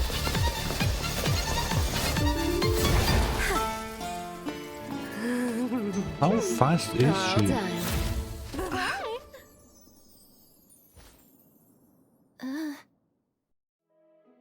How fast is she? What the Are you fuck? feeling all right? She made us spend so much money. Aglaya and Castorice spent so much money on her. And all it took her is like 1 second to bring both of us here. What the fuck? That's actually crazy. What a ripoff. Are we still in Amphoreus? She's the demigod of trickery. When she flips the coin of whimsy into the air, she gains incredible speed that lets her travel anywhere in an instant. Bro,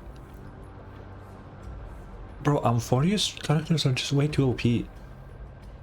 Mighty, you cannot kill him. Castorice can kill you with her touch. Cypher, fucking speed of light. What the fuck is actually going on? This is insane. Just like how she clearly had no intention of lingering here for even a second longer. We can only depend on ourselves for the rest of the way. Don't worry. Mem's here to help. Man. Can you teleport too? Being cute isn't my only forte. I'm strong too. I don't know about that one. This is Styxia, the city of dragons and waves. Whoa. Anaxa hypothesizes that the missing Thanatos is somewhere in these ruins. This is the land of their birth. Or perhaps of their death.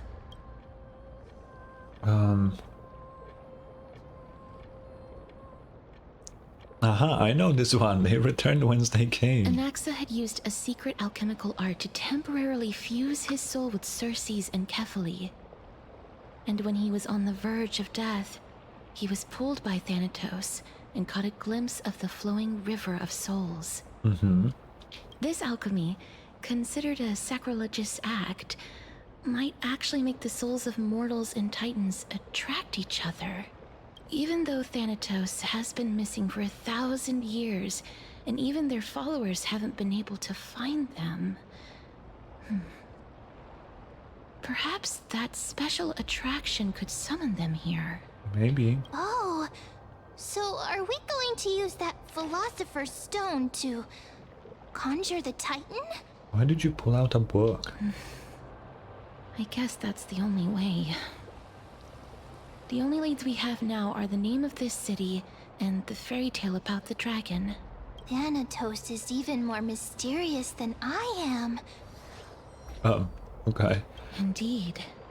Even one as erudite as Anaxa could only point us to this place, and no further. We will be entering the unknown as soon as we take our first steps. But that won't be the first time in my long journeys. I believe that, rather than standing still, taking action is by far the better option. Perhaps fate might take pity on us today and show some compassion. Maybe. Here we go. Ooh. Go back whence you came. What? Go back. What a beautiful butterfly. Is it talking to us? I guess. This is a eulogistic butterfly. They are found in places where many have met their demise. In Idonia, some think of them as manifestations of Thanatos' benevolence. By turning the lingering obsessions of the deceased into these creatures, it is as if the Titan has made life into a specimen. Others think of them as Thanatos' messengers that guide the departed to the nether realm. The second theory sounds more believable. After all, the things they're saying are rather, direct. Perhaps. But the fact that we're able to hear their whispers proves that we're fast approaching the realm of the dead. Sick. These shadowy figures. Are they illusions reflected by the River of Souls? Are they?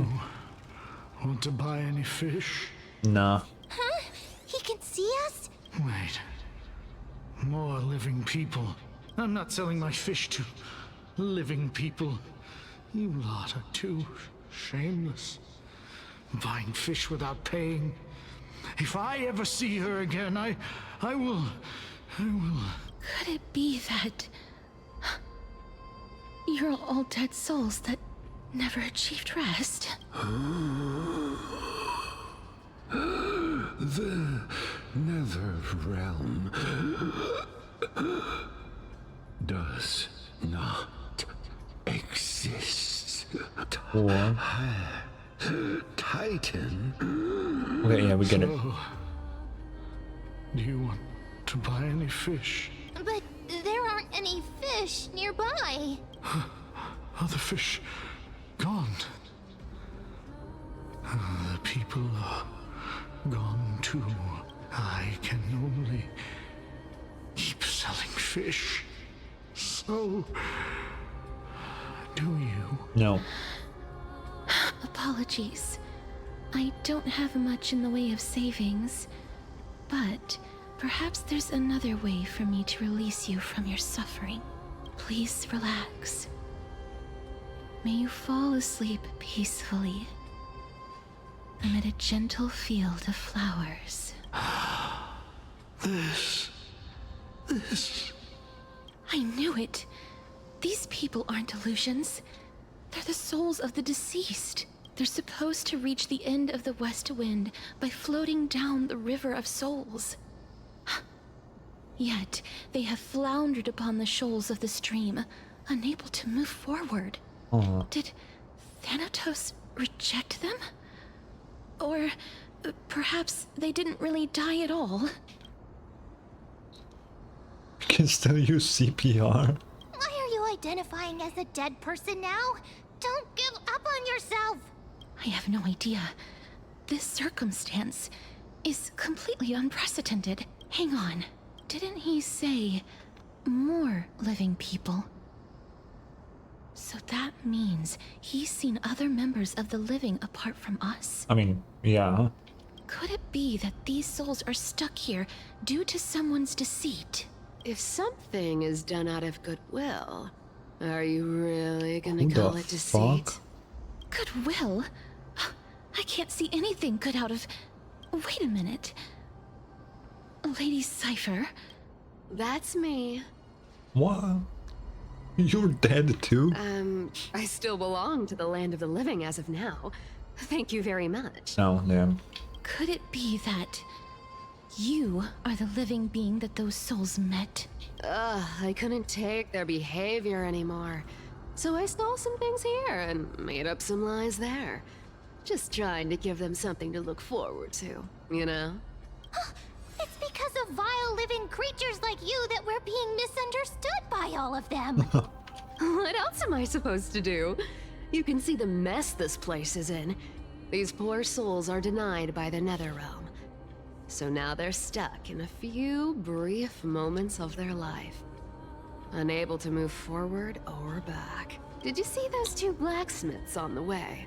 No. They've been here for as long as the sun's been around, wailing over and over about casting a shield. Styxia is so freaky. Freaky? Then why have you come back, Lady Cypher? Hey, I'm not here to aid your adventure. I hate water more than anything else in this world. Especially that stinky river of souls. But, I just discovered some stuff before I left. And I reckon you should know about it. It's about that boy who defied death. I found traces of him here. What boy? Lord Mighty? Oh. Oh, right! That's his name. Well, now you know. As for whether that info is actually useful, that's for you lot to figure out. How old are you, Cypher, calling Mighty a boy? So long, wait. Princess Homebody. So long, Grey Mystery. She's a demigod. Of course she's old as fuck now. Huh? She disappeared just like that? Lady Cypher has always been a free spirit. In any case, she has brought us some valuable information. Yeah.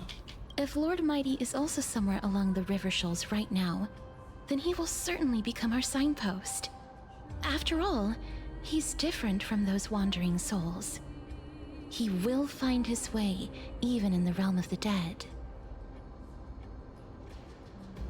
Are we supposed to get over there? Don't worry. It's time for me to shine. Ornyx's rune of recollection is nearby. Use prayers to return the river to before it got flooded. Oh, yeah, makes sense. I showed it in the live stream, so I know that's a mechanic. Over here! Maybe. They're showing March. Why are they showing March? Ornyx's miracle has appeared. Amazing! It's like we're inside a giant bubble. Even the river got parted.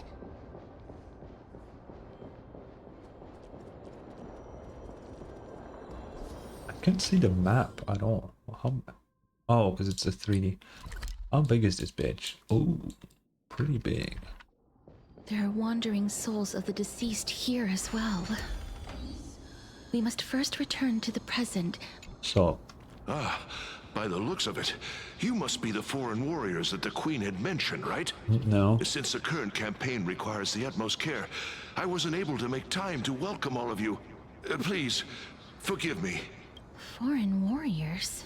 A priestess, a warrior, and a divine beast. You look identical to the blessed saviors that the Queen described. Oh darn, no healer on this team. A campaign? Who are you campaigning against? Nobody knows. As of now, of the scouts that went ahead, only one has managed to return. He says that the land ahead is a forbidden land that should not be approached, as it is the doorway between the netherworld and the mortal realm. As for the rest of the scouts, they've completely lost their souls and are decaying by the day. While there is still dissension within the city, the scholars agree that this calamity was so unprecedented that it needed to be given a new designation. An unprecedented calamity. Could it be death? It seems that you have indeed heard about this. Well, death is just one of the possibilities. It's too early to come to a definitive conclusion. You're literally dead, bro. A world that has never seen death. Looks like these people lived in the Era Chrysia before the Calamity Titans descended upon the land. May I ask, where is the scout who managed to come back? So he returned to Styxia. He only had enough left in him to last no more than half a day. However, it was his intel that convinced us to rally together. He said that he witnessed the demonic specter of an evil dragon at that treacherous land. The apparition opened its giant maw and devoured everything in sight, and thus brought Styxia that thing called death. Styxia. An evil dragon that brings death. It all sounds rather familiar. Wait, wasn't this part of that fable? Sir, could I ask how the Queen and Princess are doing? The Queen? By the looks of it, you must be the foreign warriors that the Queen had mentioned, right? Oh, it's the same lines. Looks like he's still trapped in the moments before his death. Yep. Leave it to me. Sir, the war ended long ago. Styxia no longer exists. Styxia is no more? No. This cannot stand! Newcomers, hurry up and go take your positions! Oh, looks like it's difficult for this gentleman to accept reality. Sir, I am the Maiden of War, sent here by the Queen herself. If you accept my blessing, then today's battle will be smooth sailing. Maiden of War? I've never heard of this. There's little time to waste. Please don't take too long. Don't worry. I'm typically unwilling to prolong such a moment. Is it over? Have we won? Cass! Oh, are you alright? I'm fine. I just didn't expect that I would still have to embalm others, even in the realm of the dead. Is this a remnant of his soul? What the fuck? It looks wicked. What is that? Oh, whoa. Well then, Oh. why should I place my trust in you, holy maiden from afar? Wait. This is... I don't quite understand what you're trying to say. Since the prophecy has already pronounced your name as Chrysos' heir of death, Akima ought to treat you as an esteemed guest. However, you seem to have no intentions of concealing your involvement with the Council of Elders, while most likely being aware of my issues against them. I cannot deny your claim. It was the Council that offered this room to me, and they had only one request. They want the curse of death to be completely subjugated to your will. I was agreeable to that request. But why? I am unable to rid myself of this innate curse. However, from this day onward, I shall use it according to your will. I will never make any superfluous moves on my own. I see. So that is how they plan to control the Flame Chase journey. They have shifted the heavy responsibility of granting death over to me. If I ever become obsessed with executing people, they will then have ample reason to terminate the Chrysos Heir's journey. And yet, you seem to not mind. This is quite surprising to me. That's because the fate that we were born with is a burden far heavier than that of an individual's life. I've woven many unforeseen events into the tapestry of fate. This is but one instance. Okay. Tidy up your precious garments and come with me. Akima welcomes you, castorice. I don't even know what the fuck is going on anymore. I mean, I do, but... I didn't think we'd find vestiges of memory here. Maybe they've got something to do with Orynyx's rune? Perhaps. But I do not need a reminder from them. This memory is one that I will never forget. Okay. Yeah, they manipulated you once. Indeed. While my relationship with the Council has always been quite ambiguous, Lady Aglaya has never taken any precautions against me. Instead, she's shown me nothing but complete trust. I really want to repay her for that trust, but why would this memory appear right now? Is this really Orynyx's power? I don't know about that.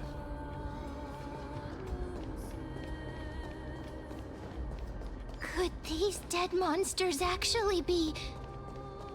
If Lady... Oh. Why are the Black Tide monsters here too? Can they swim in the River of Souls? Even Thanatos wouldn't be able to accept Black Tide monsters into their realm. These traces seem to suggest that anybody who trespasses upon death will pay a heavy price.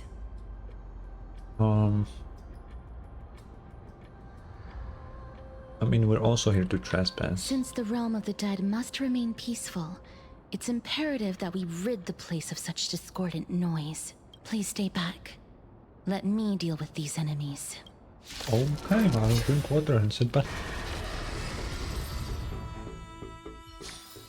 Oh. May wandering souls find the path ahead is blocked by the River of Souls again. In that case, let's go back to the past. This miracle sure is handy. This is yet another aspect of a Titan's divine power. If Dan Heng was around, he'd definitely be able to raise the waters of the River of Souls into the sky. How do you know that? If Lady Hycelens was still alive, I think How she do might you know be that he can do that, too. man?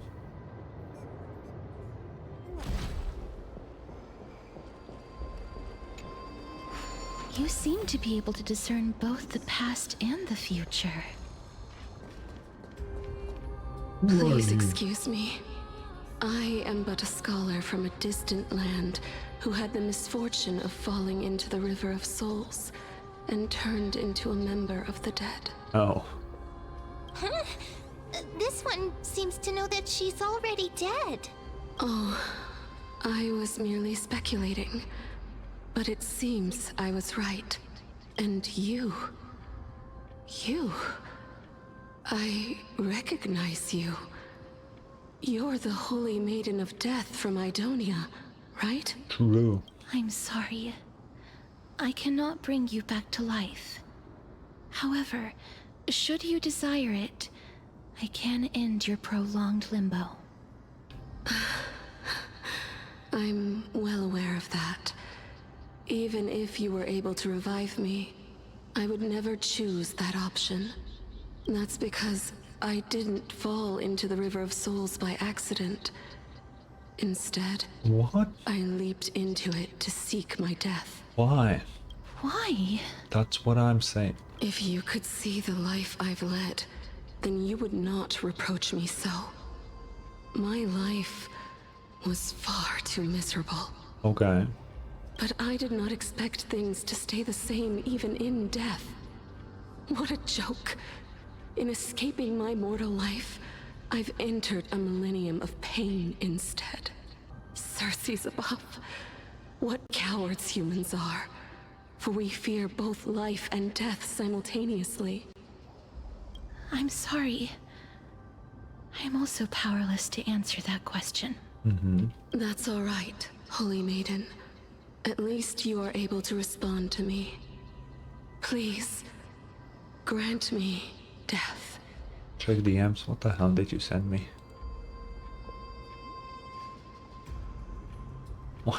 Why? Why did you send me that? Circe's above. Does this count as thinking till the moment I die? She seems free. I have seen too many farewells. Her distress is quite commonplace. There are those who will end their lives over what seems to be the smallest of worries. For some people, this power that I possess is a blessing rather than a curse. But I never managed to convince myself of that. Cass, are you still trying to create a world without death? Yes, because when placed under time's vast scales, there is no worry in this world that cannot be solved. Yeah, you should chat with Dan Hong about that. This is a wish that I've held for almost a millennium. My mind might have changed once upon a time if people managed to strike up a friendship with me, but I've never been more firm in my conviction. Now that I've learned about your near-death state, it is my duty to wipe death from the face of this world. Bad idea. I already said earlier why that's a bad idea. It's a bad idea, bro. Wow, this place is so spacious. Is this the kingdom's vault? I don't know. Ornix's miracle. That's fine and all, but we need to lay down some rules. We're not gonna return to the past to steal things. Damn it. Do we need to enter that doorway to climb even higher? There seems to be a person. Oh, more like a soul guarding it. But how should we get up there?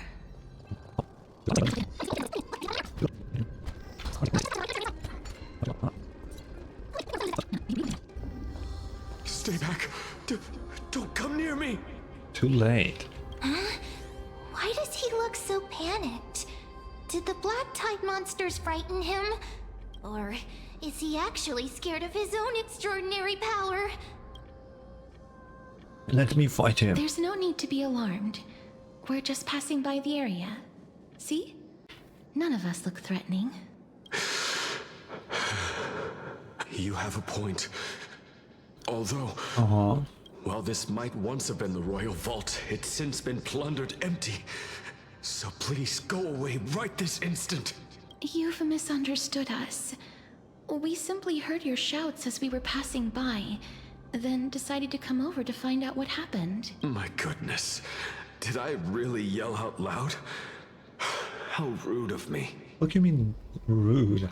I'm sorry to have bothered you. I merely saw a warrior. While that spirit didn't harm me, his blows really packed a hefty punch. A warrior? Could it be? Wait a minute. You seem to be quite different from him. Are you actually alive? How can you walk around here while alive? It's a long story. We're here to seek an audience with Thanatos. Thanatos? Who's that? Oh. Is it possible that he's also living in the era before death descended? Death? Could it be that you are here to defeat the evil dragon Pollux? Oh. Pollux. Is that the embodiment of No. Death? According to the warriors under the Centurion's command, that evil dragon has been dead for quite a while. The curse that condemns people to death didn't originate from it, but they saw a girl within the dragon's embrace, and she is the true Reaper. Oh. Pray tell, where is that girl right now? I've heard that the Queen spared no effort in bringing her back to the castle. Her Majesty intends to control all of Amphoreus with this unprecedented power. Damn. As for whether this rumor is true, well, no one knows. You have my thanks for the invaluable insight that you've given us. Please, treat this touch as a token of my gratitude. You... Are you... Thank you. This is 07. Whoa.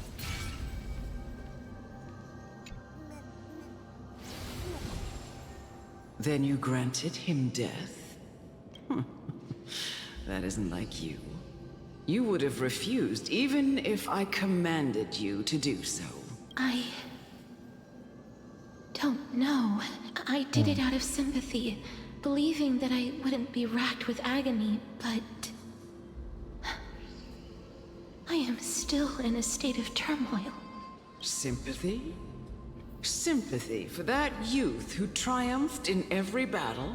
That young man was favored by Talantin, who taught him a move that will defeat any mortal enemy with a single blow and emerge victorious every time. Is that Saitama from One Punch Man? He could rely on that move to always achieve victory during Era Chrysia. However, now that death has descended upon the mortal realm, that divine swordplay also means he can send others to death at will. In other words... You feel that he's similar to you? Yes. Since he can never be inferior to others in martial combat, death would be the inevitable outcome every time he strikes. Okay. That's why he approached me and pleaded. Pleaded for me to put an end to all of this. You are perhaps feeling lost from making your peace with death in so abrupt a manner. I have not made peace with death. I've seen the people of Idonia stand tall and proud in the face of death. Even before the fated finale arrived, they were already content with the lives that they'd lived. They had such proud expressions. Expressions that made me believe death would be an insult to these mortals if the concept is truly a power that a god had carelessly cast down upon the world. Perhaps death's authority was never meant to exist in this world. Just like how I shouldn't exist. I won't refute your beliefs for now, but would you be interested in listening to a story of mine? No, not really. It's a fairy tale from foreign lands, told by the person who brought you to me in that ice field. A tale told by the Queen of Styxia. What? But wait a minute. That means the girl born in the dragon's embrace, the personification of death these souls talked about. That's you, Cass? Yeah. I've already had an inkling for a while now. But I honestly have no memories of Styxia. My memories only begin after Amunet brought me to Idonia. Yeah, what's up, bro? Oh, Could you be the scions of Styxia? Did you hear about the great work that I'm doing here? And have thus arrived to give me the last material that I need for transmutation? Great work? Have you heard of the great name of Pollux, perchance? Yeah. Its pilot is probably right here. You don't have to describe it like that, miss. That's so dumb. You have? Then that's good. During the Age of Myth, a time likely before your birth, I was the unsurpassed zenith of alchemy that none could reach. On the shoals of the River of Souls, I shall make Pollux soar again and bring death back to the world. It's already here, bro. But didn't that dragon already bring death to the world? Oh? Looks like you don't know the whole picture. Well, it's true that the missing girl can grant death to mortals. Pollux, the one who delivered her onto this world, makes it so that humankind cannot die. Huh? So, it's just as I feared. So they're both... This is my guess. The deceased are supposed to drift down the River of Souls until they reach the end of the West Winds. But this River of Souls was blocked by Pollux's fall. That's right. That's why it's imperative that I bring the dragon back to the mortal realm and make it soar the skies again. I have long since prepared my alchemical matrix in the tower. Although, I am still missing the most crucial material of all. That final ingredient, the final sacrifice, is none other than the girl who lives out her days with death. Oh. Huh? What's going on? You didn't touch him, did you? I know that I am no longer capable of carrying out that task. Take this, all of you, and please fulfill that great undertaking on my behalf. This... Okay. Yeah. We had been inebriated in Fagusa's feast for too long before we began to seek divine bestowed death, so that we could be freed from the whims of fate. However, that brought doom upon us. Instead of summoning a supreme god, we encountered a monster that cut off the River of Souls.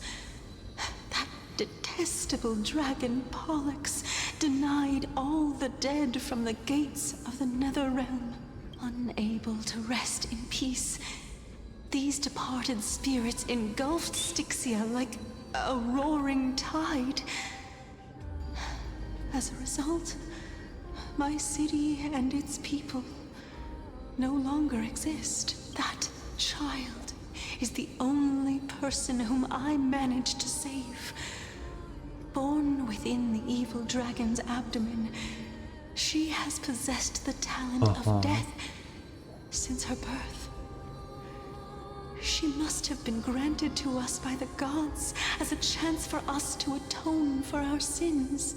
Please, you must nurture her to adulthood and prevent her from experiencing all of the suffering that we went through. I promise that I will care for her as a mother. What? That I will protect her from the evils This of death. bitch. She said that to her face and then used Cass to be the fucking executioner. What a bitch. What the hell? By Fagusa above, thank you for your kindness as her mother.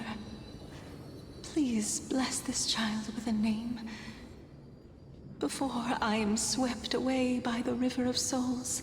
Please, let me know how I should address her in my next life. Oh, like how a transient raven butterfly, a fleeting papilio castor, perches on the twig of death. Castorice. That shall be her name. That's where my name comes from? A massive roar in the distance. The sound's back. What is making that ruckus? Ah, living ones, don't waste your time bickering. The Netherrealm's wrath is falling upon you. Black Tide creations. When did they... Just now. Miss, please fight them with caution. Be careful not to suffer the same fate as those Black Tide creatures. Yeah, we're fine. We have Cass on the team now. Okay, they're still here. For the feast of strife. Why is Mighty? Upon their triumphant return. Why are you here? You? Why? What the Mighty? Lord Mighty? You're adventuring in the River of Souls too? Lord Mighty. You've been through some tough battles once again. That black tide is endless. My death is only temporary. I will find my path of return and go back to the world of the living and continue my protection. Wait, are you telling me that after Mighty became a demigod, he went to fucking to the afterlife to fucking find forever? And what the how did they not catch that? That feels like a news to me. What the fuck? I feel like they explained it very poorly last time then, because I did not. I thought he was just sitting in the throne the entire time. He's fucking dead. What?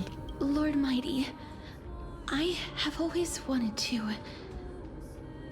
Why does death reject you? I'm the one resisting it. I must resist the temptation to go with the flow. I'll go against the current and kill my way out of this cursed nether realm. That is my destiny. So he's alive. Well, he's kind of in between, realistically. He's not alive, but he's not really dead either, I guess.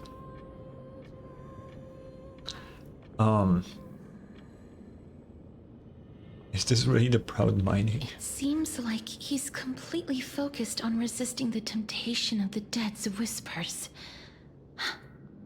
He's working hard every minute to deny death. It seems his battlefield is not limited to the world of the living. Lord Mighty, are you willing to travel with us? We're headed for the Matrix inside that tower, to summon Thanatos from their prolonged concealment. Thanatos challenge death. That's right. If we can work together and defeat them, you won't have to be troubled by the curse of immortality any longer. Let's go together, castorice. Let the person who has brushed against death countless times guide your way. Cass, are you sure you want to do this? The alchemist said he wanted you to be a sacrifice. I'm not afraid. There's no reason for us to turn back anymore. Rather than standing still, taking action is by far the better option. Perhaps fate might take pity on us today and show some compassion. Okay. Before you are rusted and broken chains, remnants of a path that once led to the tower. This is going to be difficult. Watch me jump over. Please calm down. If you were to fall into the icy cold river of souls, I'm afraid that you really would die here. If I was more powerful, I would be able to carry one person with each limb and fly the four of us to the other side. The Rune of Recollection is here, but I can't find the miracle orb anywhere. So weird. Could it be in that collapsed tower in the distance? Oh god. Yeah, your time to shine. It's still up to me to step up in a crisis. Wait here. I'll go check things out. Just shout for me when you need my help. Go, man. Got it. Just leave it to me. Meme.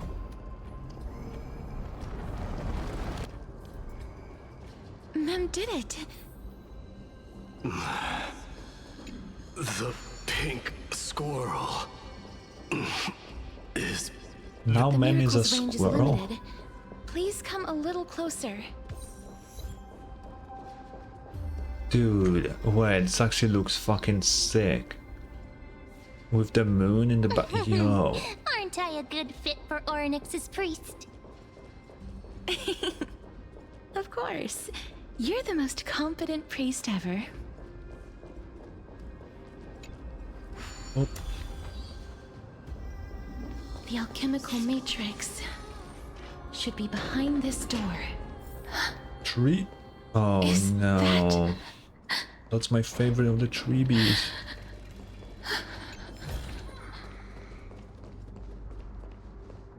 Wow, there are so many of you! It's little Cass and little Gray. Oh, there's also little D and the big puppy! Trian? Aren't you? Dead? This is the first time I've encountered a deceased friend while going upstream in the River of Souls. It really works like this. Just like the other departed spirits we've encountered along the way. I'm also unable to sense the aura of the living on Lady Trian. Yup, you're right. Trian already knows that she'll not be able to return to everyone's side. But Trian believed that little Cass would eventually return to the Netherrealm. So, Trian has been standing here, at this spot closest to the world of the living, and waiting for little Cass. Oh, it must have been very tough for you. But according to what Trian said, we're almost at the entrance of the Netherrealm. Trian promised Trevi and Trinan that when little Cass got here, Trian would get the gift ready and be the first person to run over and welcome you. So, little Cass, don't cry. Please, accept this. We finally finished it. Wow, it's a drawing. This is what Lady Treeby once mentioned. The gift for me that you didn't manage to finish. The Holy Maiden of Janus. Even when separated by life and death, their thoughts are still connected. Trian spent a lot of time drawing this. Trian hopes that little Cass likes it. It's seriously a wonderful drawing. Lady Trian. This is our flame chase journey. Little Cass, we don't know what your journey was like before. Trevi has always said that it must have been a very harsh and frightening journey.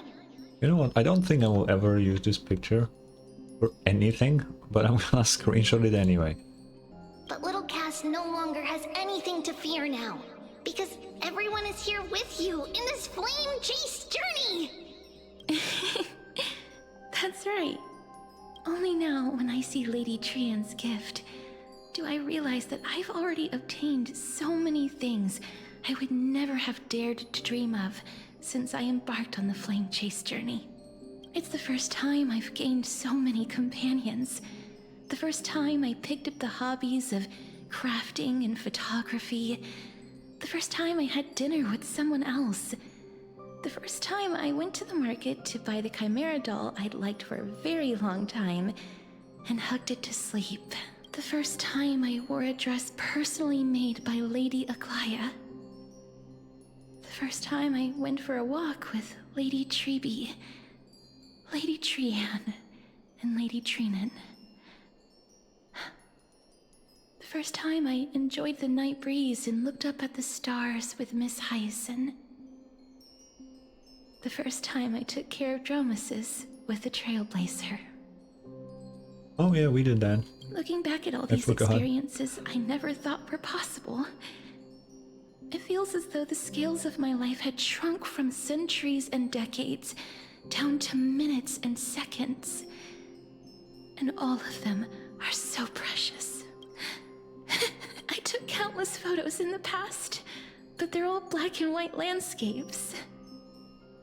I don't have a single one with friends. Okay, Cass, the whole black and white thing, that's on you. Because you yourself said that you like that filter. I remember you saying that. You cannot... You don't... Okay, whatever. If I had known, I would have taken more pictures.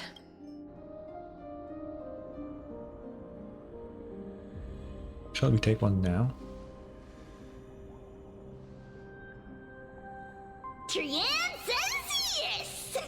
Trian likes little Cass and would love to take a picture with little Cass. Sadly, being departed souls, our images cannot be captured in the world of the living.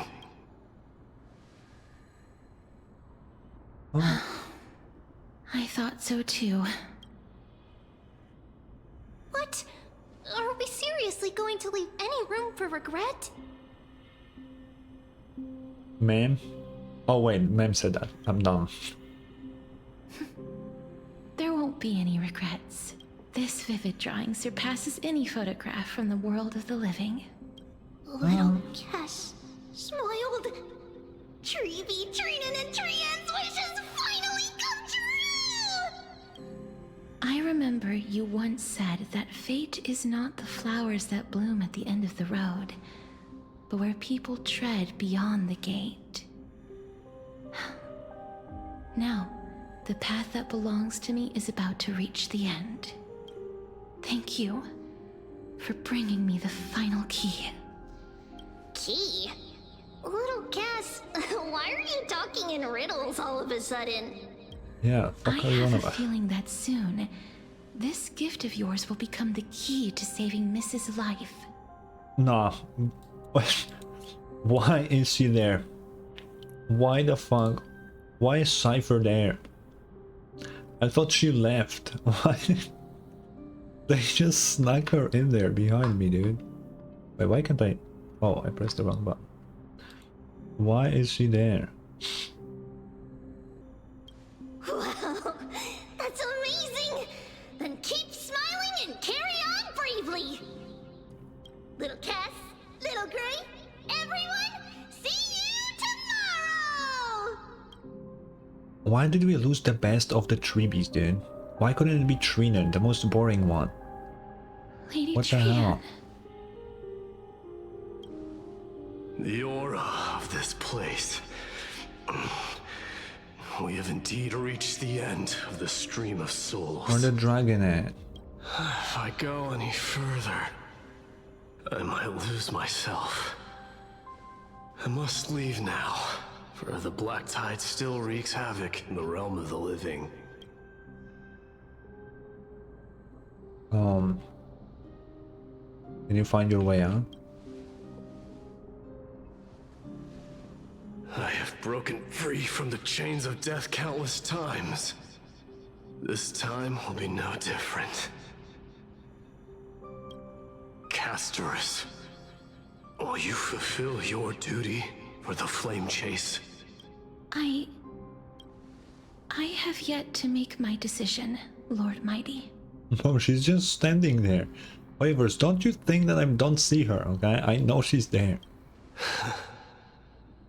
No matter. Make the choice your heart desires. Even if it takes 1,000 years of waiting, I will continue to fight till I die. Then rise from death till the miracle descends. There is one more thing you should know, Lord Mighty. What is it? Professor Anaxa may have deduced the principles behind the Era Nova. You and I may be reincarnated a strife and death in the next cycle, becoming calamities wreaking havoc upon the world. I see.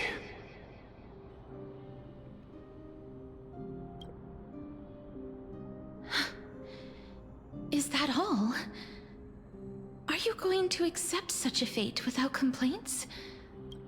Do you have a strategy to shatter the shackles of our fate? I haven't found it yet. Perhaps I never will. Then, cease wasting your thoughts on futile matters. Control what little you can. And when fate's inescapable grasp comes, resist it with the strength of your mighty will. Hell yeah. Thank you, Lord Mighty. I will find the right decision.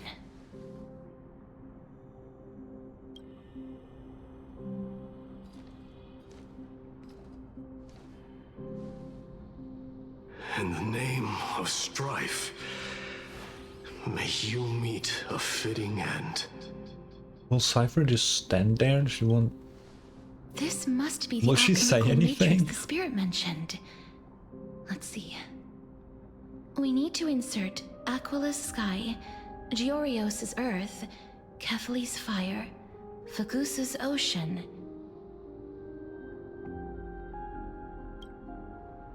and Nestia's love. Ooh. It seems our sweet Princess Homebody has made up her mind. In that case, seamstress, I suppose I no longer need to deliver your message. My time is rather precious after all. Whether you wish to break free from death or not, please, follow your heart. By the promise you once made, I ask that you fulfill your duty one final time. Castorice, please, live as a human, and die as one. According to that alchemist, the final piece is supposed to be me. However, he is not privy to the past, and therefore cannot see the full picture. The past? I saw the twins of death in Kephales's memory, and now I am certain that I was one of them. Yeah. The trial of the Hand of Shadow demanded taking the life of your family. I died during that trial, falling before the gate to the new world. And my sister, whom I never met, became the Titan Thanatos of this cycle. She was consumed with regret over my death, so she used the Titan's authority to reforge my soul. Yet, it also means she has never revealed herself to anyone, hidden away from the entire world. That's because the Titan she became already fell at the start of everything. They died for me, and now lie in slumber in the River of Souls. You mean Pollux? That's right. The River of Souls is no material river. It cannot be blocked by ordinary means. Only a divine corpse can prevent the dead from reaching the next world. And that's why we have to awaken Pollux from death before we can retrieve the core flame of death. We have to reforge its body with the power of alchemy. But Cass, if that alchemist speaks the truth, does that mean you're also part of the dragon body? According to those departed spirits, I was indeed born as the dragon's twin. But before we talk about that, have you heard the sighs?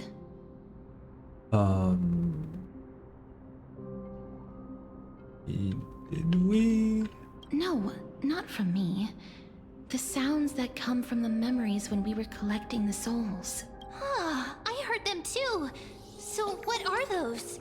I think it's probably the sign of Pollux's wish being fulfilled.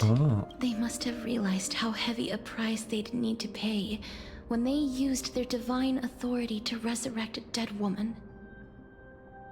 That's why they exerted every ounce of their strength to send me to Styxia, a city that called for death, a land where none is hostile to death. They never saw their wish fulfilled and fell so prematurely, all because they wanted to give me a new life. Pollux must really want to know how their sister has been after giving their all to save her. That wish is the reason Pollux's soul still lingers in the mortal realm even after their fall, quietly watching and documenting every detail of their sister's life. So instead of picking up objects on the way here, we were instead showing things to a strand of yearning that lingers here. Now, we must weave these yearnings together and restore them into Pollux's complete soul. But all of this is just a hypothesis, right? What if we go through with the ritual and it turns out totally different? I don't know. That's fine. As Professor Anaxa often reminds us, such is the nature of alchemy. The true outcome can only be known once the process is complete. This is why alchemy is also known as the miracle of creation. Now, the puzzle of Pollux's yearnings is nearly complete, with only one final piece remaining. The one piece. I shall reveal what they have been yearning to know in the alchemical matrix. I will show them my whole life since I left Styxia. Lady Trianne has already drawn a picture of my entire life, and it is now in my hands. Well, it's not your entire life, but sure. You in one piece. Then, let the ritual begin.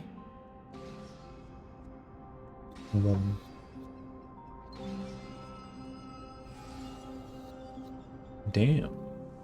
And now, the objective is complete. That is all. Such is what Professor Anaxa always says after preparing for an alchemical ritual. And now, Pollux, I shall lift you from the river of souls and reforge your soul. Perhaps you will be disturbed by this, and your body may become horrifying to behold. But if even the slightest trace of your soul remains, the soul that once ferried me to this side of the shore, then please, look at me. I wish to thank you in person. I have obtained everything you sacrificed your divinity for. Lady Almanette. Did she recognize you?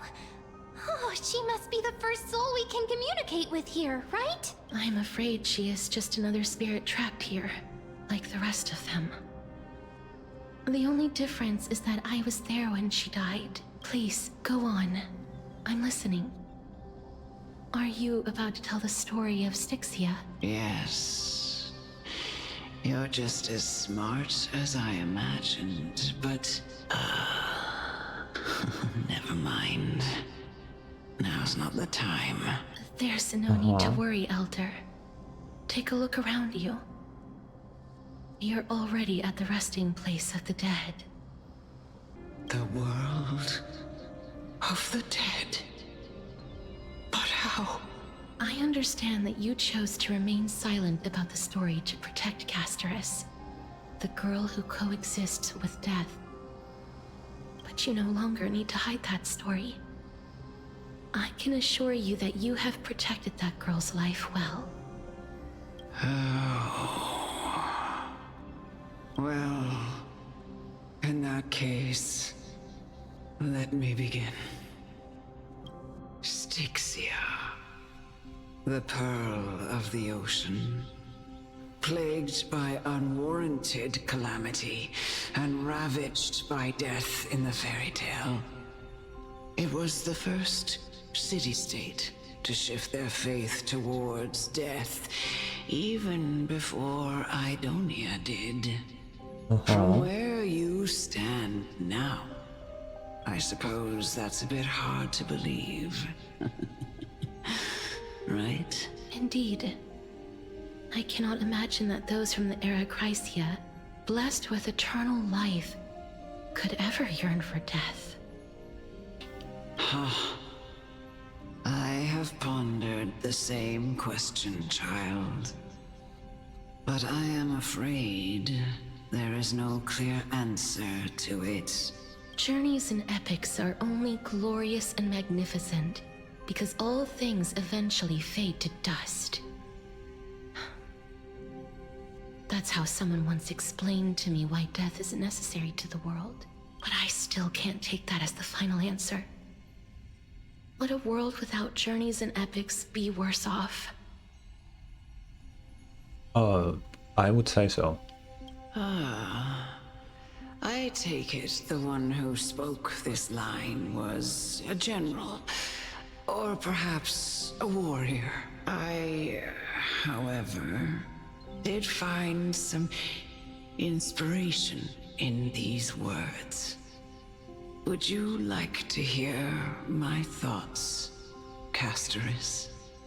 I guess. Please enlighten me, Lady Amunet. Though I have already made up my mind on how to handle the authority and core flame of death, your words might truly guide me toward the path forward. You and I are neither warriors nor generals. Therefore, journeys and epics cannot truly resonate with us. But what if I reframe it like this? What if love is not a trait bestowed upon mortals by Nestia, but a blessing from death? Love? No one ever invented the word cherish in the era when life was eternal. For all the good things in the world can be revisited endlessly. And every bond formed carried no risk of being severed. True. The so-called Era Chrysia was an age devoid of both virtue and sin. People did not truly live. They simply existed, going through the motions without passion or purpose, then waiting for something to happen. Perhaps the people of Styxia chose to embrace death, not out of fascination with its cruel and fearsome side, but instead became fixated and obsessed with the impulses and desires tied to a finite existence. That's actually kind of fair. Therefore, death is not a thing of fear and desperation, but... That's right, Castorice. It is the reason we shed tears when parting ways, and also the original spark that ignited the passion of mortals. If you truly intend to deprive the world of death, then be prepared to witness it return to a state of stagnation. I understand, Lady Amunet. Our limited lifespan shapes all that we know and love. Not even the Death Titan has the right to take that away from humankind again.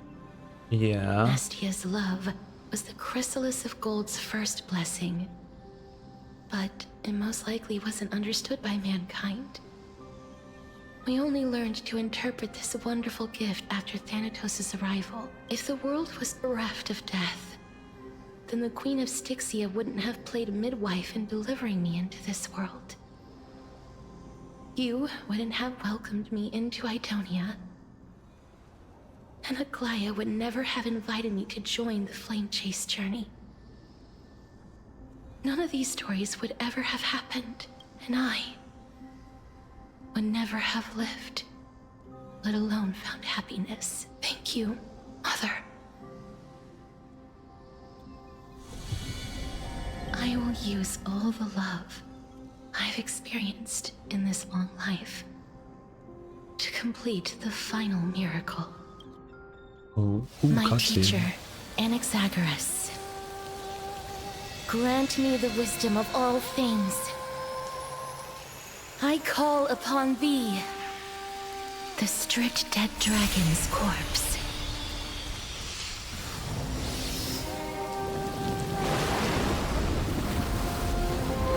Oh.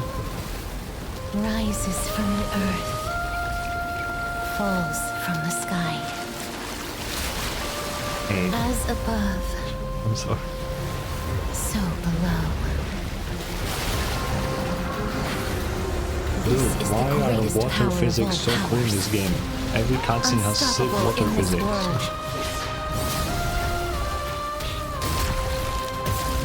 The great work that commands all death. I shall grant you embrace. So cool. What does his head look like? His head is in the egg. Oh wait, no, we're not playing this on fucking 1x speed. When allied target's HP is reduced, accumulate Desperate Bubble. Upon reaching the limit, remove damage mitigation and enter the enhanced state. Enjoying yourself? What do you mean damage mitigation? Excuse me? Does he not take damage? Oh, that's very little damage actually. Truly gone? Or will you show yourself again?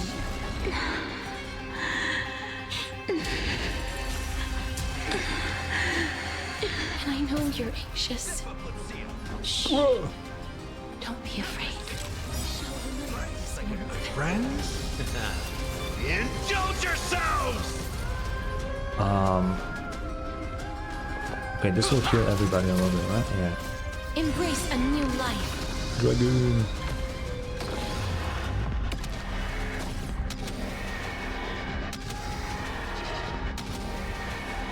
May death protect us! There's no more need to weep in grief. I will grant you peace. Okay. Yes, it's me. I'm back. Life is not so fragile. Vtuber. Embrace a new life. Be careful. They may be moving by instinct, but there is fury welling up within them.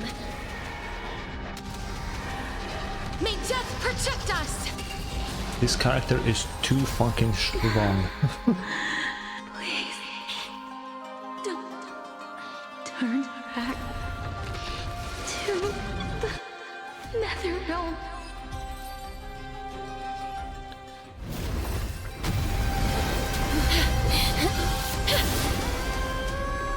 Oh, death.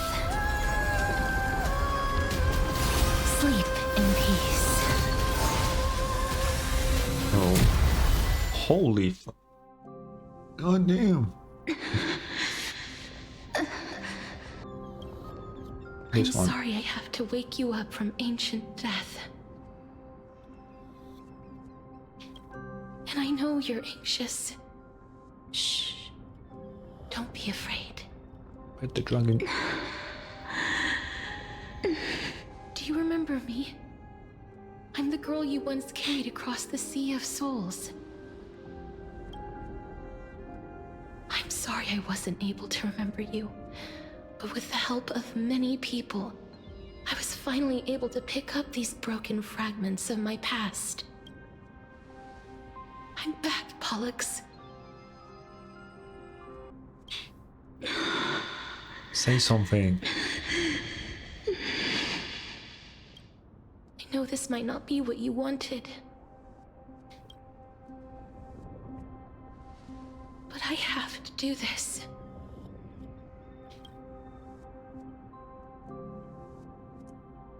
So please, carry me across the Sea of Souls again and return me to the Netherrealm, just like you did in the past. Please take me to where the core flame of death rests.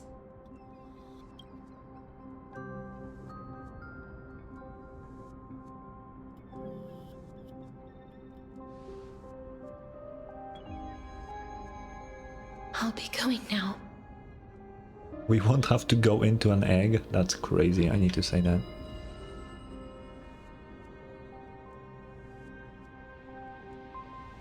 They may look scary, but as long... What? I'm dying.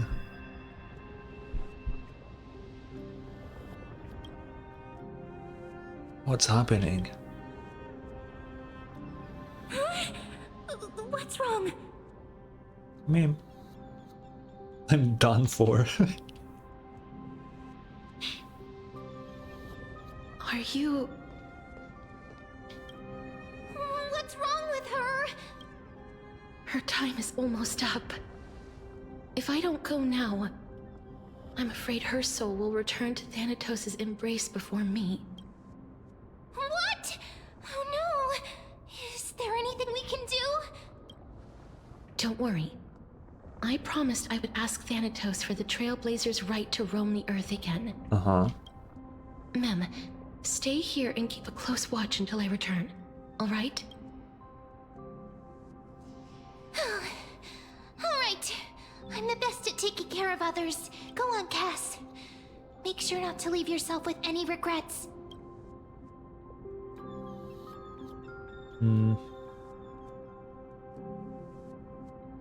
I'll go too. Let's see who gets to the Nether Realm first.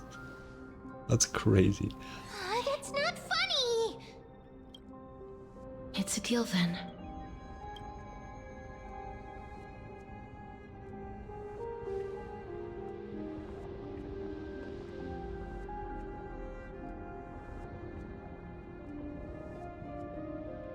Please.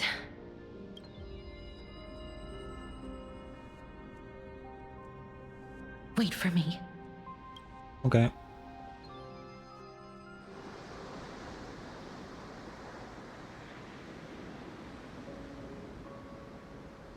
Oh, I need to read it so fast. It's going by so fast.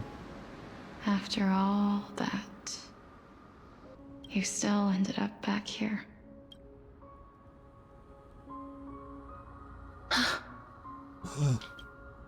Oh. We're in Castorice's ult. So the legends were true. The Nether Realm really is a sea of flowers. Yes. That's Pollux. Just like the flower fields we tended to back then. Is that you, Plixia? Do you remember me? I don't have the memories from that time, but I've seen you before during an experiment. I see. Call me Thanatos, then. It'll be easier. However, since you recognize the name, you must already know everything about Thanatos, right? Yes. I'm here to reforge the order of life and death in Amphoreus. You know, my sister was a sympathetic, but rather sensitive person. Whenever she didn't want to say what was on her mind, she would avoid eye contact and look off into the distance. Just like what you are doing now. Can you tell me about the last Era Nova? Oh. What did you do, Plixia?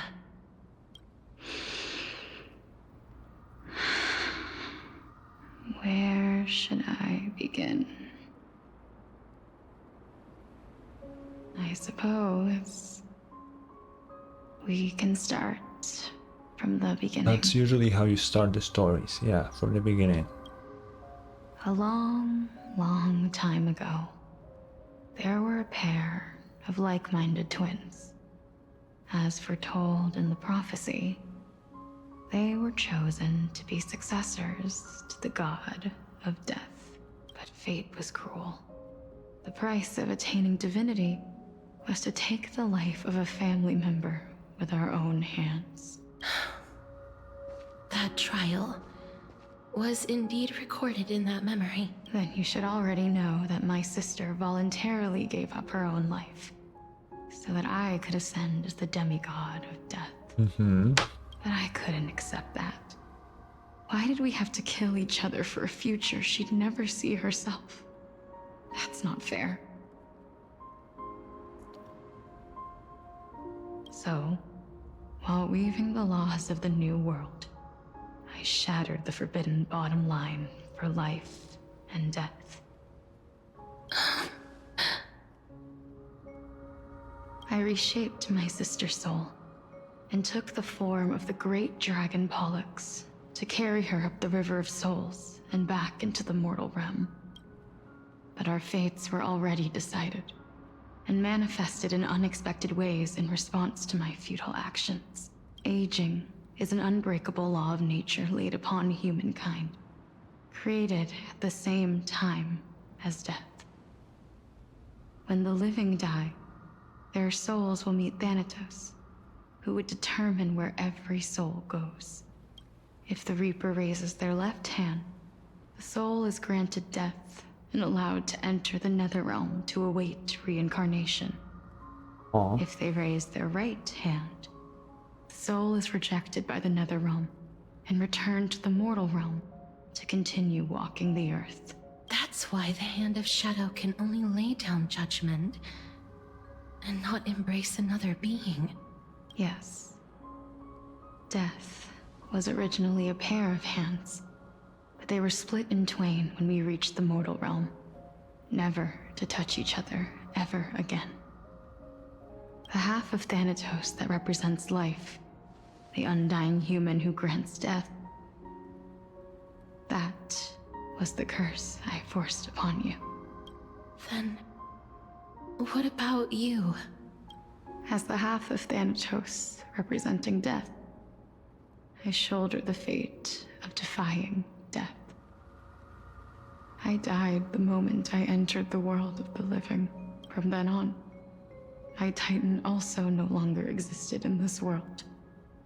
The cycle of life and death stopped. Souls were denied their audience with death, and were left stranded within an ever-rising river of the dead. What irony. My selfish desire to save your life gave you and the world a fate far worse than death instead. Then, what was left of my reason was left behind in the Netherrealm, where I've been taking care of these flowers day after day, until there is now a sea of them, all while mulling over the subject of life, death, parting, and enduring an endless loneliness. Fate is absurd indeed. Our lives were a mirrored image of one another, like a pair of hands. Even so, we arrived at the same destination. We walked different paths, yet experienced the same pain. I had hoped that maybe you would at least have a good life in this cycle. I'm sorry. I lived my life well. It didn't go to waste. As far as I'm concerned, you did nothing wrong. Even though I forced the authority of granting death to humanity upon you, a total stranger. Too many responsibilities were forced upon me in the course of this long journey. I was once lost, even upset. But I realized recently that if it weren't for your blessing, I wouldn't have understood the source of these emotions, nor would I have realized my purpose. I wouldn't have made it here to reunite with my missing half. And we wouldn't be discussing our past while sharing the same view of this landscape. I wouldn't have understood the meaning of our existence. The meaning of our existence. This sea of flowers blooms on dead land, because we sowed it with the seeds of our separation and watered it with our tears of loneliness. Yes, the only thing death is allowed to create are flowers that bloom from blood and tears. That's why Thanatos cannot create living beings at will. Nor can the Hand of Shadow determine a person's remaining days, because the life and death of mortals should never be dictated by another's will. Okay. Are you saying there's no point in Thanatos' existence? No. No single being can bear the scales of life and death on their own. Not even a god. Life and death weigh equally heavy. We both know that now, don't we? You, too, must have had a difficult life. We've taken quite the ridiculous journey together, haven't we? I had a feeling, even back then, that we would meet again one day. Not to embrace one another after a long separation, but to come in search of retribution. Tell me the answer that's already been written, and let us draw this seemingly endless fate. It's been far too long. I've waited here for centuries, watching day after day as desperate spirits are denied by this lonely wasteland. I always hoped I would see you among them. But I was also afraid of seeing you. I didn't know how I could possibly face you again. But more than anything, I was afraid that you might have forgotten all about me. I know. But don't you see, Polixia? I made it back anyway. You don't have to shoulder death's authority on your own anymore. It was always meant to be held in two hands anyway. So, let's give our core flame to her and have her take it back to the mortal realm. Give humanity back their cycle of life and death. Our responsibility as Thanatos was never about picking out favorite souls. We were only meant to watch over life. Let's tend the field together and create a warm sea of flowers for all the souls to come. What do you think, Polixia? Yes, just one last step. You shall wither, and through that, the dead will sprout again from the remains, and be reborn with the dead flame. As foretold by the prophecy, Thanatos' authority is only destined for only one person to wield. As the Chrysos heir of death, as their demigod, as a titan, our fated moment has arrived once again. Just like before. Yes, just like before.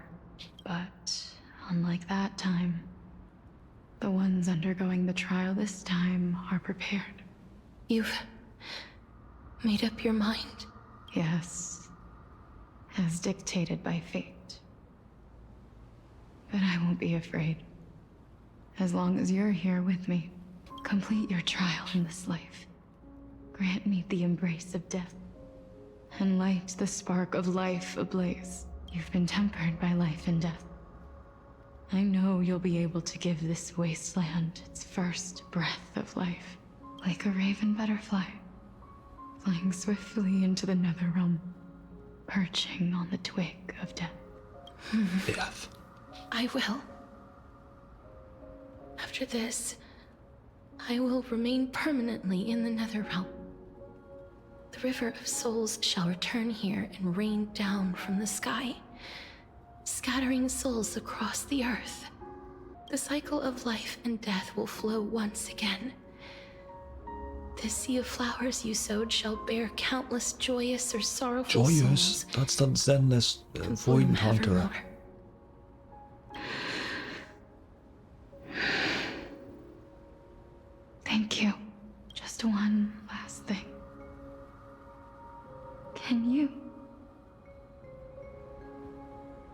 grant me one wish? Of course.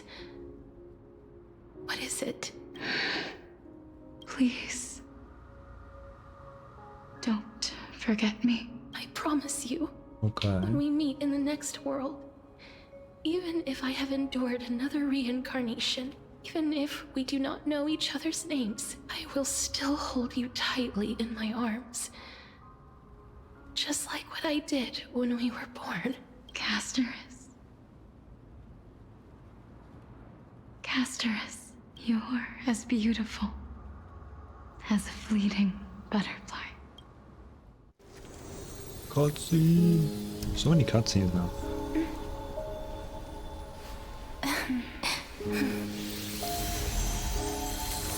I will bring rest to death. And from now on, stagnant life will once again flow.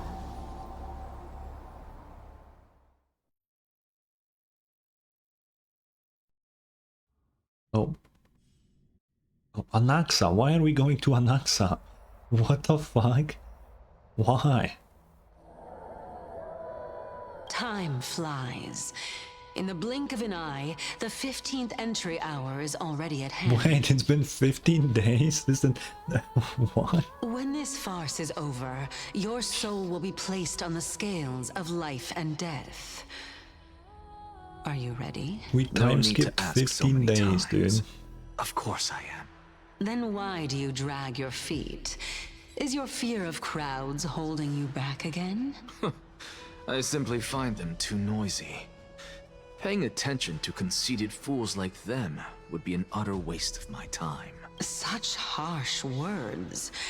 As I see it, you are no less arrogant than they are. I couldn't agree more. Oh. Oh. At least he's I self-aware. did not expect to hear that from you.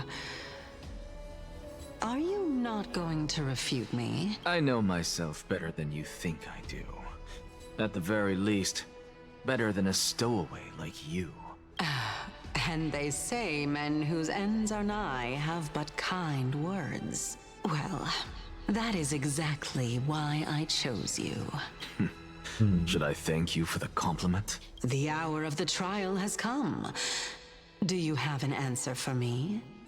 And how will you prove the veracity of your argument? I suppose there is no point in putting this off any longer. Do you recall where we stopped? Oh, will he finally give her the answer? You were saying that Amphoreus' history is cyclical. Indeed. The demigods that bear the core flames eventually become the new titans at the world's end. Now they added cast to this fucking thing. I need to take a screenshot of this again. Remember what happened on the Holy Mountain? Calypso, Naias. As their destined ends approached, one by one they left this world, leaving only the twins, who are fated to succeed death. Unfortunately, while their journey is consistent with ours, you and Calypso, as well as Nicodor and Naias, act as supporting evidence. I can only come up with a rough sketch for my theory of a cyclical history. For all the pains I took to reach this point, I had already lost hope of ever obtaining definitive proof. After all, the past is in the past. Proving that we are the legacies of heroes of the past is a hopeless endeavor. That is, until I met a girl named Polixia and her sister. If Castorice was truly sent from the past to the present for the Titan's self-serving reasons, then having lived through 2 cycles, and with Styxia as the pivot, she will no doubt be the link to connect all of this together. If the Twins of Death can bridge 2 cycles to reunite at the shores of the Sea of Souls, then my hypothesis will no longer be just a hypothesis. And you too will get the answer to your question. Well, that is all well and good, but how can you be so sure? If there is even the slightest error in your hypothesis, the girl will be shattered. It matters not. The most important quality a scholar must possess is foolhardiness. If you are overly cautious, then you'll never have the gumption to make the first step, and change will never come. Besides, I, Anaxagoras, am destined to overturn this farcical world. Come, let us go and teach those pathetic worms one final lesson. Okay. Let those Chrysos heirs who started this terrible war hear you. Let them hear the voices of the people! Shut up. As always, that woman knows how to stir up a crowd. Professor Anaxa, I thought you'd pass on this. Everyone must cast their vote, or this assembly would serve no purpose. Prof, do you truly think it's wise to entrust the fate of the world to an assembly like this? Akama has stood strong under this system for 1,000 years. It stands to reason that there is purpose in its existence. But that is not what you're asking, is it? What you really want to know is Aglaya making the right decision in entrusting the fate of the world to you? Nothing ever escapes you. I didn't spend all those years teaching you for nothing. Most people only take 4 years to graduate, if I recall. To tell the truth, I feel like I'm on my way to an execution chamber instead of a podium. So, do you have an answer to that question? No, I don't. Oh, I thought so. See. Because that question is not yours to ask in the first place. Is Aglaya entrusting the world to you the right decision? Don't make me laugh. That is a question that woman must answer herself. Why are you fretting about this on her behalf?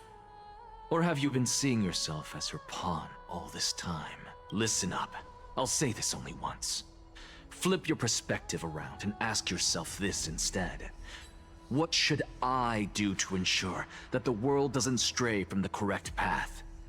That is what you should be thinking about. Well, that makes sense. You still have time, so give it some thought. Oh, and don't bother telling me the answer. Tell it to those begging for salvation from the gods. Got it. Thank you, Professor Anaxa. That's Anaxagoras to you. Who will you be voting for? That'll depend on how well you perform. May Circe safeguard your thoughts.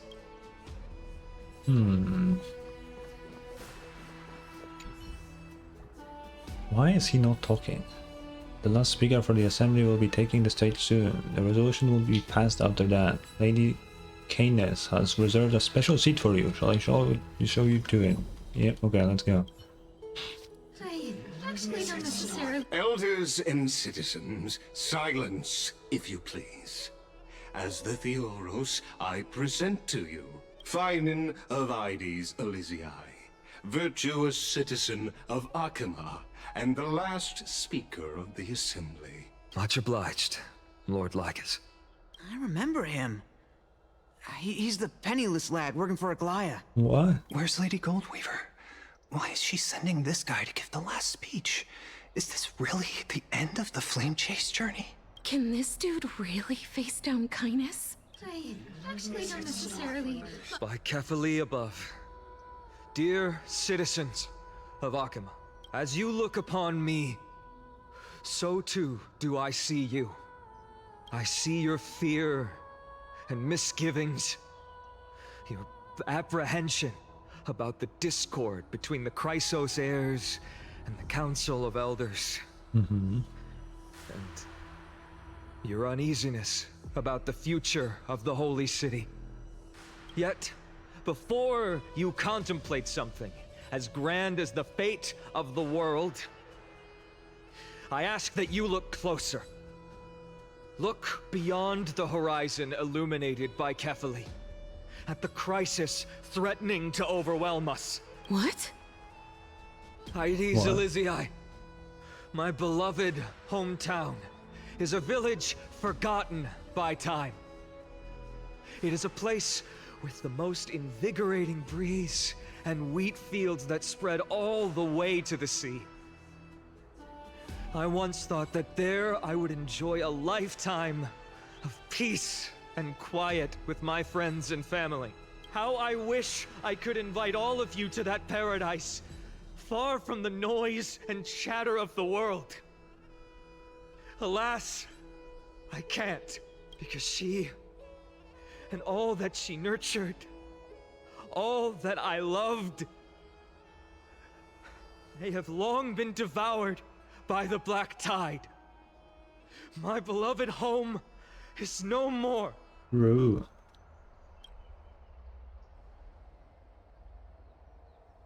I will never forget the day the black tide struck. My father, Hieronymus, fought with a broken sword to his last breath to protect his child. My mother, Aldada, she was ripped apart by monsters. Also, I might live to stand before you here and now. Galba, he was a hunter.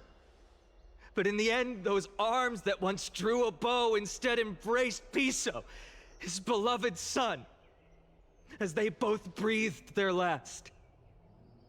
Pythias, the teacher, risked her life to save her students, but a burning beam fell on her, crushing her. Damn. And what of Livia, her daughter? Did she make it out alive? No, she didn't. Livia, Piso, and so many other children. My childhood friends. They were all swallowed by the black tide and turned into monsters. They kept saying the same thing over and over. Even up until the final moment, I finally steeled my heart and granted them eternal peace with my sword. Why, Finan? Aren't we the best of friends?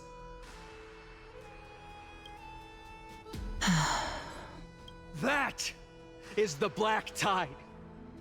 A looming threat that can bring Akuma to its knees any time.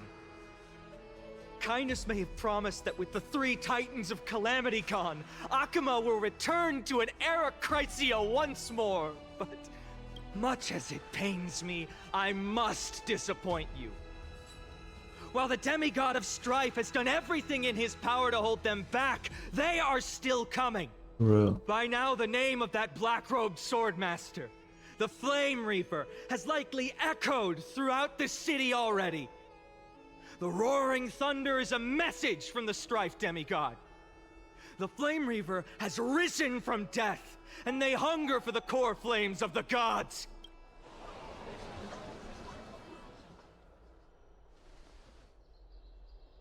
Lies!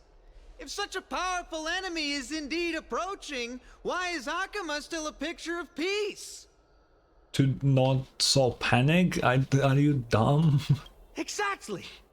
The city of Akuma shows no signs of pandemonium or chaos. And why is that? I beg you, spare a moment to think about this. Are we able to stand here and hold this assembly in peace today because the danger has passed? No! This peace we enjoy is no gift of fate.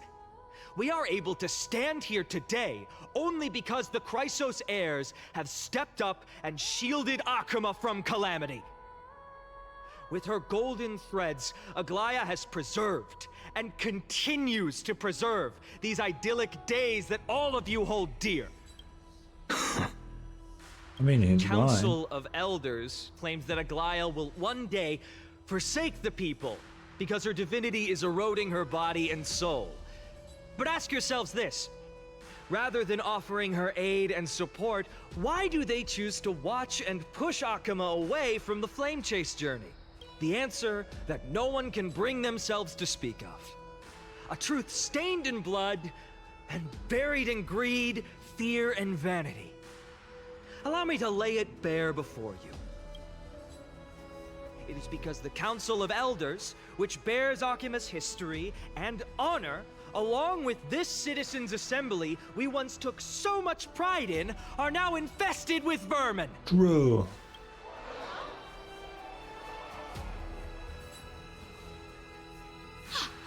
You insolent whelp! How dare Shut you! up. It is true that Aglaya has reached her limit. Why? Because she has been working tirelessly to weave the defenses of our holy city against the encroaching evil.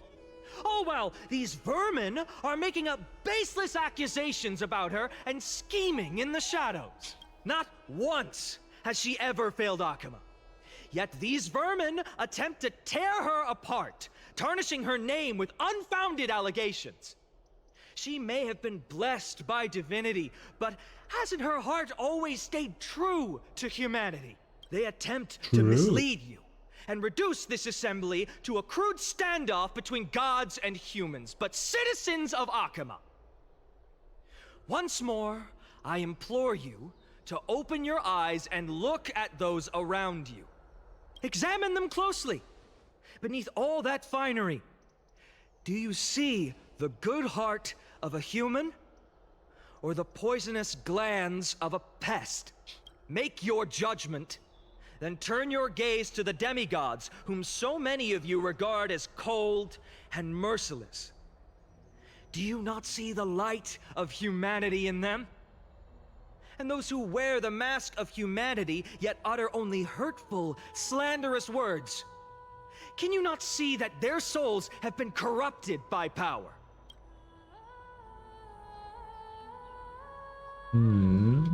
Yet, no matter what your answer is, and no matter who your vote goes to, rest assured that you have nothing to fear, for Aglaya, Trebios, and I will remain your faithful guardians and pledge our lives to upholding your decision.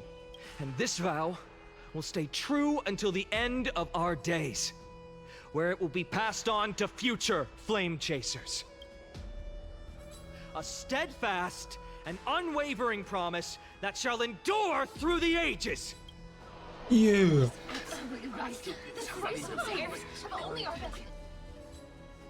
In an uproar, representative leaders from different cities in Okama throw pieces of pottery into the... What? At the present time, on the scales of Talentum, those who call for the continuation of the Flame Chase journey, and those who demand its suspension. Each faction holds an equal share of votes, resulting in a perfect balance. As expected. This is the moment when the Flame Chase journey is the closest to its end. And now, it's your turn to vote, Lord Anaxagoras. Is there anyone else who hasn't voted? No, you're the last.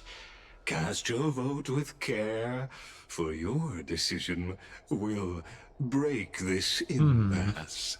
I have long since made a decision. Very well. May you bring much needed change to this farcical world. What will he do? I honestly don't know anymore, because Anaxa is fucking crazy. He's insane.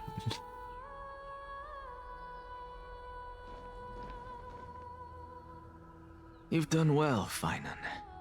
Given the circumstances, delivering a rousing speech to stir up emotions was a prudent move. Thank you all for your patience. On behalf of the 7 sages of the Grove of Epiphany and the scholars of Amphoreus, I, Anaxagoras, am ready to cast my vote. But before that, in the interest of fairness, Lady Goldweaver, I pose a question to you before all who are gathered here. Will you, as Finan has promised, stand by the decision made in the assembly, regardless of outcome? In the interest of fairness, I make no promises, lest it should influence your decision. Very well. I thank you for your honesty.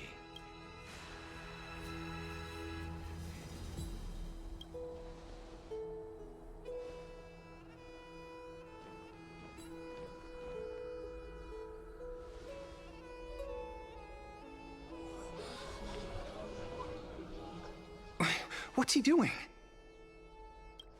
The stakes are high. Let's be patient. Cut the act! Who do you think you are wasting our time like this? Lord Anaxa, please do not forget that I... Rule number 1. Do not call me Anaxa. Rule number 2.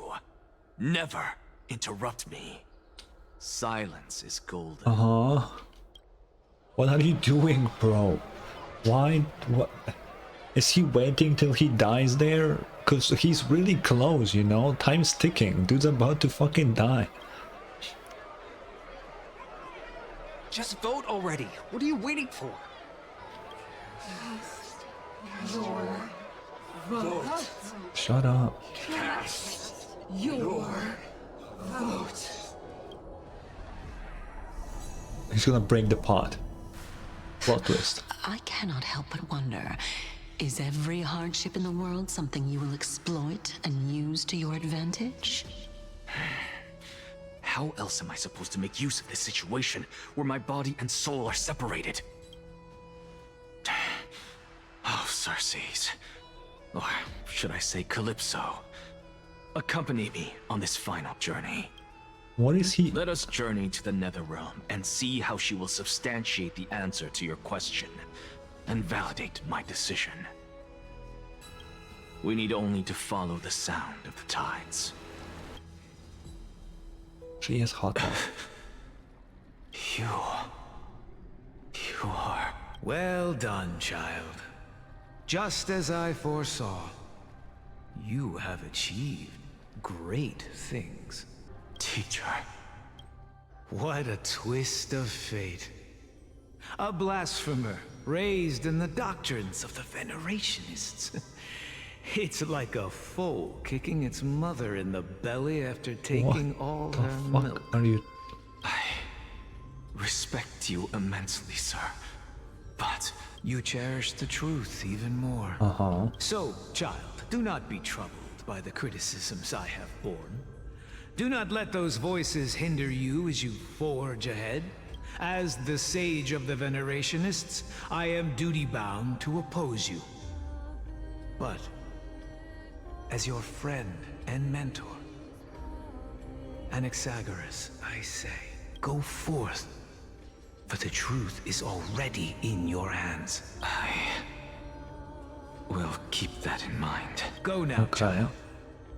Your lonely pursuit Come is on. about to welcome a new Stop chapter. fucking holding me. I wanna know already. And when you reach the end Please of tell this me journey, what he does. may we meet again with the truth before us. You have my word, sir.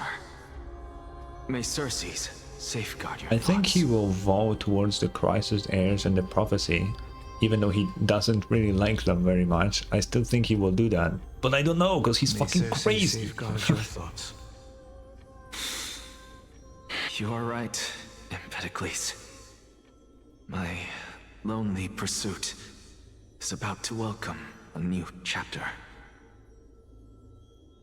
I must be on my way now. May we meet again with the truth before us, Empedocles. What are you waiting for? Just cast your vote. Silence! Silence, everyone! Behold, Circes, here at the center of the world, I shall write the final step of my proof. For this place is but one step away. What is he doing? What is he doing? Why is there a cutscene? Professor, I completed the proof you wanted. Oh.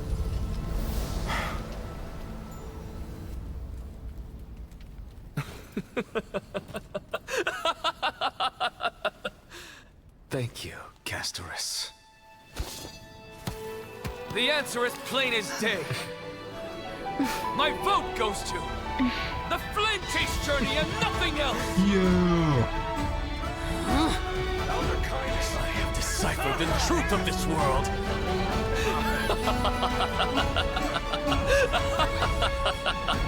He's crazy, what did I tell you? He's fucking insane. With the balance shattered, the result is clear. By carefully interlenting above, as the Theoros, I have observed. No! Ligus, you can't! Anaxa, what have you done? Have you lost your mind? I hope you are prepared for the harsh punishment awaiting you. Mark my words, I will make sure that clever head of yours never forgets the price of betrayal. Well, you're just openly gonna threaten a guy? I feel you might lose a few people on your side now, you know? Have you forgotten? I told you that happens to be one of my rare talents. You put on such a grand performance, just to aid their preposterous flame chase journey?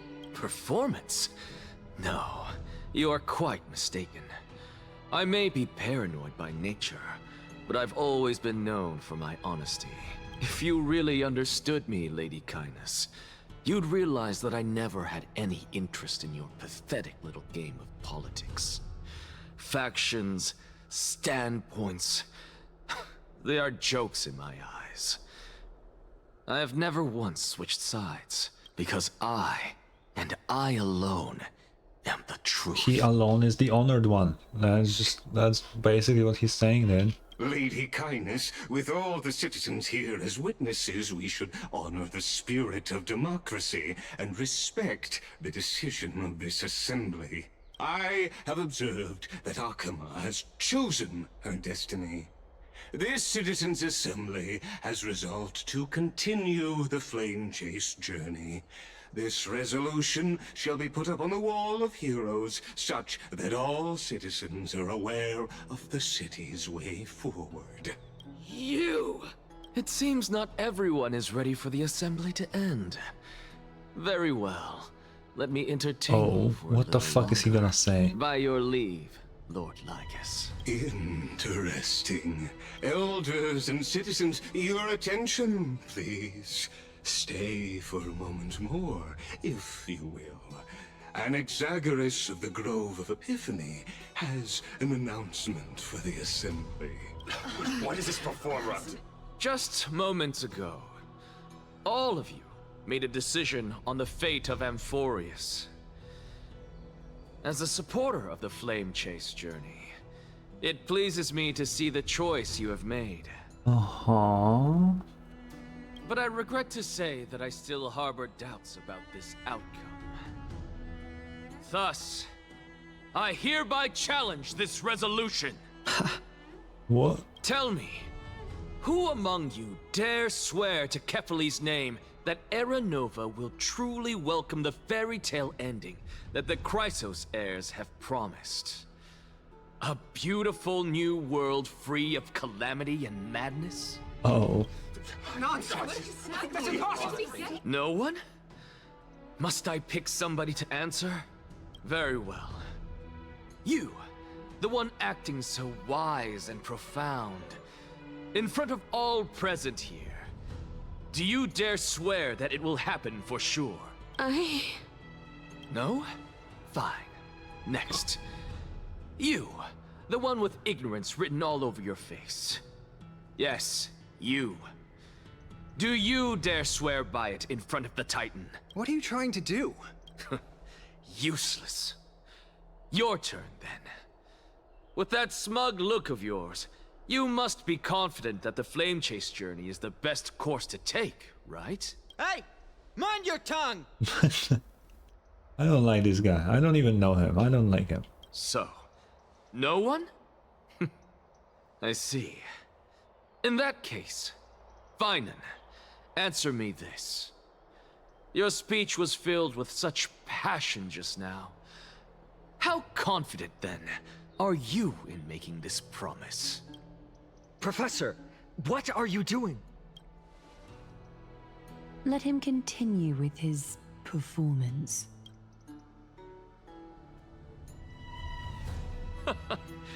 Will you look at that? Even Finan and Aglaya lack the courage to make such a promise.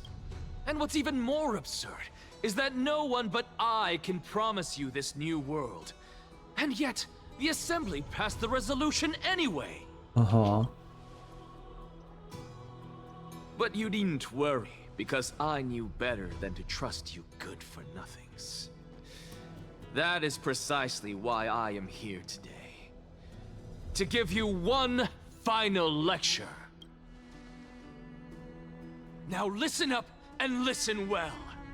I, Anaxagoras of the Grove of Epiphany, hereby declare everything that the Flame Chase journey promises is true. Finan of Ides Elysiae, the prophesized demigod who shall succeed Kefali, will reforge each and every one of us in the new world with his complete, intact memories. What? The core flame-bearing titans were the Chrysos heirs of yesterday. And the Chrysos heirs who carry the core flames today will become the titans of tomorrow. All of our souls shall endure for eternity in the miracle of the World-Bearer. And all under Kefali's protection shall step into that new world.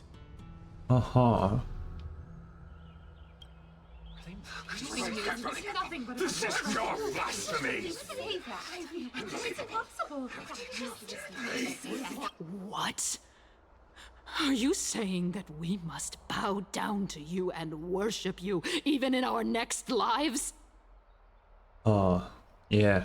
Enough, you blasphemous imbecile! How dare you try to deceive us with all these lies and falsehoods? How can you prove? I told you, don't interrupt me. But since you've asked, I shall be kind and indulge you. My statements are based on my experiments on the divine body of Kefali themselves. You heard me correctly, everyone. With the tacit approval of Kindness and the Council of Elders, I fused my soul with the god through alchemy and learned the truth behind Era Nova. He did do that. What is he talking about? Isn't that pure blasphemy? I, the vile, wretched blasphemer, deserve nothing less than death for my sins. And the Council of Elders, which granted me consent and aided in committing this atrocity, should face punishment alongside me. By the gods, even Kindness has betrayed Akama. The catalyst. We're carefully involved.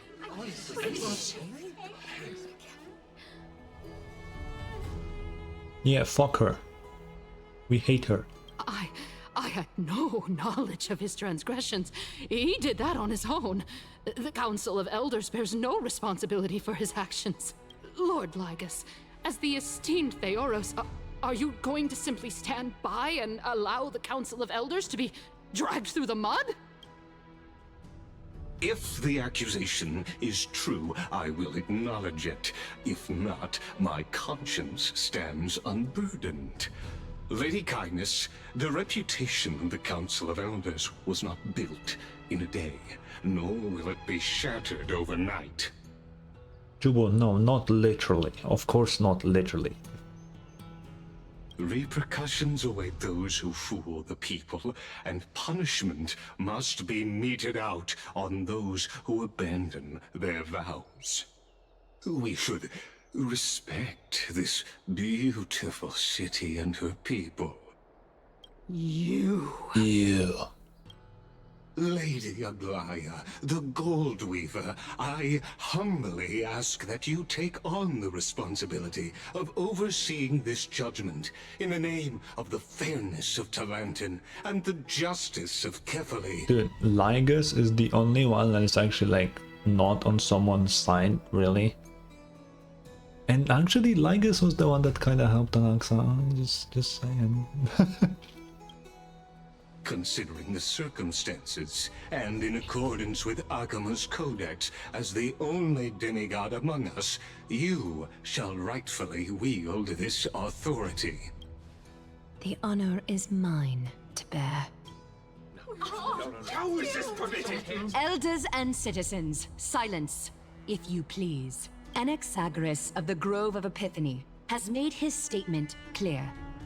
As per Akima's codex, I request all present citizens to stand with me in exercising the right of judgment. First, Elder Kindness of Akima and Ligus the Theoros stand accused of neglecting their duties and abusing the law, leading to the egregious blasphemy against a god.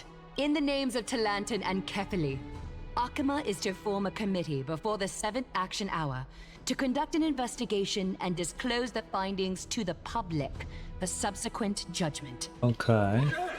That's what we deserve! Curse you! Now, concerning Anaxagoras of the Grove of Epiphany, he has confessed to grave blasphemy against Kefili. In the names of Talantin and Kefili, the accused must be allowed to hear the people's voice prior to the execution, for a chance at a reduced sentence and possible pardon. Okay. Let him die just immediately. That's crazy. Professor. Let him die! Let him die! Let him die! Yeah, we get it. Decision will you make, Lady Goldweaver? Enough with the hesitation, Aglaya. This is not like you. Let him die! Then, in light of the people's voice, O Talantin on high, may you bring death upon him. Funny you say that. Bron's about to die in the next hour or two, so... Actually, maybe immediately. Oh, back to me. Oh. A sea of flowers. What is this place? Cat. Allow me to reintroduce myself.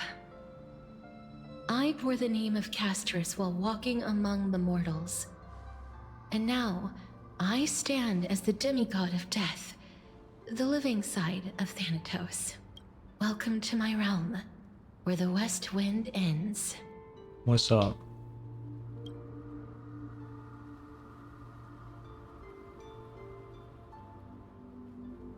Mom, I made it. My character arc is finally done.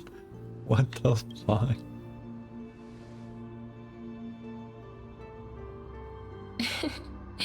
You're still as energetic as always. Did you know? Every flower here was planted by Thanatos themselves.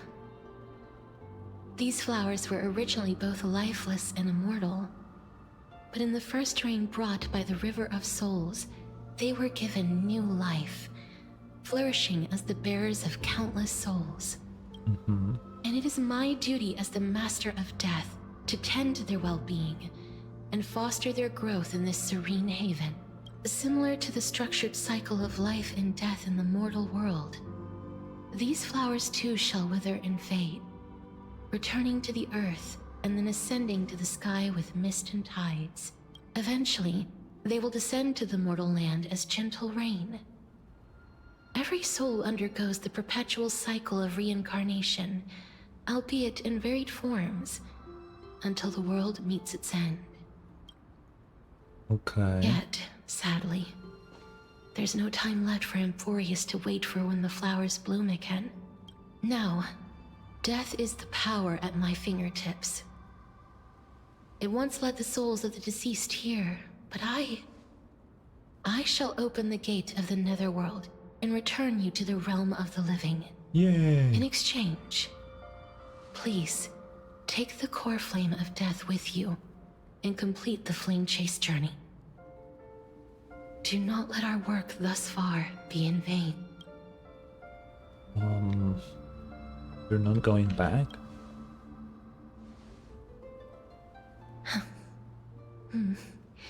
Just like the other demigods, I will stay here and embrace my destiny. That being said, it is not easy to guide a lost soul back to the mortal realm. The whispers of death are sweet and alluring. If your determination wavers, you will succumb and be forever ensnared by the Netherworld's grasp.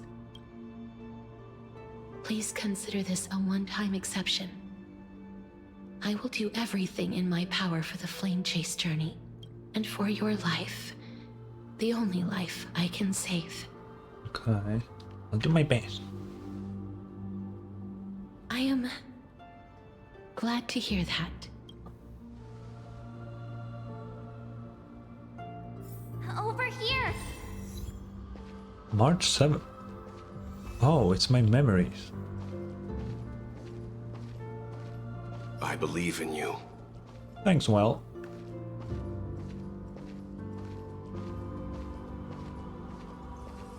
Just forget about all the hardships. I wish I could move a bit faster. Firefly. Lift your chin up high and step forward with us toward tomorrow! That's right. Keep your eyes on the dawn. Well, that's a different piggy. That's my little pet. Onward. Show me your courage. Mighty. Partner, we shall become heroes together. Sure, bro.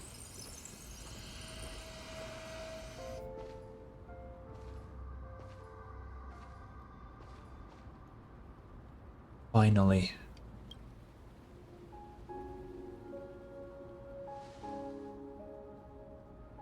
Thank you, castorice. Since I've already made it to the end, maybe I can have one last glance at the sea of flowers.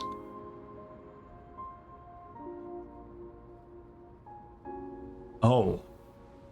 Oh. Oh, that's scary. What the fuck? Okay, I guess I won't. Why is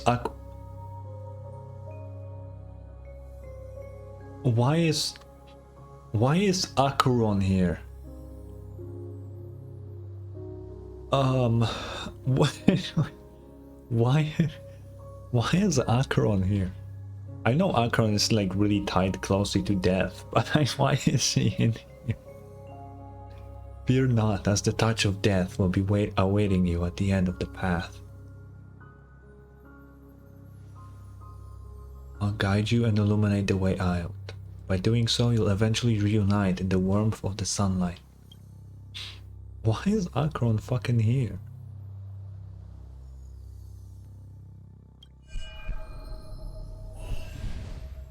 What's this? What in the world are these shadows and voices? All of this is proof that you once lived. Your soul, your memories, the years you've journeyed through, and the path they revealed, leading you back home. Uh-huh. So, continue onward. Do not stop moving forward, and do not Who let is her this? sacrifice and the support of all who have stood by you be in vain. Over here, friend! Meme.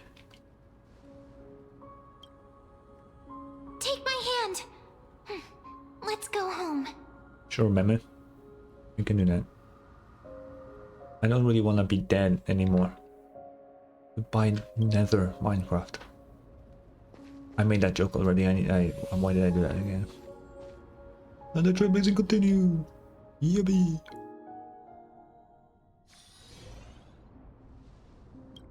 I'm back. At last. I knew you could do it. Your soul is still perfectly whole. As if some kind of force is trying its best to keep it together. Is it Oryx's final blessing? Or is it a miracle of your own? Fuck if I know, Cass. I don't know. It's truly incredible. Such a strange surge of familiarity. So hard to describe. Perhaps it is fate, once again fulfilling its own design. Or perhaps it is the laws from beyond the sky, so familiar to you, that intertwined our fates long ago. It seems that this is the riddle which cannot be solved anytime soon. The sensation of becoming a demigod is truly wondrous. It's as if the river of souls is winding its way through the depths of my spirit, transforming with each breath into a fine rain that nourishes the world. Do you recall that prophecy? At the end of the sea of flowers, the souls of the living shall warm thy fingertips, and after an embrace, there shall be eternal separation. I promised you that I would do everything in my power to give it another meaning. Now, as I stand as a demigod and destiny draws to a close, I can finally end it in a way that is as beautiful as it deserves. Hell yeah. The wish I once sought, but could never grasp, is now within reach. In this brand new world, every blooming life will lift its arms in celebration and recount the profound meaning of this very instant. Every touch, every embrace we share will never again be an ice-cold loss. Yeah. They will radiate with an intense warmth, sowing love far and wide throughout the land. Oh, another cutscene. The other shore is very cold. Wait. May I borrow your warmth? One last time. Thank you for fulfilling this wish of mine. The place I'll be going to is what humans call the Land of Sorrows. But with this heartbeat and the residual heat of this embrace, I shall turn the nether realm What the into a hell gentle is place this? of rest. What the hell?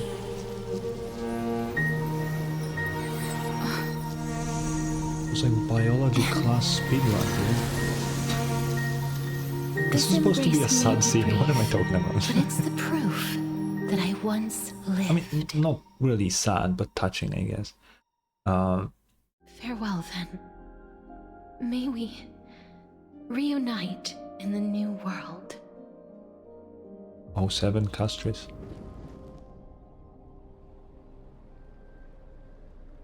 That grand and absurd performance was what you've been seeking your whole life? I gave up everything in search of truth. And it culminated in this very moment. Anaxa, you're fucking insane. And you're dying. You, on the other hand, performed as I expected. You did not hesitate when you saw the chance to attain power. It's as if you... Crave power, like a fly craves rot. Those are your words, not mine. But what you said at the end, did you already know what I had planned for Thynan? I may have lost an eye, but my vision is clearer than anyone else. You've nearly exhausted your humanity. You're no different from my current state as a walking corpse. That's true. I've long since burned to ash over the past 1,000 years. Only he is capable of unleashing a raging fire that rivals our final great enemy, Aquila. So, this is our last chance. How about we let go of the bad blood between us? Okay, so here's the thing. So far, we've been going with the whole thing, like, usually like one Titan per patch, right? When the game first came out, we got rid of, what's his name? Nikador, right? Then in 3.1, what did we do in 3.1?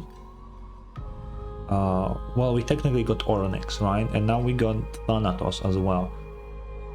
If Kefali and Aquila are the only ones left, we are missing a lot of quests here. Because this story will continue like at least till 3.7, because they said there will be main story every patch for Amphoreus. And like, what the fuck else are we gonna do after that? What is gonna happen here? May I resonate with your core flame, Aglaya? Please do. That's impossible.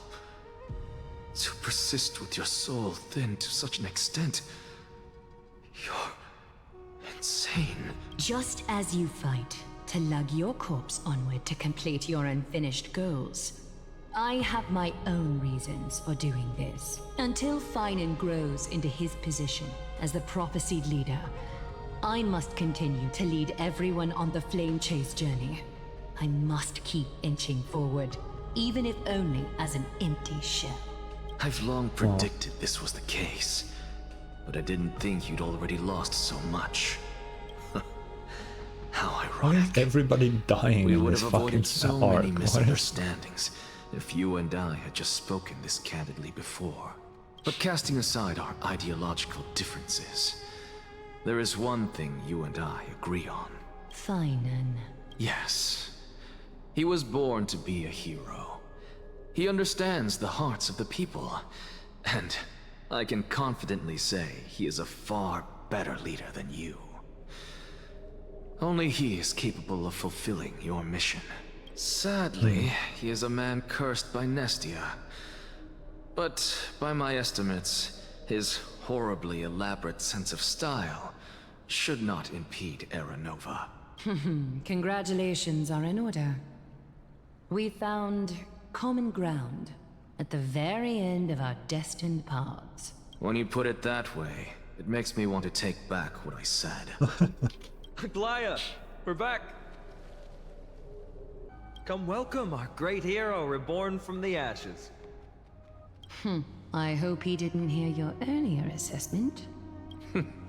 It wouldn't be the first time I criticized him. A man should be aware of his own shortcomings.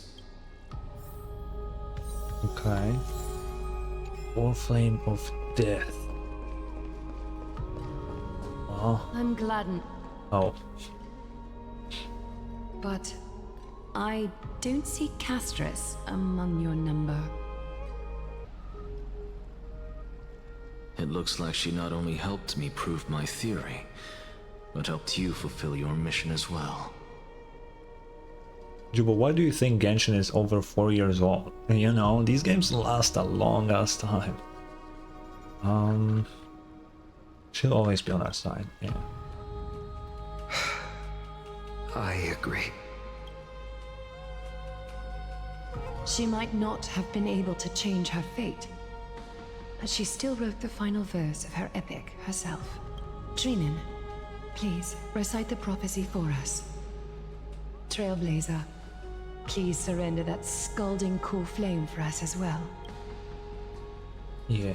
You are the only life she ever saved by her own hand in her 1,000 years on this earth. I believe no one is more qualified for this noble task.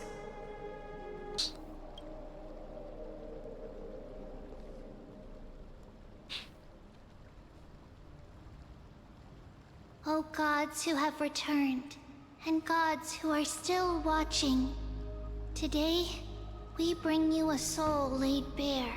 The hand of shadow, Thanatos, remembered their name from the past.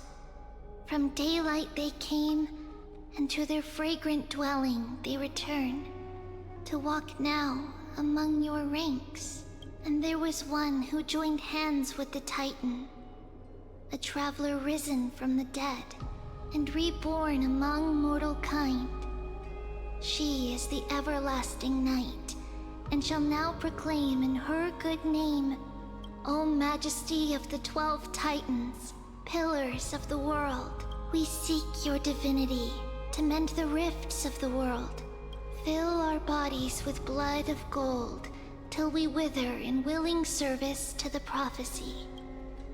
Step forward, trailblazer from beyond the sky, and together with us, surrender the core flame and carve their star into the sky.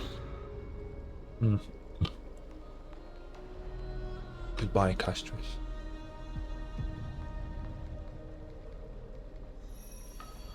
Here we go.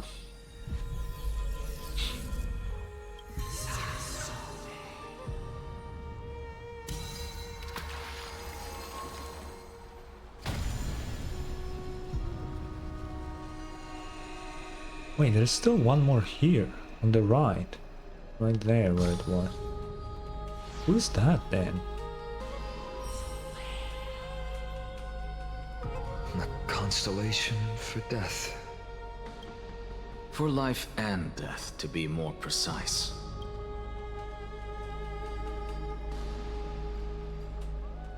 Look! It's... Oh, it's Cass.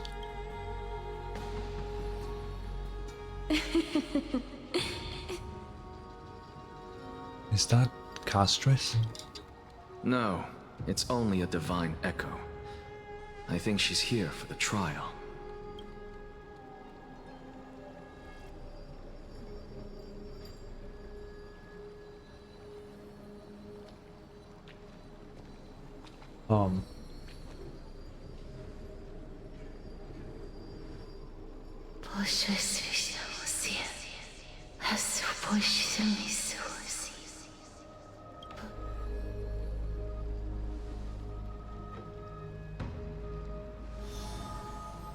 Who will do the who will become? What do you mean the trial? Didn't? What?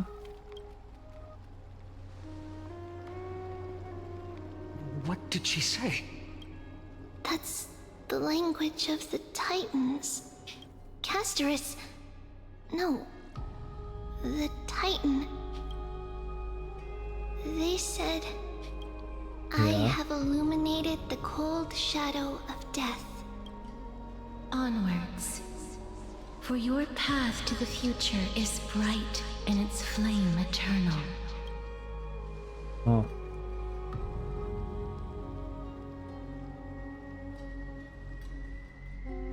Do not forget.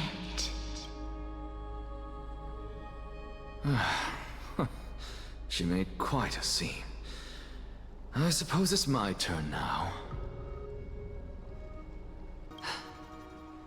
I won't stop you. Professor, you... What's with that look?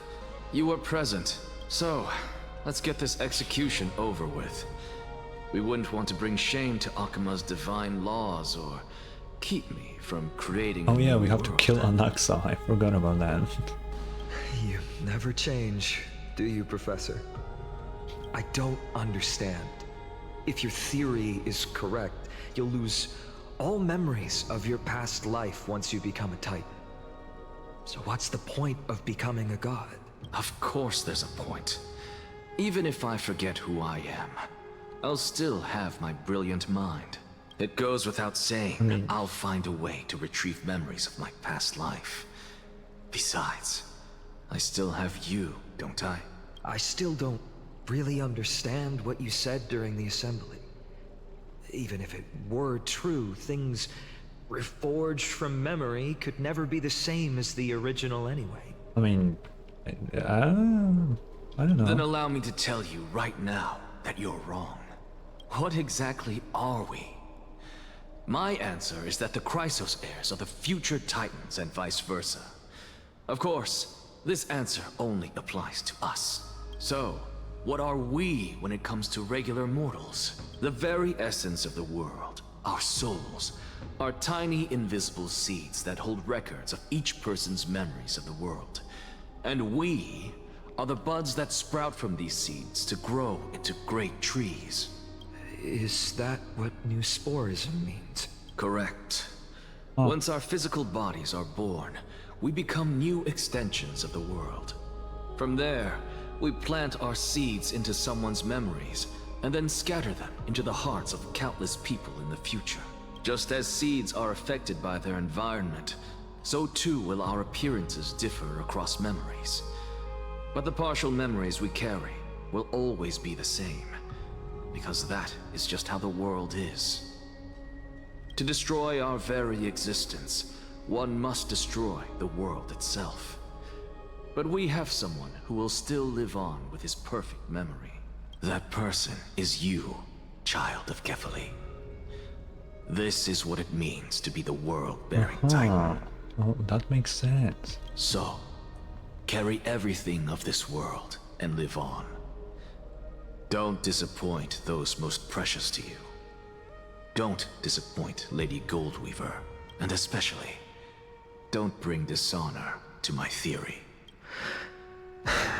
Anaxa, I swear to you, I'll lead everyone to our reunion in the New World. Good.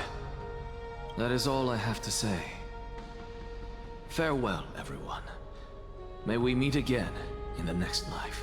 Farewell, great performer. May Circes safeguard your thoughts. 07.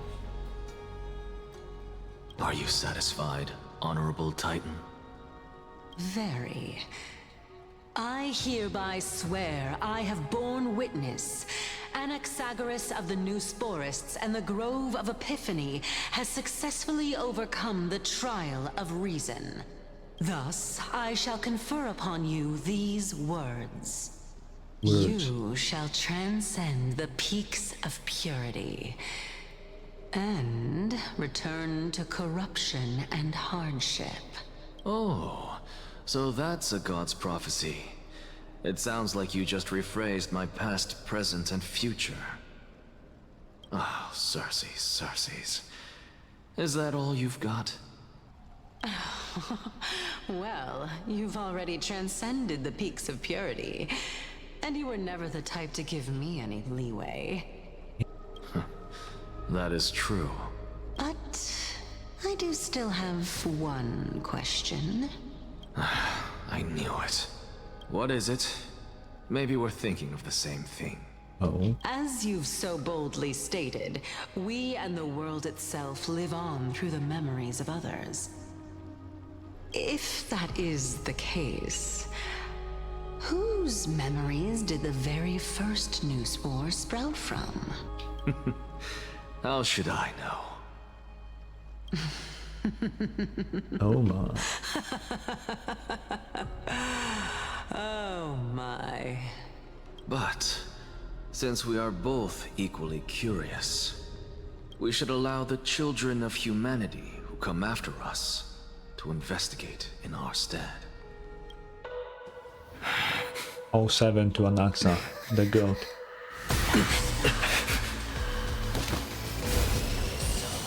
Rejoice, Circes. I sow the seeds of suspicion in the new world with your soul! And now, the objective is complete. That is all. Oh yeah, that was Circe's girlfriend that I didn't know. Okay.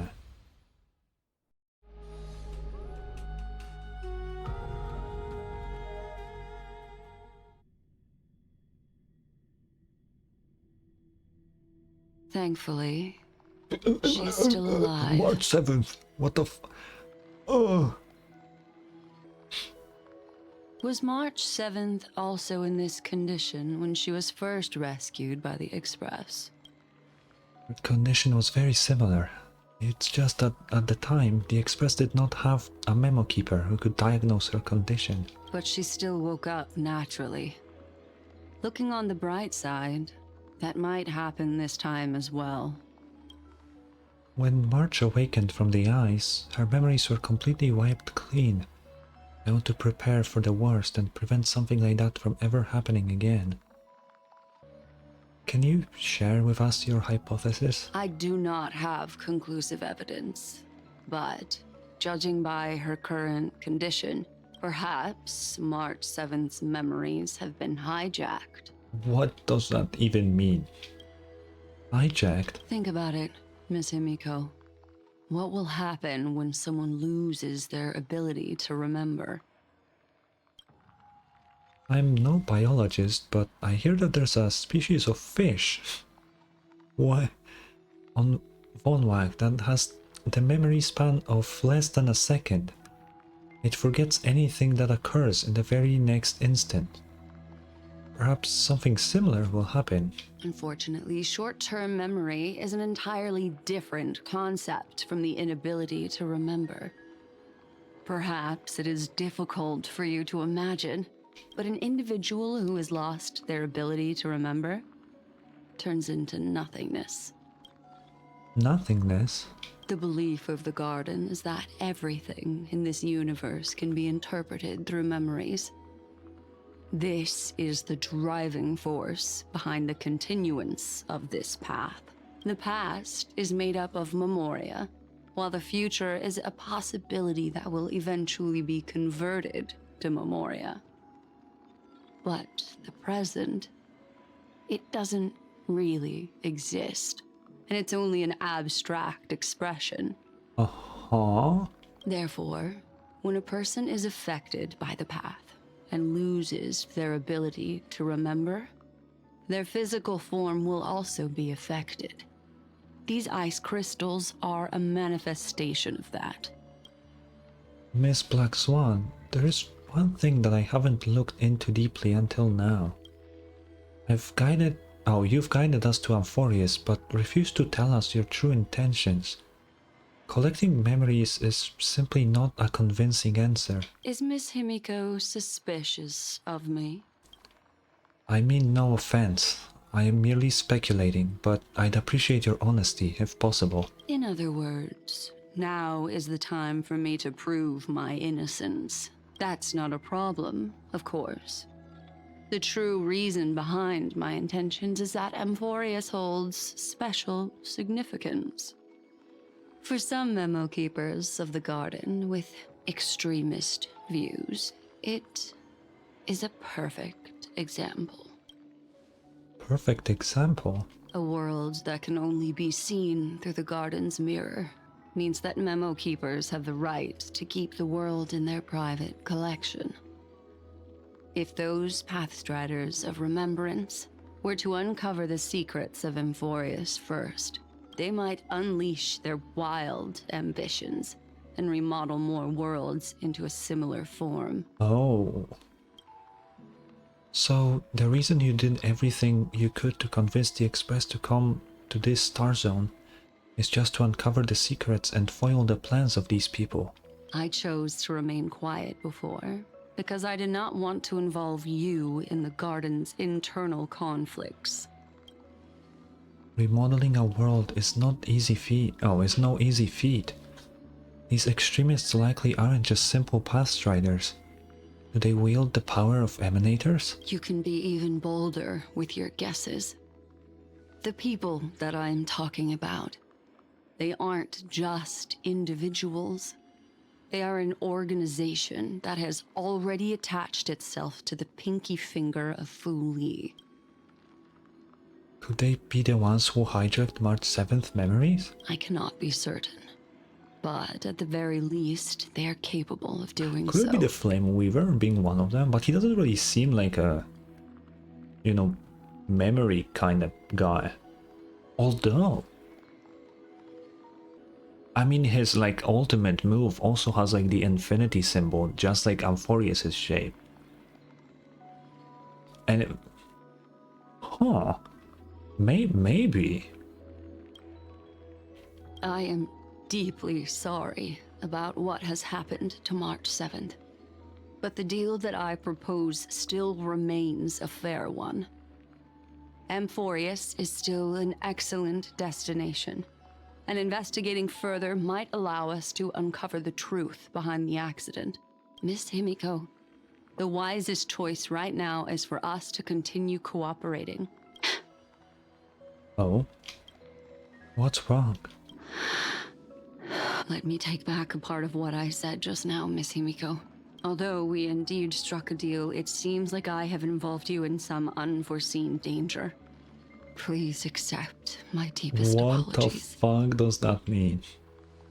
Has something changed? It's Fu Li. Their gaze has just swept across Amphoreus. I mean, that would be... I mean, he already gazed on us. So he would know of I don't know. Oh, how How interesting. Big Herta. I missed her. I never expected a mere memo snatcher to be actually hiding so much inside her head. What's even more interesting is that the word Amphoreus has appeared in her subconscious. Oh. This lady seems to be having fun. Is she usually like this? Bro, you haven't seen Herta. It's hard to explain. What are you two whispering about? Has it not occurred to you that I can hear everything clearly? Please pardon me, Madam Herta. Would you mind sharing with us what you've discovered? The ones who need help are the Astral Express. You will have to put up with my methods, even if they are rather unconventional. Let's get back to the topic. By using the fourth mirror, I rummaged through the brain of this memo snatcher and learned a good deal. Not only does this person know of Amphoreus, but there are also many memo keepers who are interested in the place. Oh. I searched through her consciousness and found the following terms: the Eternal Land, the Rejected Land, and the private collection of the Garden of Recollection. Oh. It seems like Miss Black Swan is indeed hiding some things from us. Since I'm not able to find any useful clues from the outside, why don't I personally visit this mysterious Amphoreus? Yeah, please. Yeah, yeah. You're planning to head to Amphoreus yourself? Yes, but not in the flesh like you all foolishly did. Don't send the puppet, Herta. See these Herta mirrors? With them, I can project my data spirit Okay, entity that's better. to any corner of the cosmos through spatial warps, without even needing to leave my room. But of course, these corners of the cosmos must be within the coverage zone of inter-astral peace communications. After all, this is collaborative technology. I see. You do seem like the more indoor type. True. Although that star zone is not within the network of the IPC, the Express itself can serve as a signal station. Come, give me the astral chart coordinates, then sit back and enjoy the show. Please tell me that in the next patch we actually get to have Big Herta on Amphoreus. Alright, now that everything is ready... Wait, it's not over yet. Mirrors, get to work. I thought that's the whole goddamn. First mirror, input the coordinates. You'll be in charge of the spatial warp. As you command, Madam Herta. The preparations are complete. I wish you a pleasant journey ahead. Second mirror, prepare for the thought refraction. There's still some distance from the Astral Express to the Amphoreus celestial body. You're in charge of sending me over. This time, raise the power to the maximum. Don't be stingy. Oh, okay. I won't fail the mission, Madam Herta.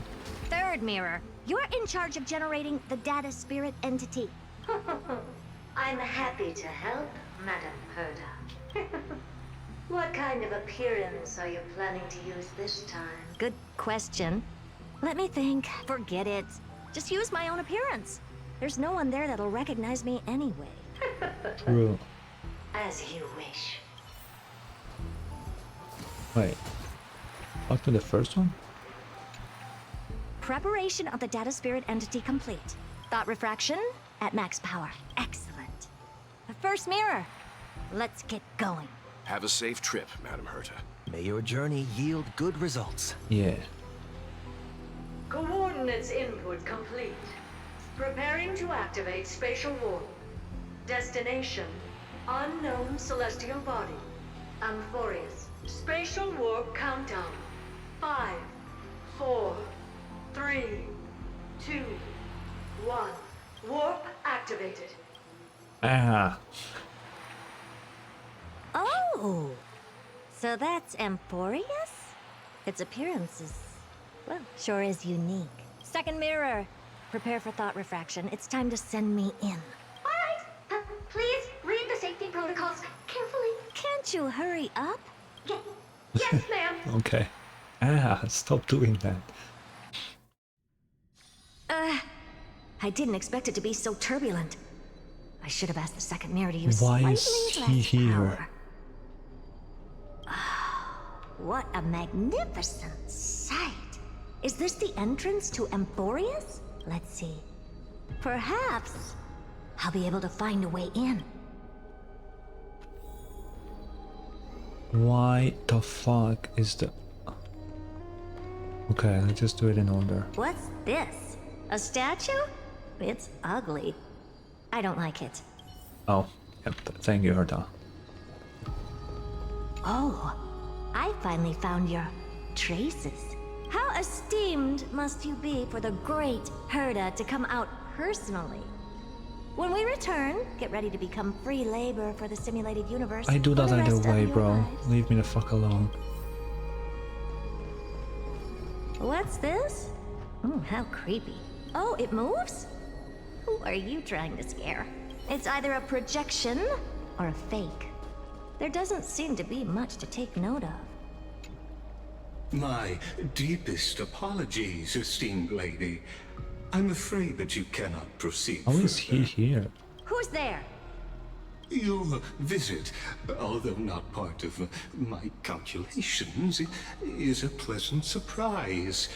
It's a pity that the preparations are not yet in place to receive you with the hospitality that someone of your status deserves.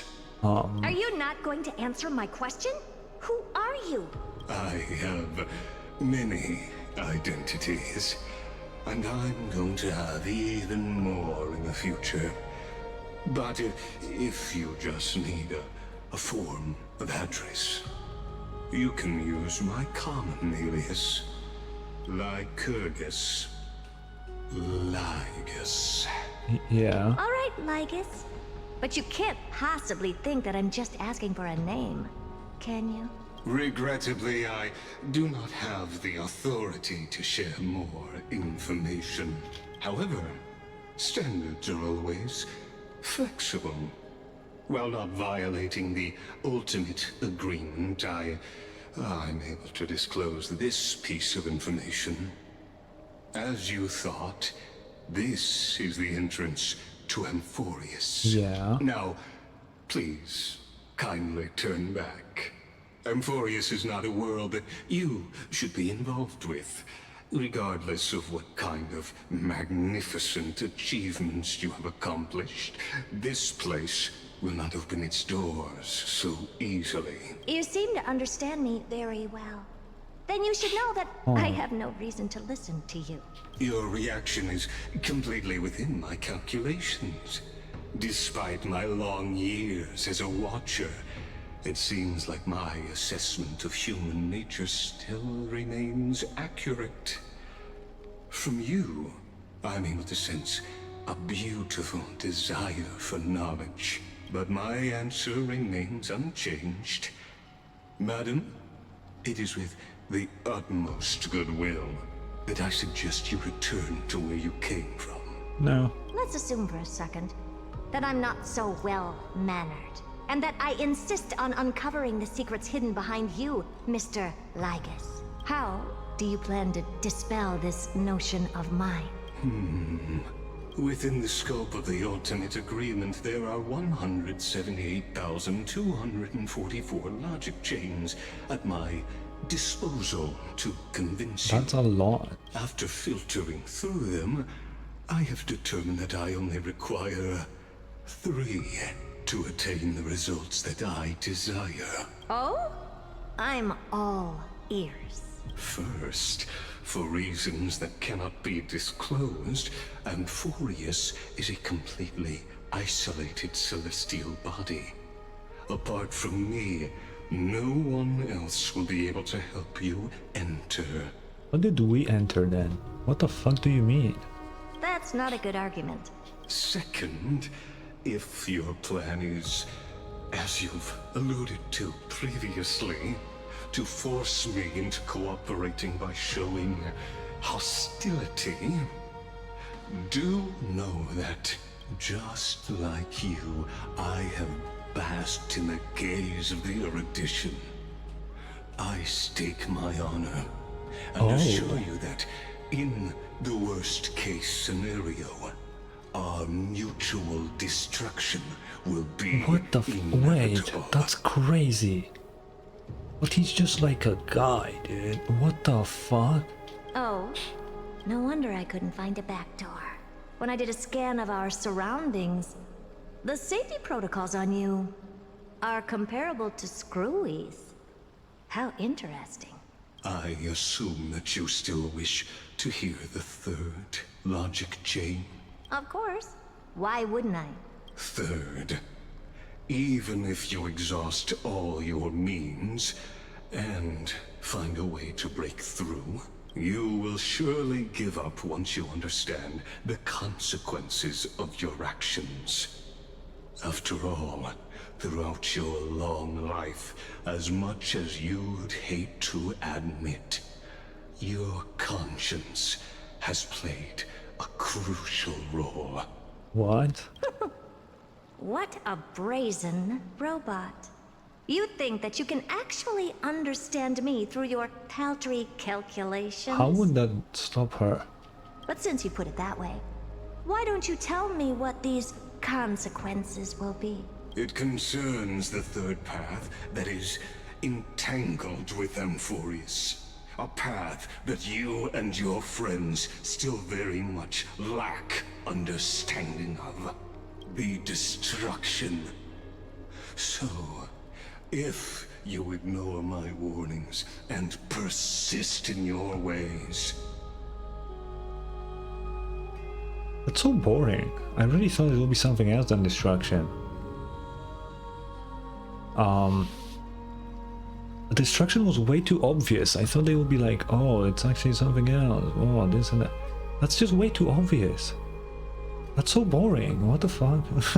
Anyway. You will break the shackles of a Lord Ravager. Okay, no, that's crazy now. And when that happens, their fury will engulf the cosmos. Okay, no, the Lord Ravager shit is actually kind of crazy. That's pretty bad. Oh, that's the end now. Holy fuck, that was a wow. Good fucking quest. Really long, but pretty fucking good. I'm not gonna lie. I liked it. It was pretty nice.